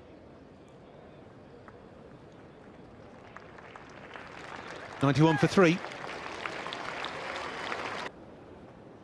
136 to win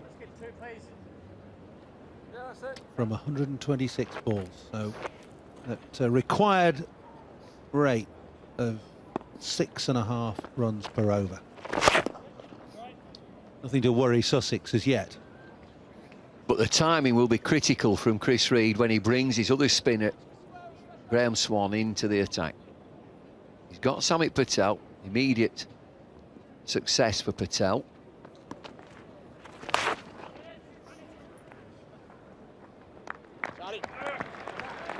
Just keep pushing this required rate, 6.48 now, and then there'll come a time when he says, right, off spin.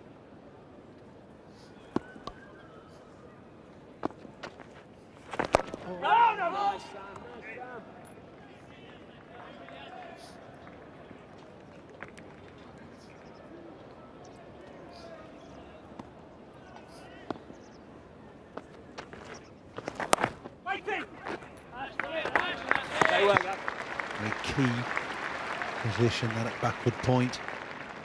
He's on the boards tonight, Graham Swan. Got a gig. It's 200 yards away from here, South Bank Bar tonight. Dr. Comfort and the Lurid Revelations.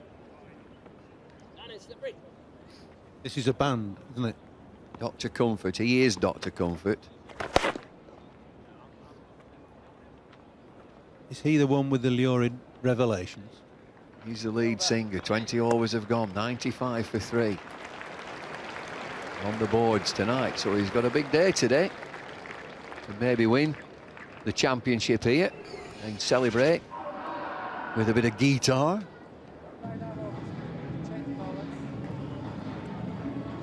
the neck and neck now. Notts with 94 for 3, Sussex 95 for 3. Here comes Graham Swan. Here comes Dr. Comfort. Yeah, well, before he can think about his lyrics and his guitar playing, he's got 8 overs to bowl. And he could be the difference between the two sides here. With his off-spin, he'll spin the ball more than Patel. It's entering a critical phase, this match.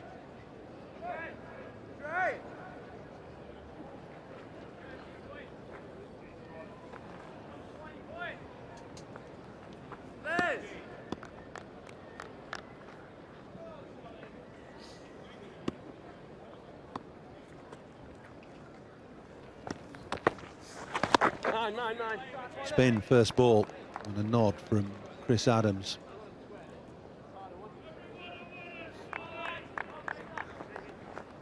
Let's go to his right.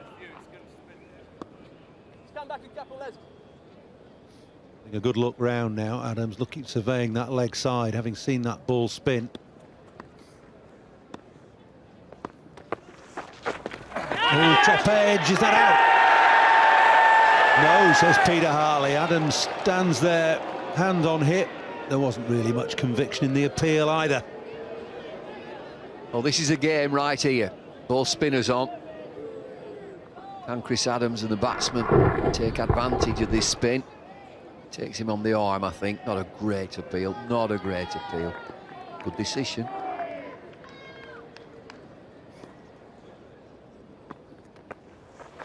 Nine.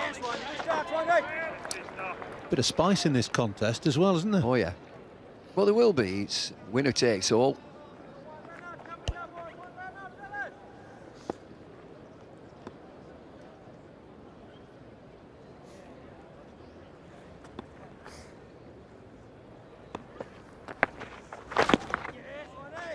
This is good bowling from Swan. 4 dot balls to start, the ball spinning. Nods of approval from the batsman.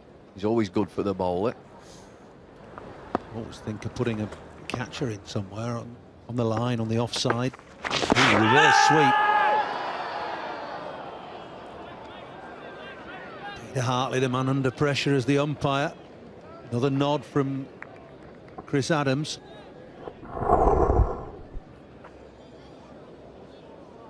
Under edge, hit it onto his pad.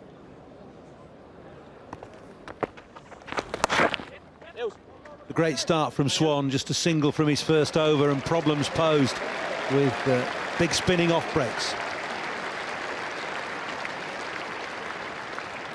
Should think the ball together now, the spinners. Patel 2 overs, 1 for 5. Swan just 1 quiet over there, a single coming from it. Shrek with 6 overs, Pattinson 6 overs, Mark Elam 4 overs, Andre Adams. Plenty of seam options there. Just think of what else they've got as well. Stuart Broad, right hand side bottom. Good outfit, Notts.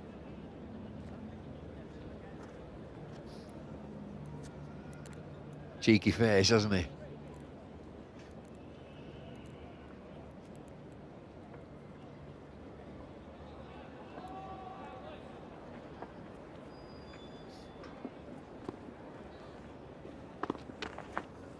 Yours. Getting that next one, Sam. I mentioned that big area of rough outside the left-handers off stump, David. No left-handers in now. Could Patel bowl over the wicket at the right-handers into that area at just outside leg stump? Well, it's there to restrict the scoring. Probably brings sweep into play, but he's preferred to bowl orthodox left arm spin around the wicket. The ball's spinning off the pitch anyway. Nothing like as big a spinner of the ball as Swan, though, is he? No, and you can see what they're looking to do, Notts, here with the 2 spinners. Just keep this required rate increasing. 6.97. I'll say he's not a big spinner of the ball. That's gone enough. Done enough to beat the outside edge and to beat off stump.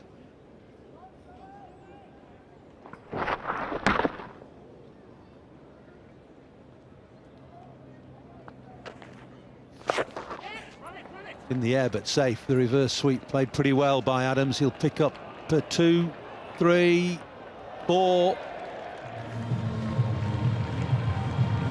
Well, it's gone for 4, and it's a calculated shot, is this, from Chris Adams against the spin. Just wondered whether this will make Chris Reed alter the field, change the field. I know there's a thought that bowler looks at him. There's a risk to the shot, but he plays it exceptionally well. Just keep an eye on the field. I think it's deep point, who they're expecting to be fine, or he's not seen.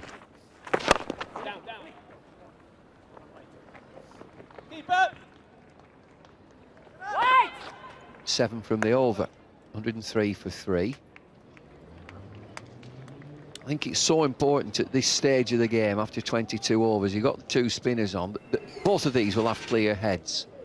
And if you do get that boundary in the over, it's easy to knock the ball around, and then you've got your 7 and over. If you don't get your boundary, that scoring rate increases all the time. But were they absolutely neck and neck after 22? 104 for 3, 103 for 3.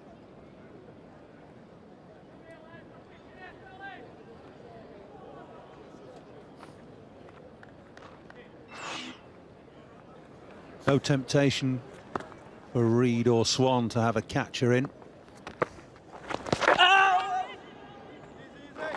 Be a leg by, I think. Yeah, no inside edge on that. How's Goodwin going to play Swan? I'm just looking at the scoring areas. If you want to go over the top, there's a huge gap between deep long on and deep mid-wicket. Just down towards the floodlit pylon. There's a huge gap if you want to go over the top and hit with the spin.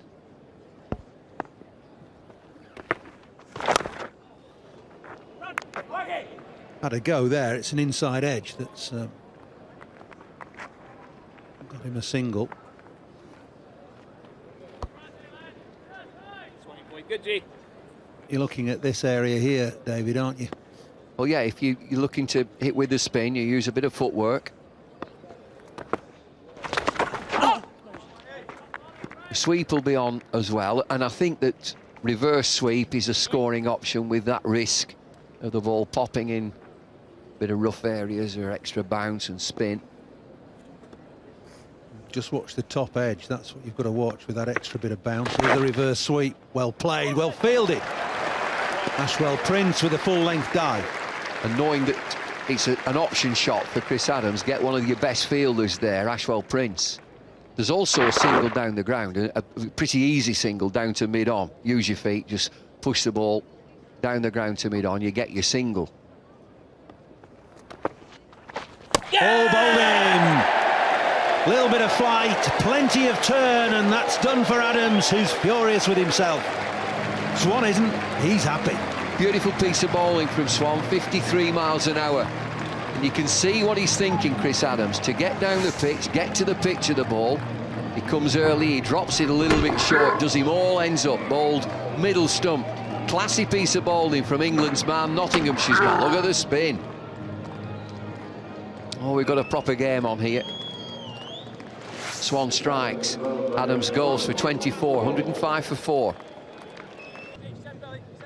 Wayne Smith coming in at number 6 for Sussex.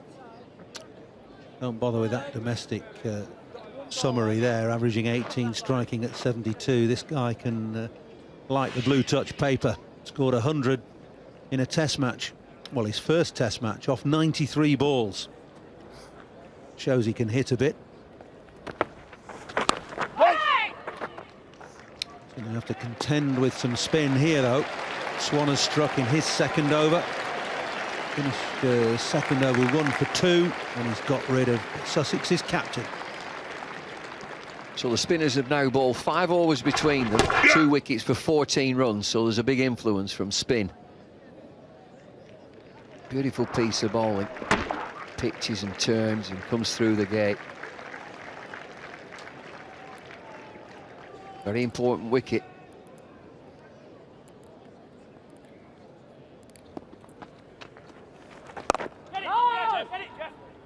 I think we've got to say, David, there's nothing wrong with this pitch.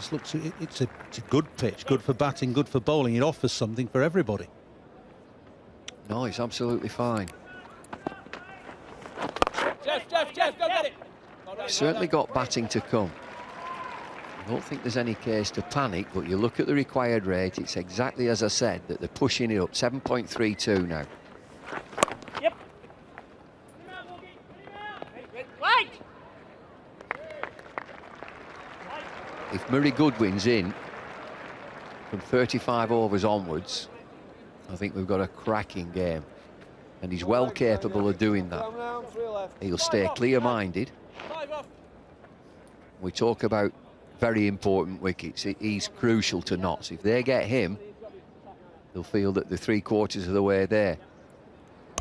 It's a good point. It's also worth reflecting that the time we've been on commentary, 7.5 overs, that required run rate has zipped up by a full 2 runs and over. It's up to 7.4 now. Reed just G-ing his 2 fielders up. The backward of point there. Smith gets off the mark. He's good as Reed as a captain. Captain wicket-keeper can be quite demanding. But he looks to cover most of his options and to make sure that he gets his best fielders in critical positions. Quite demanding wicket-keeper, batsman, captain. Spinning. In the air, watch the spin. Charlie Shrek did. 108 for 4. Sussex need 119 from 16 overs. The spinners are on. Swan and Patel, and doing well for Nottinghamshire. Spinning. Next one. Sweep we've seen played against Swan, just for a single. Robert Croft and Ian Warder here for you now. Sorry, mate. Thanks, Paul. Game on here at Trent Bridge. A lot riding, of course, on this game, but a lot riding on this partnership between Murray Goodwin and Dwayne Smith. Bowling, beautiful, fantastic stuff from Swan. He's elated. He's produced 2 fabulous deliveries to dismiss first the captain, Chris Adams, and now Dwayne Smith for 1. Well, that's a delivery you dream of as an off-spin bowler. Pitches, foot outside off stump, turns back and hits the top of off. That's the delivery you practice for all those years, and to pull it out in such a game like this is fantastic effort. Look at the smile. It's a terrific job for his team. He's got 2 gun wickets now for Nottinghamshire. Dwayne Smith has gone for 1 and Sussex and 109 for 5. There he goes, a very sorry face. Fortunately, hasn't had the impact that Sussex would have hoped for today, but there you can see Reed just talking to his bowlers. He's got 3 of them there, 3 international bowlers, communicated with them, but this pitch is certainly deteriorated and spot on for spin bowling now.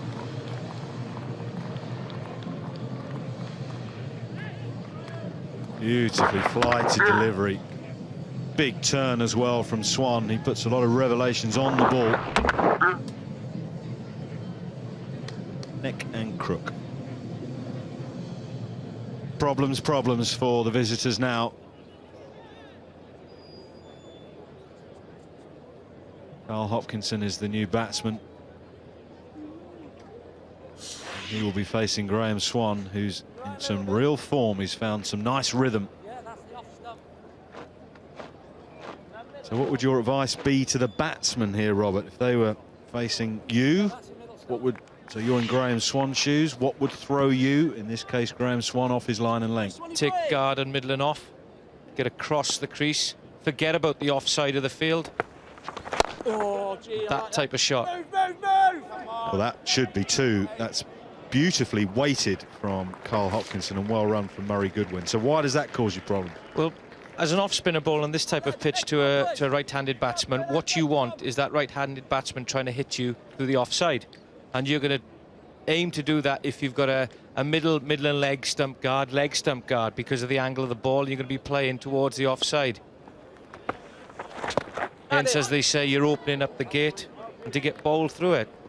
So the way to combat that as a batsman now on a turning pitch, wherever you're playing, to an off-spin bowler, especially any time the ball is coming in at you, is move across your crease, get to middle and off, almost onto off stump. Be mindful of the straight ball. There you go. So if you miss it with a bat, you've always got a second line of defence, but you must get across. Forget about the offside unless it's a short delivery or very, very full indeed, and just keep working through the gaps in the leg side.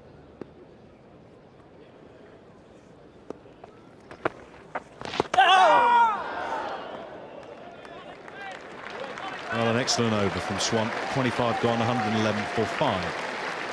I guess it's the same, Ian, if as a left-handed batsman you're going to be batting against somebody like Monty Panesar, isn't it? Is that the approach you would use then? Yes, certainly going across to off stump gives you an angle to work with on the leg side. The problem the Sussex have got now is that the required rate has shot up close to 8 runs and over, 7.73 at the moment. So assuming you're getting across to the offside as you're suggesting, which is sound advice, pick up one, then hit the fielder, pick up another one. All of a sudden that rate goes skywards.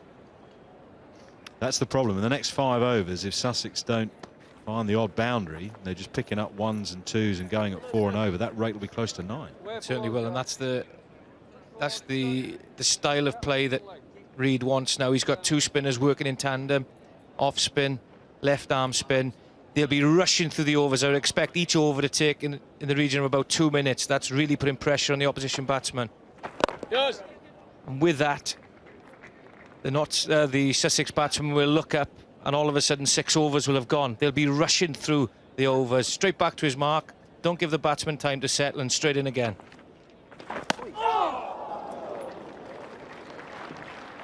Turn for Patel as well.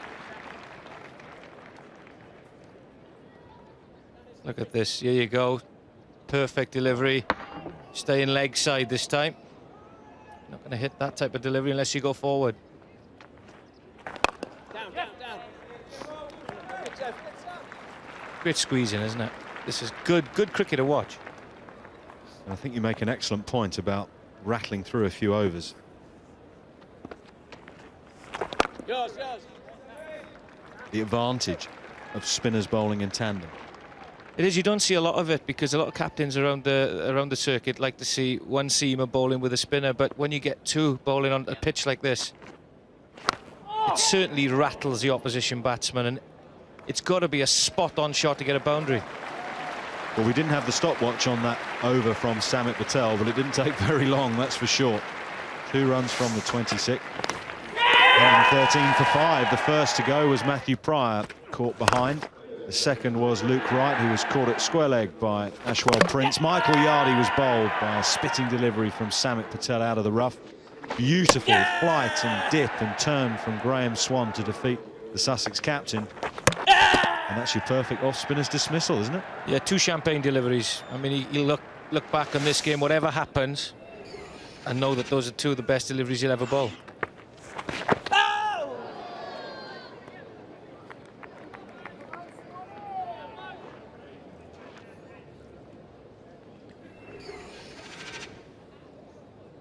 Goodwin and Hopkinson, Hamilton Brown, Martin Jenkins, Mohammed Sami and James Kirtley.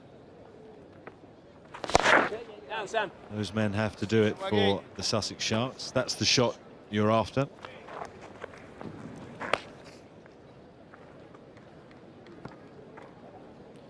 Well, this is the way to play off spin. He's get right across outside off stump, bat and 2 pads defending the wicket to the right hand of mid wicket. No risk with that shot. That's exactly the way that you've got to try and rotate the strike, not let Swan really smother you. What about the boundary options? Same principle, stay on off stump, go outside, maybe go over short mid wicket.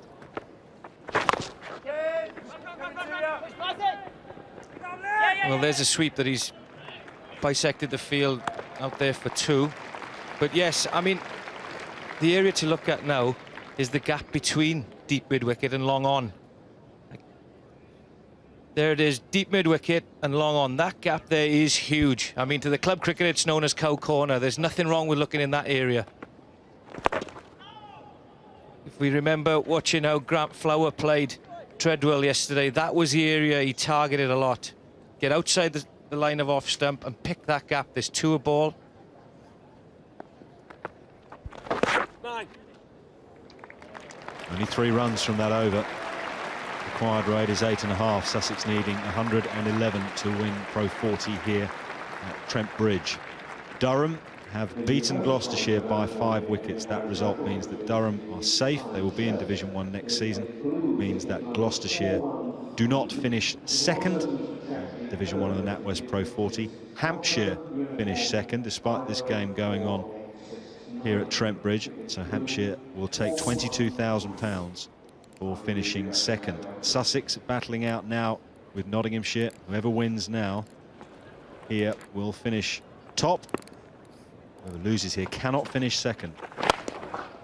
Hopkinson goes straight away to try and get an early boundary in the Samit Patel over. He's done exactly that. Well, he's trying to break the shackles here. The 2 spinners are putting on the Sussex lineup. He's gone first ball. Terrific shot. Gone into out. That gap over extra cover. Huge distance there between long off, deep point. Picks it up sweetly. It's 4 runs. Certainly gives him something to think about. There's a change in the field.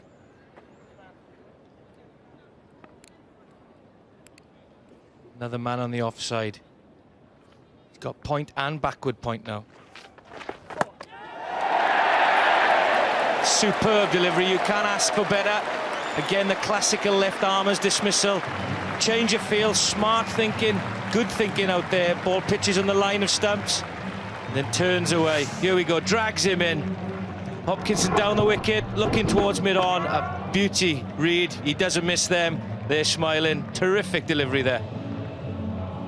Well, the Sussex batsmen at the moment have no answer to the spin threat of Graham Swan and Samit Patel. Carl Hopkinson left high and dry, 1.5 metres, 2 metres down the pitch. Stumped for 8, Sussex 120 for 6, still needing 107 to win.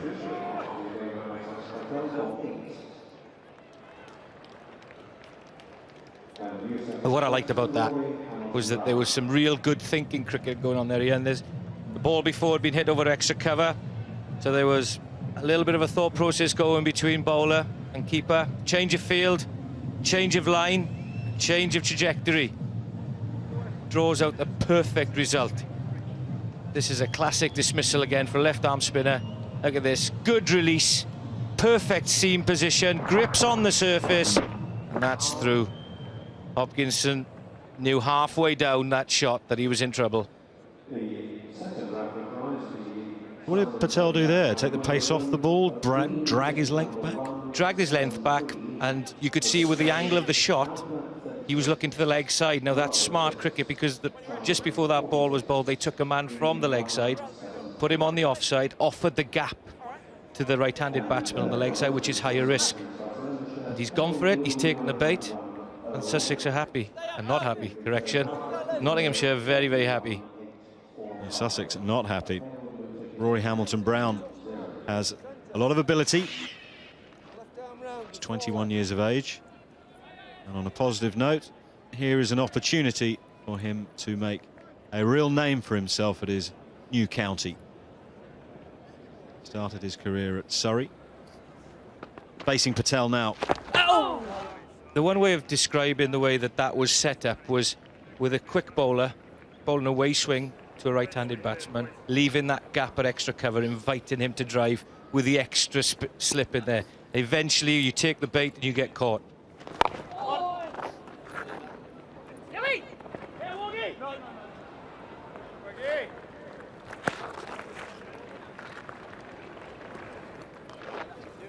Graham Swan has still 4 overs to bowl, and Samit Patel 2 overs and 2 balls. So a lot still to come from the spinners. Can you see a way out of this for Sussex? Very, very difficult. The word no. It's aerial that won't carry, but the spin nearly takes it past Charlie Shrek, who has rather given away a run there. If you look at the way they've performed between them, they've bowled nearly 10 overs and they've got 4 for 32. Now that is killing the game if you're a Sussex supporter.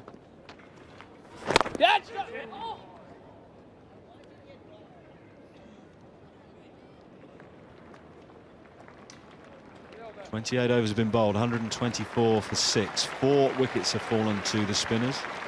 2 for 8 for Swan, 2 for 25 for Patel. The first of the spinners' victims was Michael Yardy. The second, captain Chris Adams. Delivery held back by Graham Swan. This was a beauty between bat and pad of Dwayne Smith.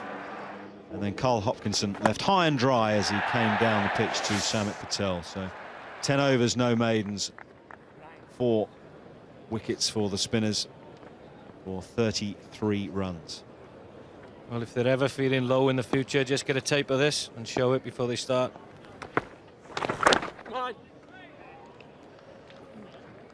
How does Murray Goodwin play it from here now then? Well, Murray Goodwin has to give himself a target where to be at with 5 overs to go, with 4 wickets left, and then try and back himself for a dip with 5 overs.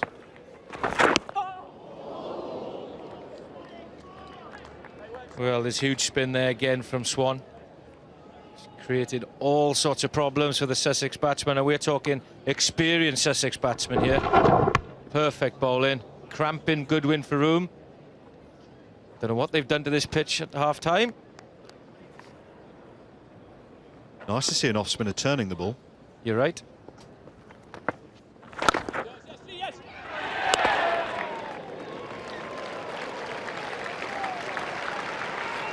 It is something new in the British game. I thought I'd back you up on that.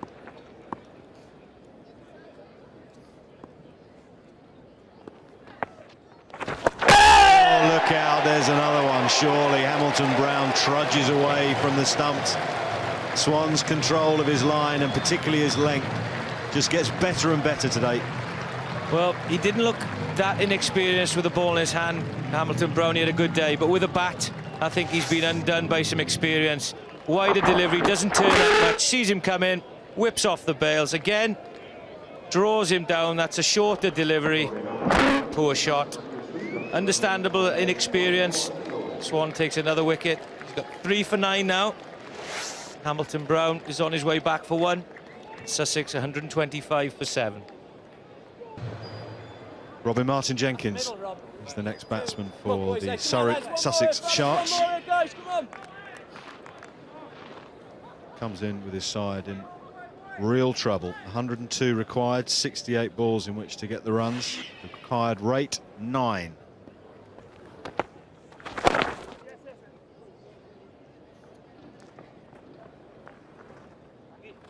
It's fair to say that the Sussex Sharks are in the quicksand. Sinking very, very quickly indeed, largely due to that man there and his spin partner, Samit Patel. 5 wickets between them now. Really got a stranglehold now in the Sussex Sharks batting lineup.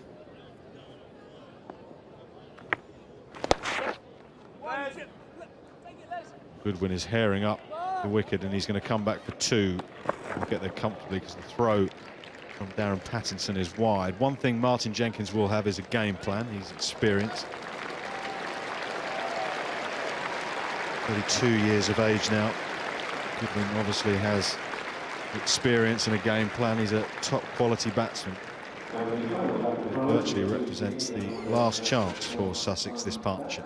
Well, that's where the damage is done. Swan, Swan, Swan, Patel, Patel.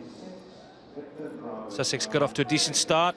Patterson picked up a couple of wickets, even though he didn't really find his straps today. However, the pitch is conducive to spin, and we've seen some fantastic spin bowling. That man's played a big part, got 2 for 25. A very, very good day with a bat as well, and he's had a terrific last 2 months to the season.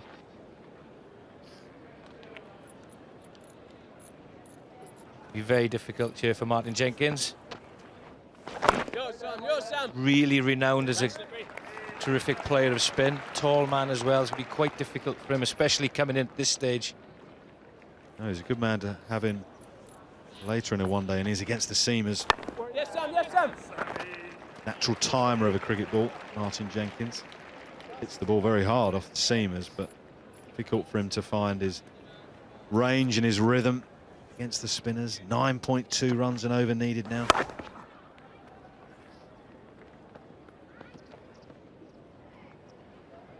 Very, very impressive with the way that Nottinghamshire spinners have found the pace of the pitch so quickly. Yes, they're playing at home, but it is a big game, and sometimes your memories and your experiences go very, very far away from you, but they've drawn on them.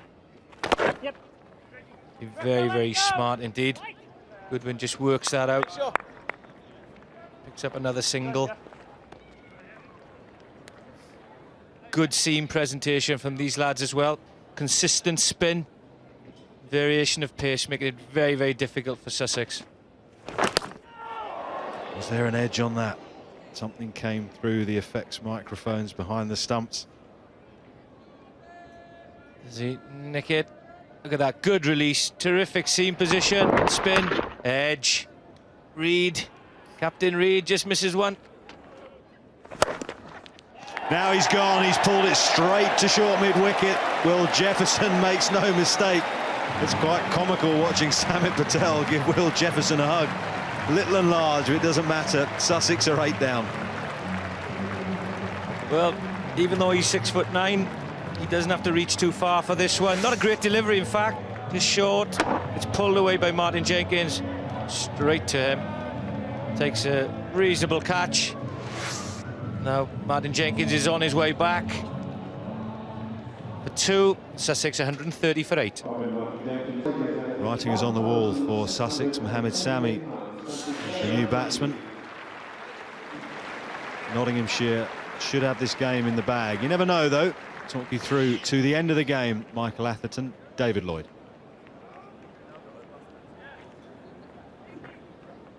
Moving on at a rate. Swan 3 for 12, Patel 3 for 27.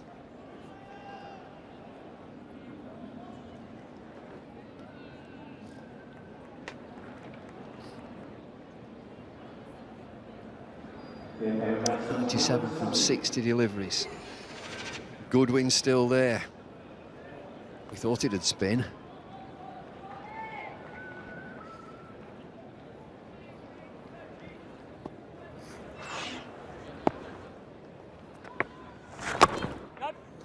Been almost unplayable. Graham Swan into his 6th over.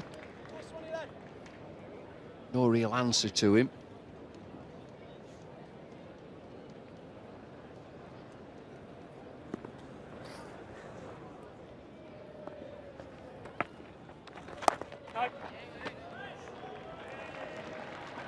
For this pitch, he's bowled an excellent line and an excellent pace. You see that he's bowling off spin, but pitching to the right-handed batsman, way outside off stump.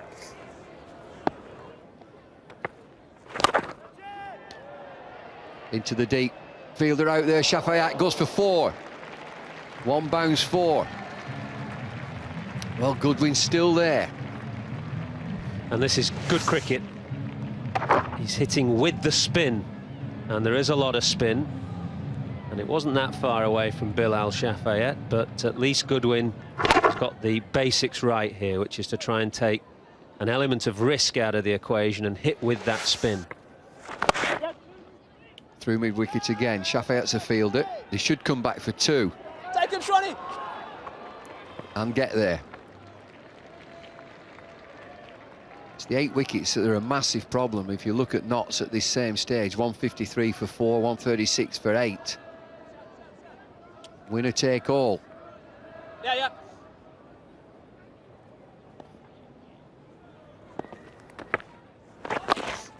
£44,000 for the winners of this game. Loser comes away with zilch. Absolutely nothing. Another example of the class of Murray Goodwin. We've seen a lot of Sussex batsmen struggle against spin this afternoon, but this is excellent. He gets right outside off stump. And even though that ball is on off stump or just outside, Goodwin's playing it through square leg, again with the spin.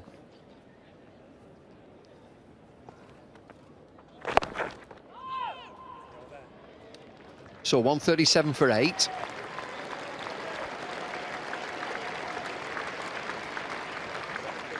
It's probably proved to be quite an important toss as this. Nottinghamshire Outlaws winning the toss and batting first, Chris Reed. 226 for 7, a really good total. Had to work hard. Patel with 78, Prince 33, Reed himself with 31. 137 for 8, Sussex, and it's the quality of spin, you would say, from Patel and Swan that have been their undoing. Pattinson again takes a couple of early wickets. Last over for Patel. I think it's a flat 4. Again, one bounce, hitting against the spin, but very powerfully. Against the spin, but with a cross bat, which you don't mind. If you're a good sweeper of the ball and you pick the length, there's no reason why you can't sweep and cross bat against the spin. Much harder to hit with a straight bat against the spin.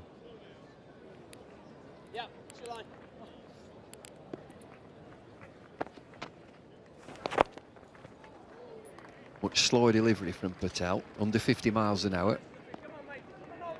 Graham Swan is out there now at that deep mid-wicket boundary.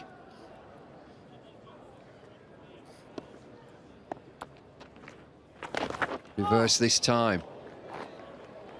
It's a tickle away. I don't know whether this is off pad or bat, but it's runs and just be 2. And while Murray Goodwin is there, Notts won't feel as though they've got this game wrapped up. They're very strong favourites, of course, and they're in a wonderful position. But the whole country knows the danger of Murray Goodwin. He's probably played match-winning innings against every county in the last few years. For Sussex, he's an extremely dangerous customer.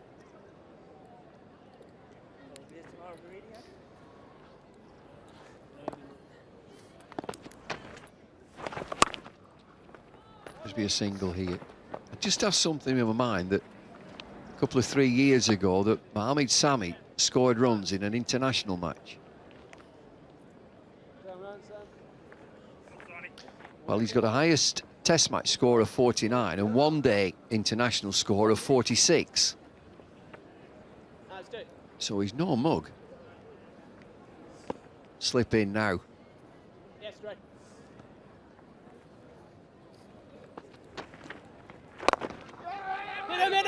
Single, got to go. Well, I think he'd have been out here. And really, this is the question for Mohamed Sami. He's obviously got some ability, as you highlighted his scores bumble, but as you can see, he would have been yards out. And the question is, can he keep his head in this situation and accompany Murray Goodwin? Take another single here to bring Murray Goodwin back on strike. 146 for 8.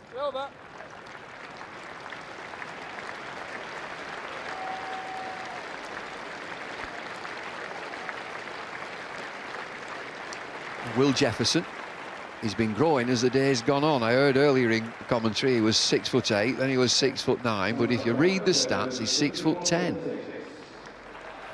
It's been a wet summer.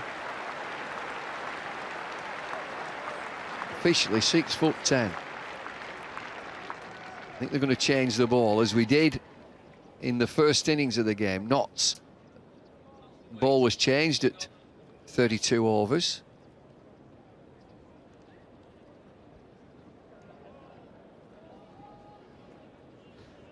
We've seen some excellent spin bowling from Notts, of that there is no doubt, but one or two questionable tactics from the Sussex batsmen. If you're a young cricketer, how many Sussex players are playing against the spin? Chris Adam was looking to come and hit that over the offside, as was Dwayne Smith.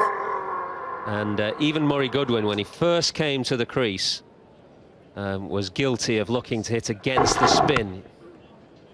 And for young cricketers out there, it's often said to be a dangerous ploy, working the ball against the spin, and those 4 instances there suggested why it is dangerous and why, in these conditions, on a slow, dusty turning pitch against 2 quality spinners, it's more risk-free to go with the spin. So hit the off spinner over the onside, and if you're a right-hander, hit the left-arm spinner over the offside. Well, the home crowd will think that they're nearly there. 8 overs to go. Sussex need 81 from 48 deliveries.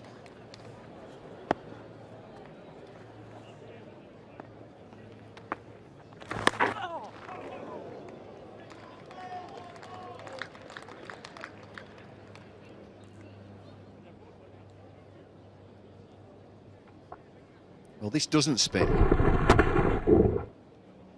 It's as if there's an edge there. No reaction from the players. Sounded an edge. down the ground. Couple of bounces down to mid-off, just a single. Now, how's Sammy going to play this? We've just seen that he's no mug. He's got a couple of scores, useful scores in international cricket. He just looks to the leg side mainly. He's looking square leg, deep mid-wicket. Mid-off drops back.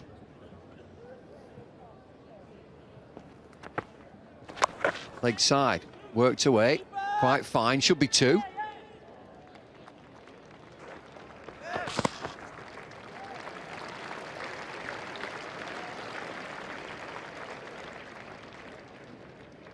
Required rate is over 10 runs and over.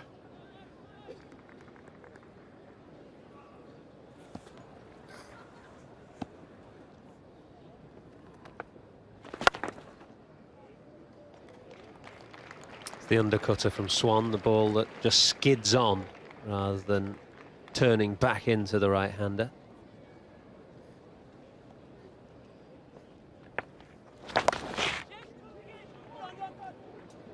Is it fine again? Bit of a trek for Darren Pattinson. I think the way Mohammed Sami is playing, both Pattinson can come finer and the man at deep mid-wicket, he can come squarer, because he's getting across his stumps and looking to whack everything square or behind square.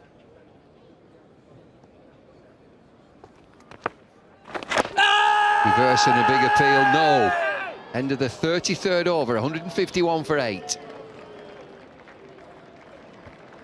Other scores, what's happening around the country. Durham versus Gloucestershire. Durham have won that by 5 wickets. Gloucestershire all out 119. Durham 120 for 5. Worcester and Middlesex. That's a good game there. 253 for 6, Middlesex. Ben Smith 91 not out. Worcestershire 203 for 4, needing 51 from just less than 7 overs. And up at Liverpool, what a game there is there. Lancashire tottered along to 156 all out.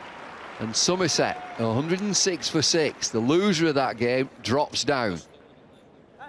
Somerset need 51 from 10 overs, but with 4 wickets left. Mark Elam comes back into the attack here.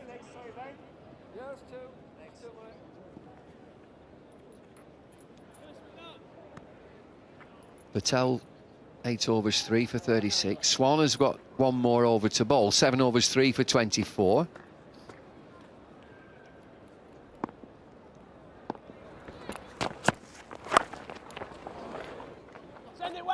Should be 2 here. Ball has been chasing Darren. Oh, in fact, it's St Mark Ward down there.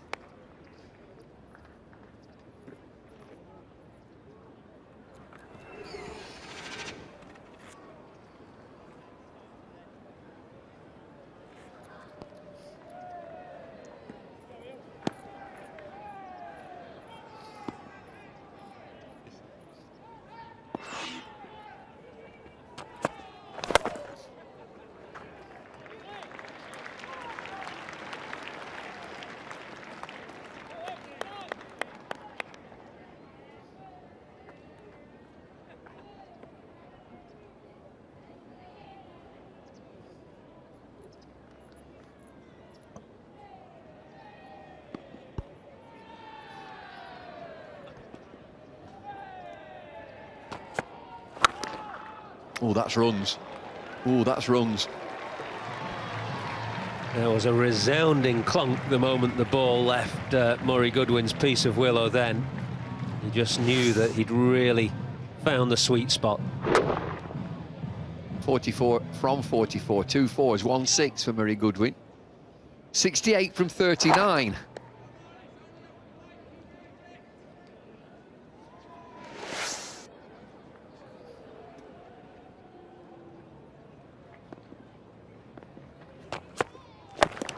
Full toss over mid-wicket again. Picks up another boundary, 4 this time.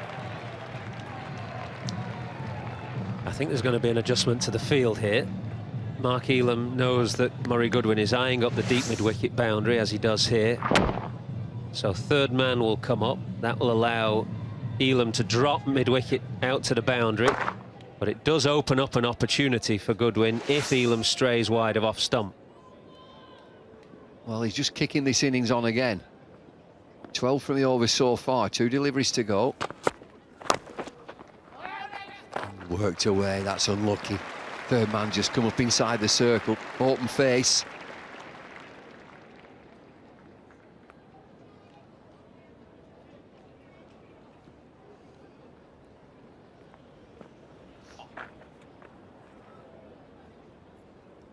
Come on, boys. Hey, come on, lads.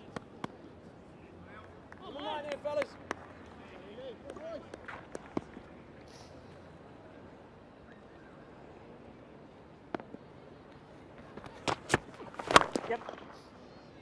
Single keeps the strike.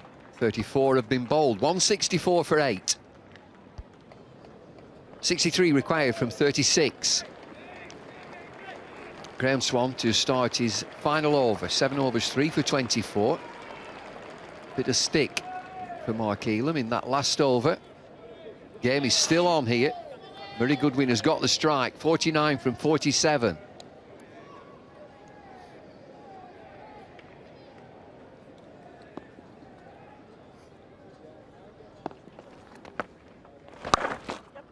Just be a case in this over, I think, of Sussex trying to get what they can off Graham Swan. They'll recognise that it's his last over. Applause for Murray Goodwin's 50, which has come at better than a runner ball with 3 4s and a 6. An excellent innings and giving Sussex an outside chance here. Well, they just needed another innings to play around him, or play alongside him. 50s in his last 3 innings. Don't think he'll mind if this is a quiet over. Just get rid of Swan. And then all seam to come. And on a good pitch for the seamers, anything upwards of 10 and over quite gettable. I just wonder if there's anybody else can bowl spin. Mark Warg did. Mark Warg at Warwickshire bowled some spin.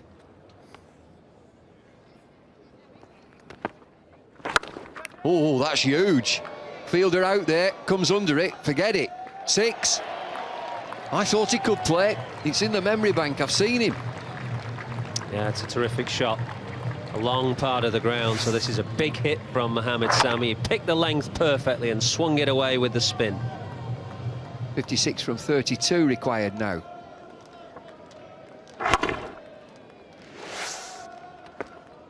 A little bit quicker this time. We'll get a single.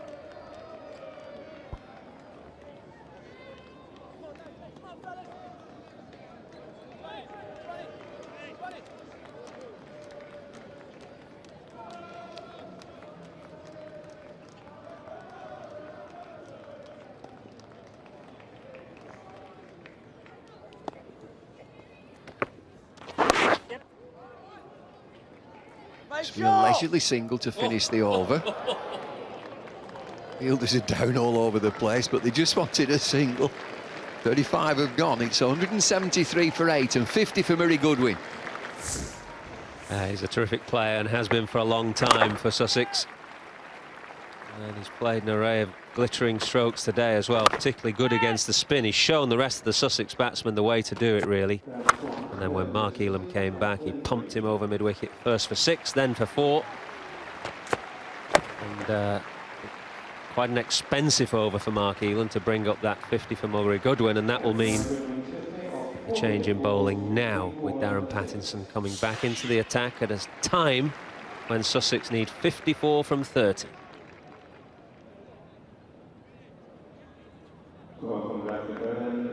Yeah, it's 10.8 required.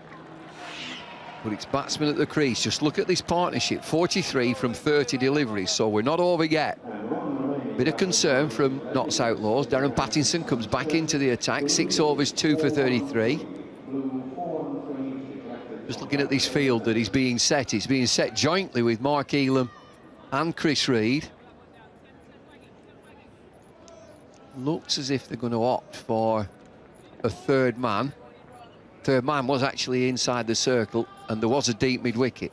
That's changed. Deep mid-wicket comes inside the circle, third man drops back.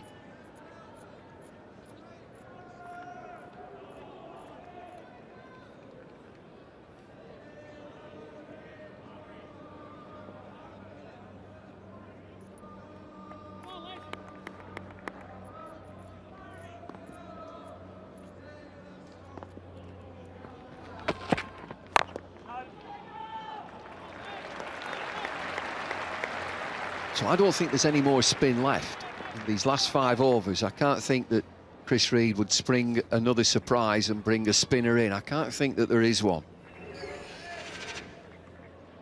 Elam's got a few left. We've only seen 2 overs from Adams. Shrek has got a couple left.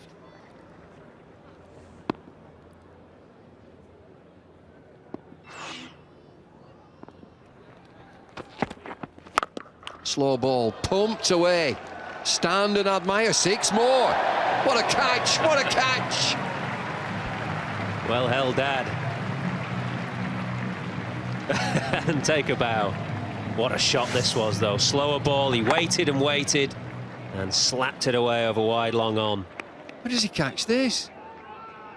Brilliant. I'm behind the boards.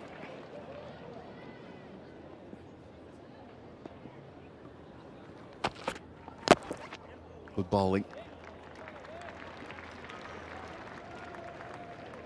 Slightly slower, full Yorker. Well, what do Notts do now? Chris Reed. Pressure on a captain at this stage. He'll want his team to bowl most deliveries at Mohamed Sami if they can. So he's dropped his fielders in the inner circle for Murray Goodwin. He'll bring them in now for Sami and try and put the pressure on the number 10. They could do with Murray Goodwin out, really. If he's there at the end, Sussex will be close.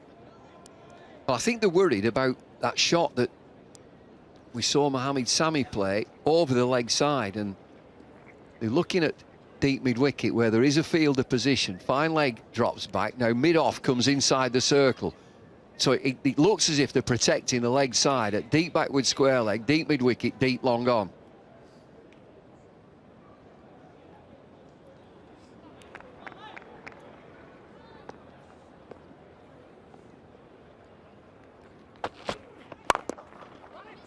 Offside. Might be 2. Should be 2.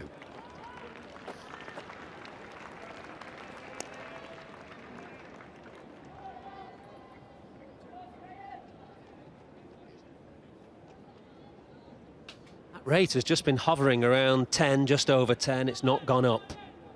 And that's a dangerous sign for Notts.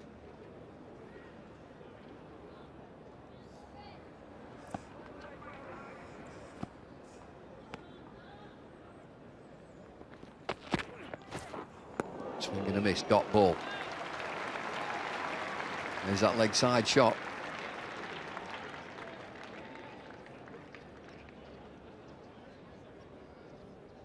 Another change after that fresh air shot. Fine leg comes inside the circle, mid-off drops back. 44,000 for the taking.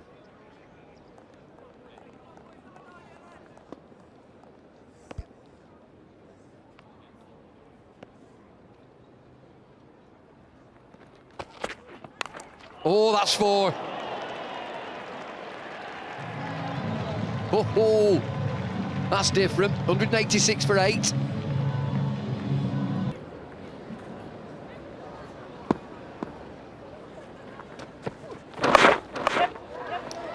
Leg side might get 2. Good parry save from Pattinson.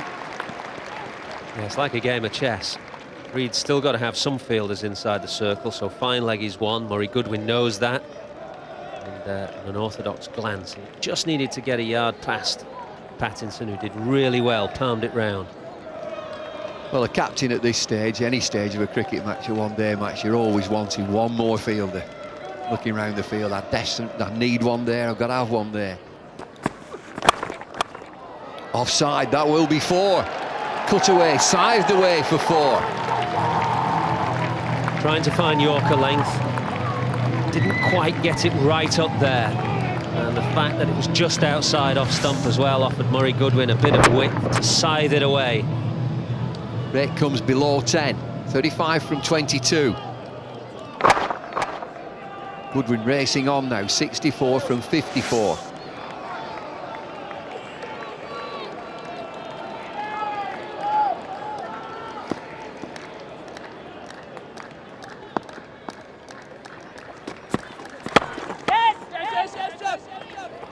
Scamper through for a single. Very Goodwin has been instrumental in 2 wins recently for Sussex Sharks. Not out 50s. The match in both of those games. Notts have just got to keep their nerve, really, especially the captain, Chris Reed. It's a good time for Sussex, partnership 63 off 39, but the closer they get to the finishing line, the harder it will be for Sussex, particularly for somebody like Mohamed Sami, who won't be used to batting in this situation. Just need one mistake and the game can change just like that. Notts need to keep their cool. Keep changing the field as well. Third man drops back, mid-wicket comes in. Mohamed Sami might just eye that mid-wicket vacant area now. It will be full of length. Chris Reed looks as if he's come back. Looks as if Reed is going to stay back to Elam. 8 down. James Kirtley next man in. Last man in.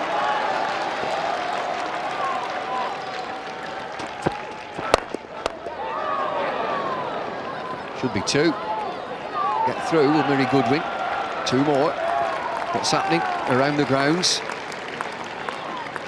Seeing that Gloucester and Durham have won that. Worcester are closing in on Middlesex. Ben Smith, he's 97 not out. They need 30 from 4 overs. Good game. Lancashire, Somerset 7 down. Needing 36. Losers of that game go down. Missed out. Oh, he's missed out there, Mohamed Sami. Furious with himself as well.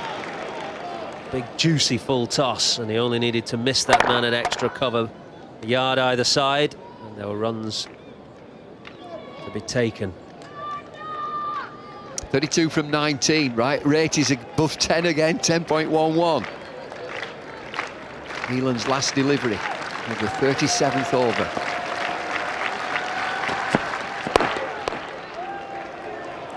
Should just be a single. Settle for 1. 196 for 8.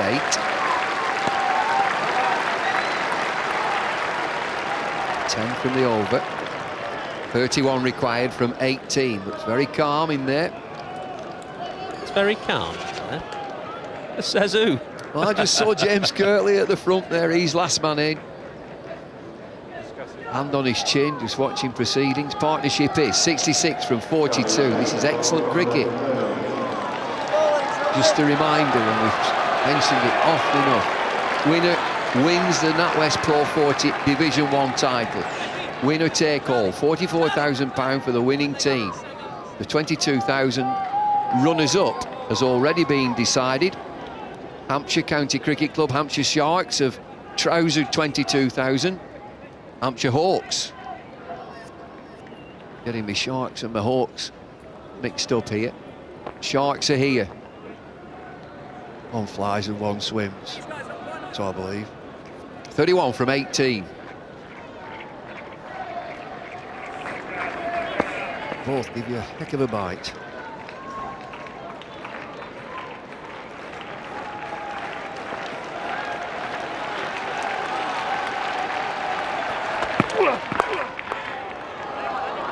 Sami with a dab. Good test this for Charlie Shrek. How does he go at the death when the pressure is on? If he's a cricketer who has international pretensions, maybe pretensions to get alongside that man in the England team, this is a good stage to produce 2 death overs, 2 good death overs to win the trophy for his team.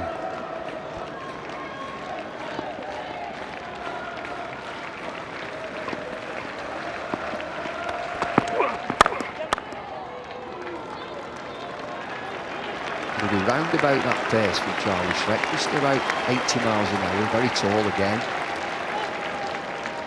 He's mixed his bowlers around. His spin bowlers got him the wicket, 6 wickets. Darren Pattinson got the other 2. Sussex, you would say, on a bit of a charge here. They need 29 from 16.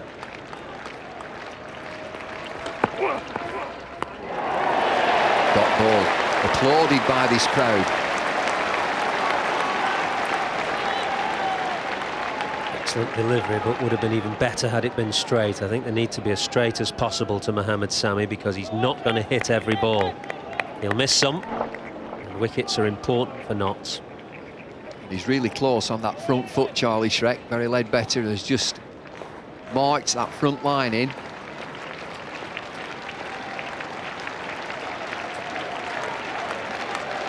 Don't want any no balls at this stage.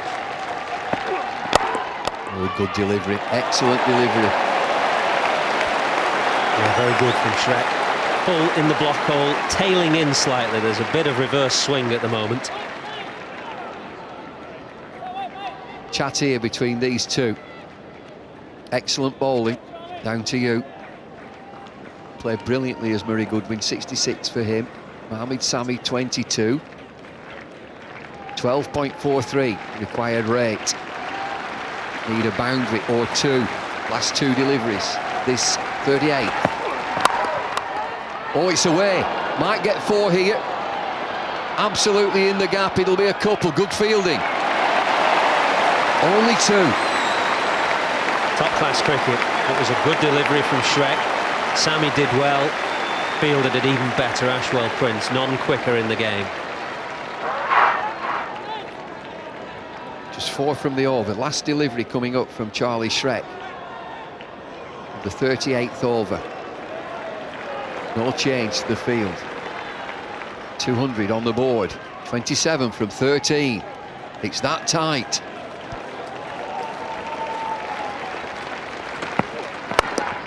Driven strongly down the ground, just a single.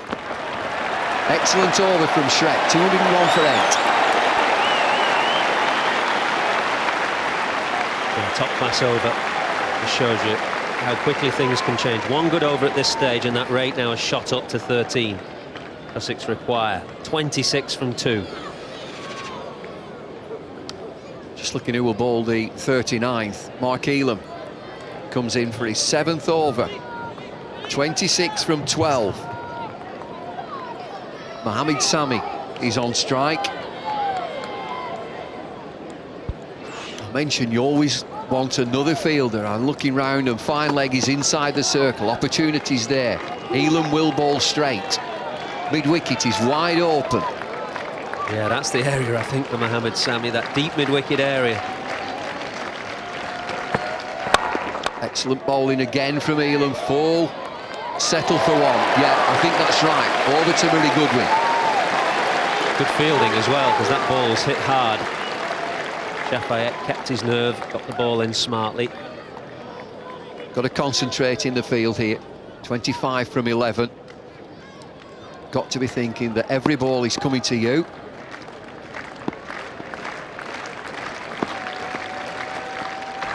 Oh, that works. That works indeed. Just 4. Well, we're going to ask the third umpire, but I think it's just 4. It's a great shot. Goodwin knows exactly where the fielders are. He knows fine leg is in. This is in his mind. It's predetermined. He gets a full toss from Elam, and that enables him just to knock it away for 4. 21 from 10. 5 from the over from 2 deliveries.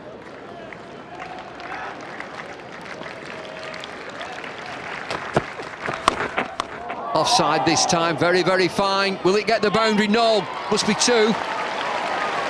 Andre Adams, the fielder. There's some good fielders in terrific positions here. I think that Reid has made sure he's got his best fielders as outrunners. What have they got to get it down to for the last over? Charlie Shrek to bowl it. They'll want to have it 12 or less, I would imagine. Still can't make one mistake here. Goodwin, 72 from 58. Wonderful innings. Full toss, driven strongly again down the ground. Will only be a single. Over to Mohamed Sami. 8 runs from the over. 18 from 8 required. And 2 vital deliveries now. 2 critical deliveries. Well, where have we seen him? Look to open the face over backward point, Mohamed Sami, and smear the ball over deep mid-wicket. Both areas are clear.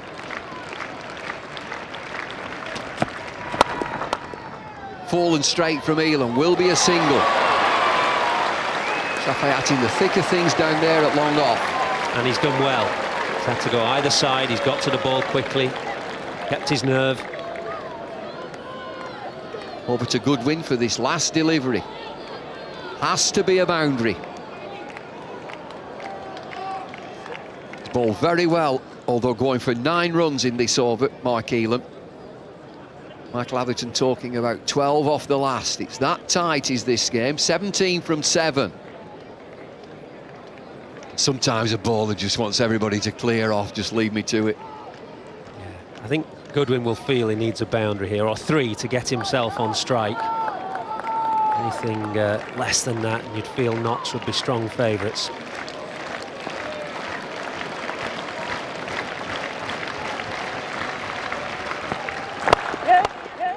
Single, gets him the strike.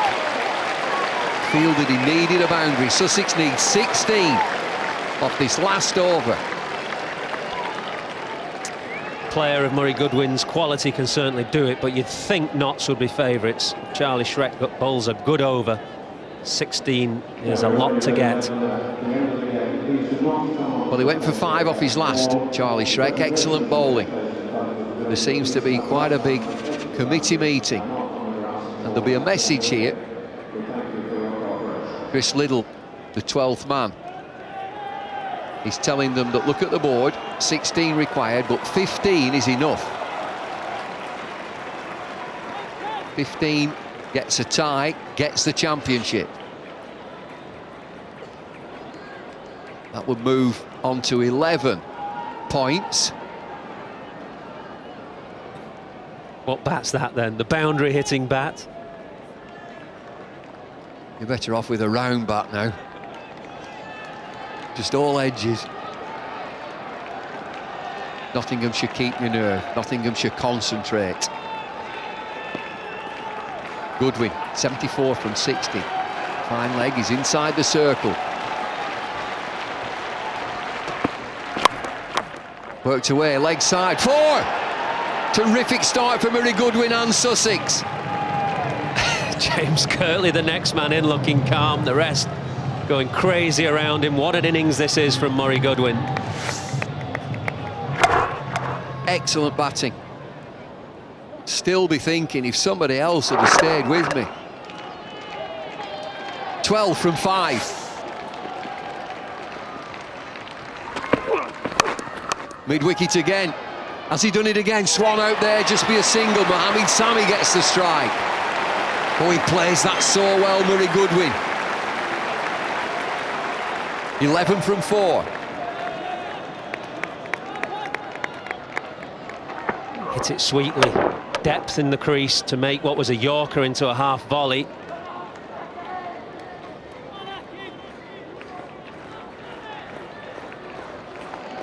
Sammy's on 27. Oh, that will do, that will work, that will work for 4! Can you believe it? Thick outside edge, it's just a bit of width from Charlie Shrek. 7 off 3, Sussex favourites now, you would think. 6 from 3 required. A tie gets a point and moves Sussex on to 11 points. Yep, that was the killer boundary. Charlie Shrek just tightening up maybe under pressure, offering a ball that was, what, a foot outside off stump. Pressure's on now. Crowd has gone silent. Notts crowd.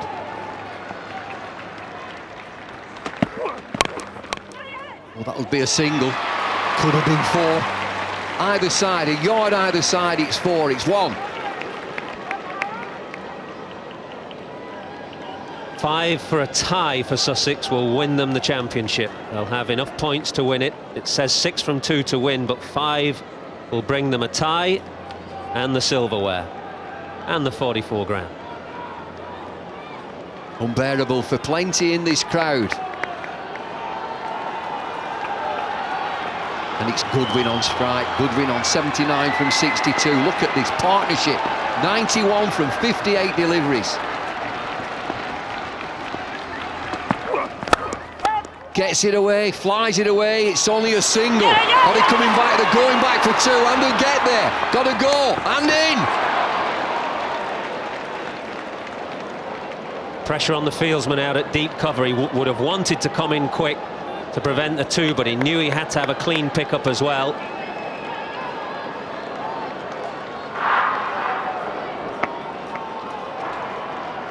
Boundary ball. Thinking boundaries, Sussex need 4 from one delivery, but 3 will do to win the championship. Massive meeting there. Elam again. Wicket-keeper and captain Reid. Charlie Shrek, the bowler. 12 runs have come from this over.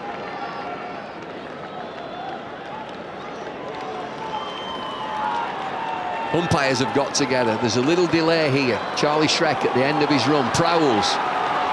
Barry Ledbetter comes back into his position. Murray Goodwin on strike. Fine leg inside the circle. Charlie Shrek, one delivery. Don't look.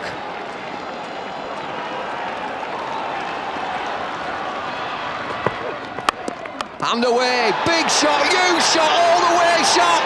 Yes! It's Sussex 6 to win. What an effort, Murray Goodwin. It's Sussex. Brilliant play, wonderful play from Sussex and from Murray Goodwin. What a game, what a win. 87 from 64, Goodwin. Elation on the Sussex balcony, despair for Notts and for Charlie Shrek, who bowled that last over with Sussex needing 16 to win and couldn't do enough. Wonderful batting from Goodwin, who finishes on 87 from 64, and don't forget the contribution of Mohammed Sami, 32 from 25 balls. Despair for Notts. Poor lad. Charlie Shrek there bowling that last over, went for 18 runs, but stunning batsmanship. Absolutely brilliant play from Murray Goodwin, a wonderful player for Sussex. The finisher, they call him. Handshakes and good sportsmanship, but it's Sussex who have won this Pro40 championship. £44,000 to the winning team, and Notts finish with nothing. James Kirtley, next man in. Over to you. Thank you very much. I wasn't coming in there. Well played, Murray Goodwin. Yeah, an outstanding innings. We saw him win the Man of the Match award on Thursday at Hove when he finished things off with an unbeaten half-century. This was an even better innings. 87 from 64 under the most immense pressure, knowing that one mistake from him and his side were done. I can tell you that boy does celebrate. That'll be a long night for him. 6 fours, 3 sixes, 87 in 64 deliveries. What a cricket match this has been. Really has been an excellent advert for Pro40 cricket. Well, that's what £44,000 means to you, but also to win the trophy. Sussex have come from behind here big time. Looked as if they were out of the game. 109 for 5, 120 for 6, 125 for 7, 130 for 8. And Mohammed Sami with 32 from 25 has played his part in a partnership of 99 in 60 deliveries.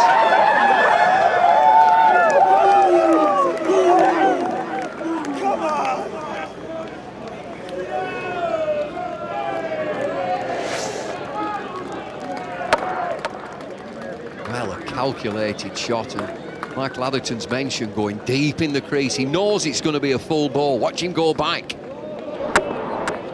Magnificent way to end, but if you pick out one ball in that over, I think Charlie Shrek will reflect on the third ball, which went for 4 when Mohammed Sami was on strike. It was a delivery that was very wide. You got the sense then that Charlie Shrek was tightening up under pressure.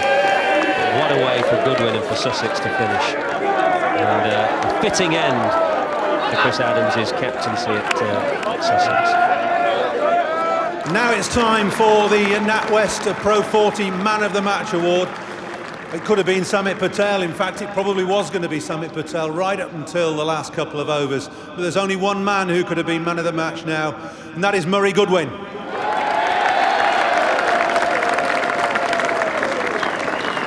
Murray gets a magnum of Veuve Clicquot champagne from Richard Taylor. Murray, that was just an outstanding innings. It was absolutely brilliant. Well done. Thank you, Paul. Appreciate it. No, honestly, it was... Honestly, I'm still trying to come to terms with actually winning it. I said to Reedy, I think we needed 10 and over, and I was batting, and I said, Reedy, we're going to have a few beers tonight, mate, because one way or the other, it's going to be tough from here on in. And he said, I don't think you can do it. And, well, it was just one of those things, you know, you need a lot of luck going your way, and I had a fantastic support from Mohamed Sami. And yeah, you know, in this game of cricket, you know, until the last ball is bowled, you've never won it. And, you know, fortunately things went my way today, and all credit to Notts. I mean, I actually found it very difficult out there, especially against the spinners. And, you know, I'm just obviously delighted we got over the line. Chris, can you believe that? That was absolutely fantastic. Do you know, about 40 minutes ago, I guess I was thinking what I might say, having been defeated, and how gracious I'd be to Nottinghamshire and how well they played. I'd still like to be gracious to them and highlight what a fantastic performance from them today. But I was counting earlier. I think I counted 14, or even, I think it was 15 actually, out of 22 players who took the field today have played international cricket, which is just a fantastic achievement for domestic cricket in this country. And once again, you yourselves have put on, and we have put on a fantastic, entertaining package there. And I guess one player who sums up more than anything the word entertainment is Murray Goodwin, and he's just been magnificent for us. I've never, ever in my life seen an innings quite like that. And well, if they don't throw the keys to the city at him, then he'll never get them, will he? So that concludes the presentation. Well, these will be joyous scenes and emotional scenes. Chris Adams standing down as captain of the Sussex Sharks after 11 years in charge. Lots of success, county championships, C&G trophies at Lords, and today the NatWest Pro40 of 2008. I've got Michael Atherton and Robert Croft alongside me. Emotional, wasn't he, Rob? He was swallowing hard there towards the end. He's no doubt seen a lot of changes at Sussex. I remember playing against them when he first got to the club, and they were pretty hopeless. And in fairness, but with some shrewd signings, I think Peter Moores and him starting the ball rolling. Made some shrewd signings in Mushtaq Ahmed, which has played a fantastic part for those guys. His confidence has grown. The players have far more belief now. There's a strong structure within the club. And, you know, Mark Robinson has carried on that. And, you know, as you see, he's handing over to a guy now who's been there for a long time indeed. And hopefully they'll continue their success.